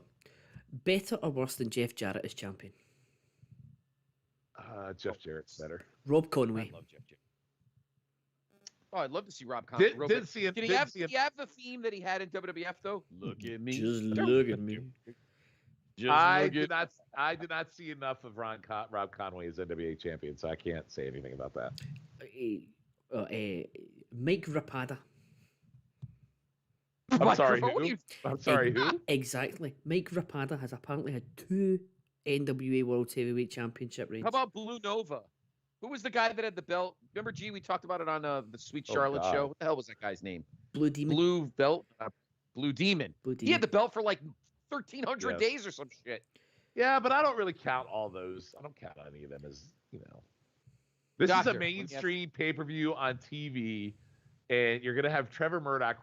This is why there's 25 people in the building. Is because of this asshole. Dr. G, Nothing what do to do with COVID. Has nothing to do with It has because Trevor Murdoch is your world champion. is your world champion. Sean, Wow, you're just really upset here. Sean, What do you think, Dr. G? Trevor Murdoch or Tommy Rich? Tommy Rich any day of the week. What do you think, Doctor? Tommy Rich looks like Trevor Murdoch now, I think. Hey, Tommy Rich had some really good matches in '89. I'm just gonna throw that out there right now. He did have good matches in '89. You're very true. You're very Sean. right. Sean, By the way, Steamboat bailed and Rich came in and picked up the slack and had good matches with Luger. That's all I'm gonna say. Oh boy, here we Sean, go. what is the boy. significance of the number 35? The number 35. Yeah. The number of stretch marks on Murdoch's belly. Incorrect. It is the number of days longer, as the number of days more that Trevor Murdoch has held the NWA World Heavyweight Champion than Ron Garvin. Okay. The difference is this guy hasn't defended his belt in 3 fucking months. He defended it Except last night, once. Sean. He defended it last night. He did not. He did. Okay. So is he Now- defending it against people like Barry Windham and Ric Flair, Tully Ron- Blanchard, Arn Anderson? Ron Garvin hasn't defended the championship in 34 years. Okay, that was because of what he. Oh, pissing me off now. Now you're starting to cross the line. I would like to see Ron Garvin come out of retirement and chop the fuck out of this Yahoo. To be honest, that would be quite a good match. It could- You probably would. Ron That Garvin. would make my night. Ron Garvin could probably still have a good match just now. You don't even have to have a good match. Just come out and just chop the shit out of him nonstop. That would be amazing. What All age right. is- So is this what age match is- good? Because I've kind of shut it out of my mind. It's not actually that was a nice superplex. It's Oh yeah, definitely better than that was a nice superplex. That was good. it has been better than Tyrus and Scion. That's clear. I hate to say it. That clearly is going to be the worst match of the night. Oh, So listen, like I said, Murdoch can go in the ring. I will go. I will admit with you guys that it's just him being the world champion. I just can't. You know what else I think it is, honestly, Sean? You know what I think it also honestly is he beat our guy. Yeah, that's part of it. He beat our guy. Dr. G snoring. No, that's his dog. No, it's Oh. my dog. Believe it or not, Jesus. it's my dog. I didn't know if That's you were the first. snoring, passing wind, No, or something. he's not. was going on He's there. not Jenny. He's not Jenny. Oh. Nah. Benny or Ben. I was having a flashback It's to your Ben bed. Night 1 of WrestleMania. That dog is a hell of a snorer. Jesus Christ. is. Yeah, well, he's a French bulldog, Yeah, half Boston his face Terrier sags. mix. You know So- what? Kinda But looks it's on like- brand. It's on brand that he's doing that in the middle of this match, though. I appreciate it. A You match like- you know, so bad. You like all the background I'm giving you here tonight, right? It's Oh, just between your great. toilet and the dog, it's The money. It's like- Every noise that has come out of your area of town, Doctor, reminds Yeah, Sean listen. of Trevor Murdoch. Ambulances, cops, toilets, Snoring. Yes. Everything reminds him. I Oh. couldn't have booked a better show. I Come mean, on. you like right? I mean, Oh Jesus, he's going Oh, to the God. top rope. What if he slips Oh. and falls? those headbutts were awful. Oh, that was that bulldog was terrible. That's not Oh. ending the match, is it? Is Oh that my it? God, that was terrible. Okay, so Really, please that's tell gonna me, end this fucking show? please tell me what the point of this title match was. What was the fucking point? Honestly, I don't know. All I know is Jax Dane better run in right now. They this big huge angle in a cage and gets beat down in the cage, and he there's beats Sean's world champion right there. God, Wins this match Yeah, damn as it. an absolute throwaway nothing. Is that really what we're doing here? And by the way, you're lying about that belly. Look at that protruding freaking. Yeah, twat. it is really. it- It is a little saggy there. It doesn't. It's like, Oh! It doesn't look good now. Oh! oh, what? What? Wow. Holy shit. Oh, So there is some guys. NWA Matt Cardona. woo, woo, woo. Oh! Wait, what is going on here? What is going on here? This is getting better and better. Wait a minute. Interesting. So Matt Cardona has come out. Are we getting like an? Oh Jesus, Mick, are you gonna run in? Oh, are you kidding me? Get the fuck. What are we doing? What are we doing here?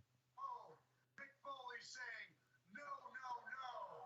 That is not the way we do things in NWA. First of all, Matt Cardona, you suck.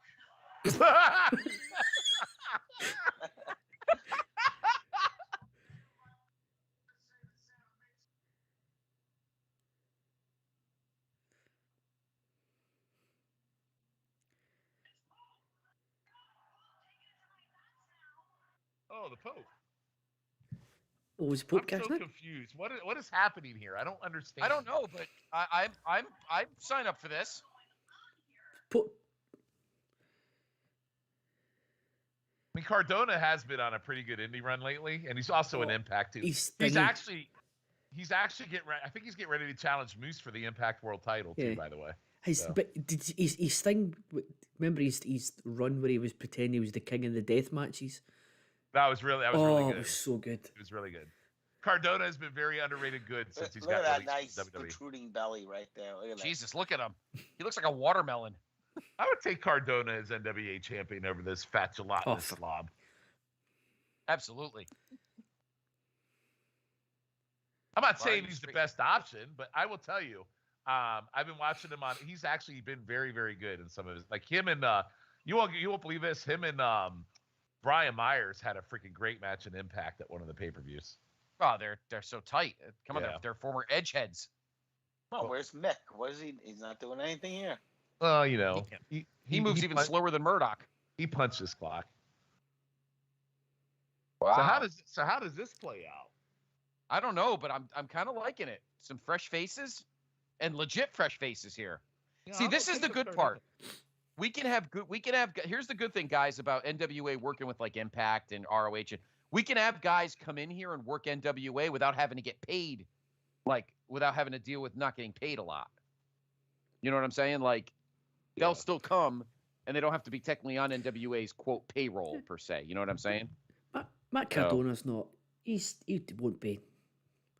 I'm not I don't saying. get why the Pope ran out. I didn't really understand that, but Yeah, that was a really weird. I mean, the match sucked, but that was a really weird ending. Really weird.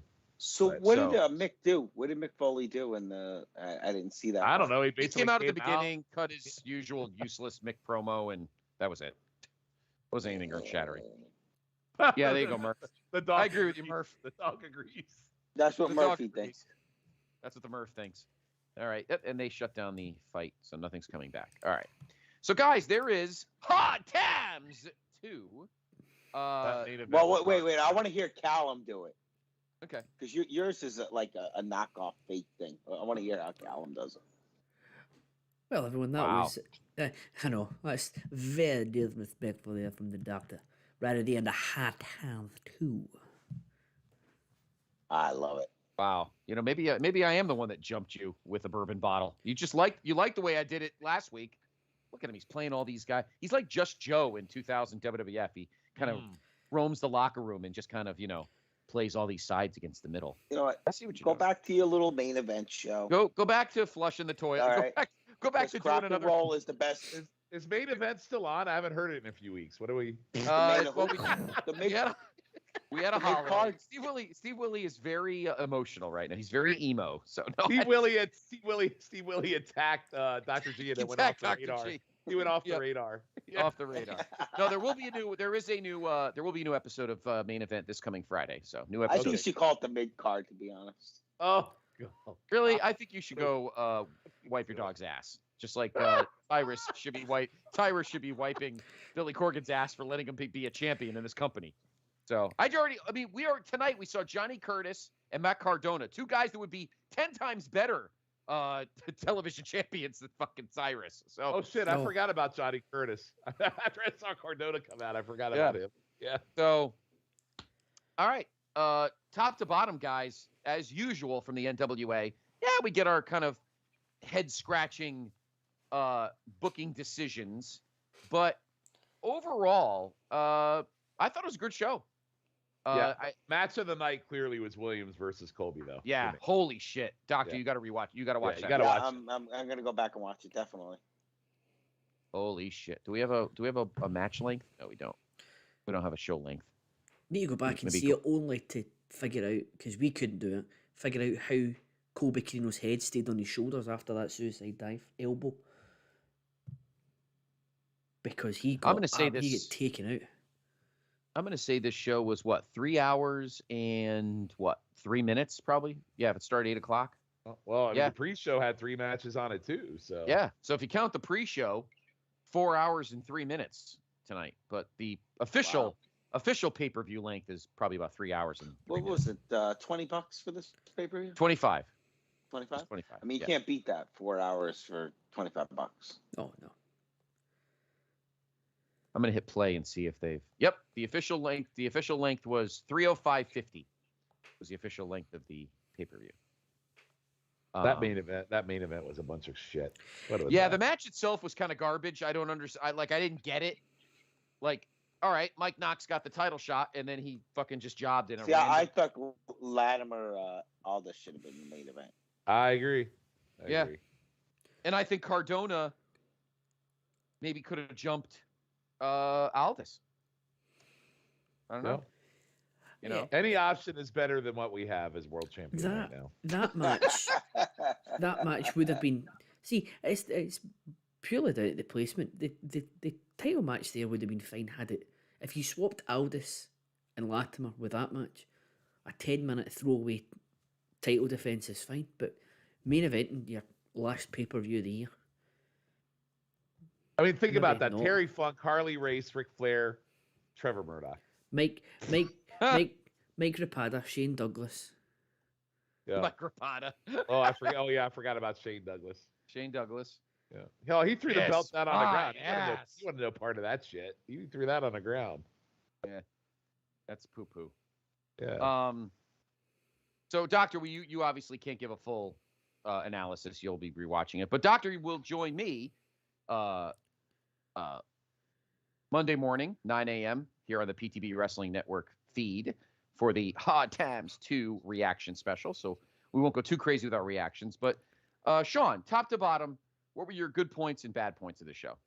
Well, clearly the bad point would be the main event. The Tyrus stuff was really bad, but other than that, I thought it was a pretty solid card. I can't say enough about the Doug Williams Colby match. I think it's again. Oh, by the way, and the other good point would be Hogan versus Mickey.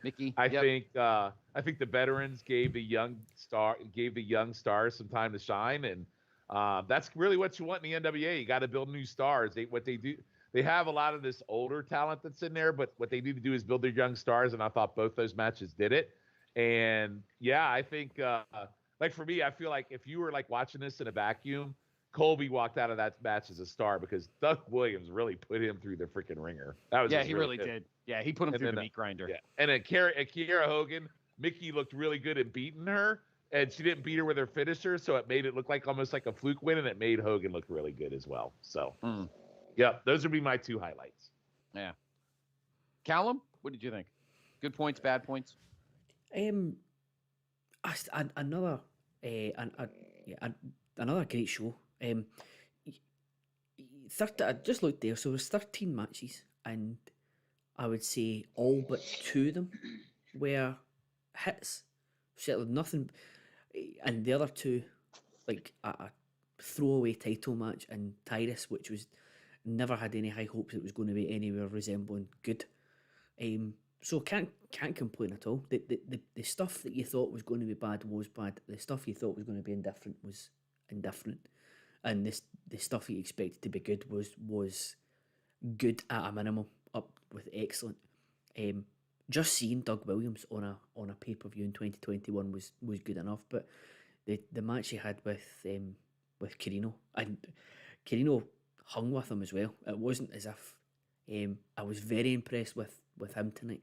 He wasn't dragged to a good match by Williams. He was more than holding his end of the bargain up. So certainly a breakout performance in my eyes from Colby Carino.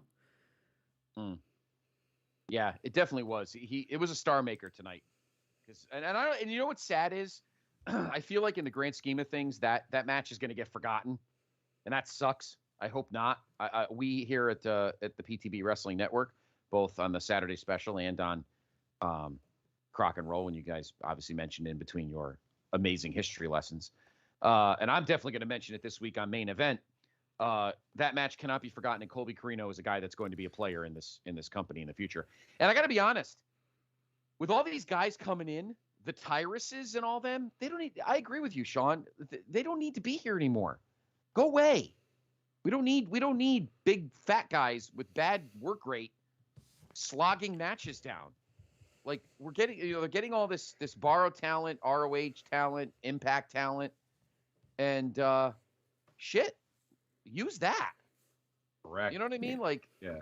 I don't need Blob Tyrus on Fox News with his TV title belt, man. Go away. If you're wanting guys with a former WWE guys with a bit of name recognition, I would have Fandango and Matt Cardona every day of the week before I'd even contemplate using Tyrus again. Correct. Yeah, no, I agree. Callum, once again, great job as always. Leading us on our thank you to those who listened here on Twitch. Thank you for being in the chat and being interactive. We had a good crowd. We had a lot of listens. Dr. G's dog's killing except the Murph who if we had a better main event would be awake right now. But I think we're going to be seeing the winding down. See, Murdoch put him to sleep. Yep, pretty much. That's when he fell asleep. I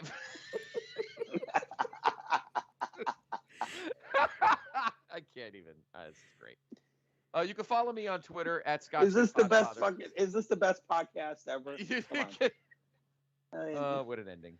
You can follow the doctor on Twitter at Dr. G PTB. Shawnee, once again on Twitter, you are. He left.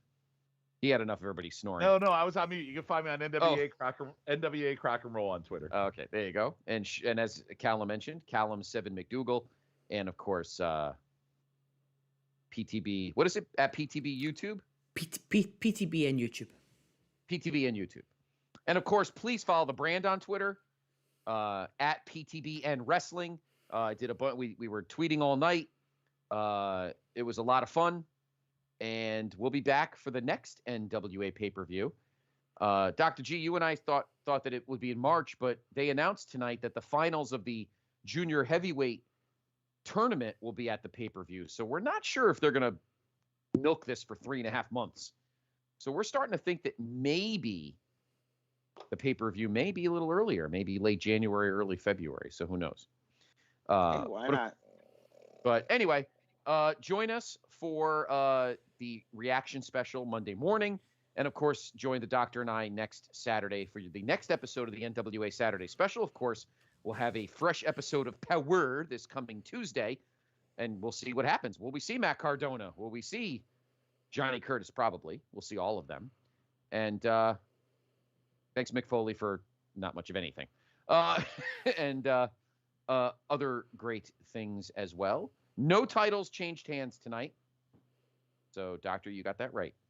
I thought at least one would change hands. It did not. So, Callum? So I'm the doctor and you're not. Murph, take us home. Murph's out. Callum, There you go. Callum, take us home. So, as Scott said, like, subscribe, follow, everything.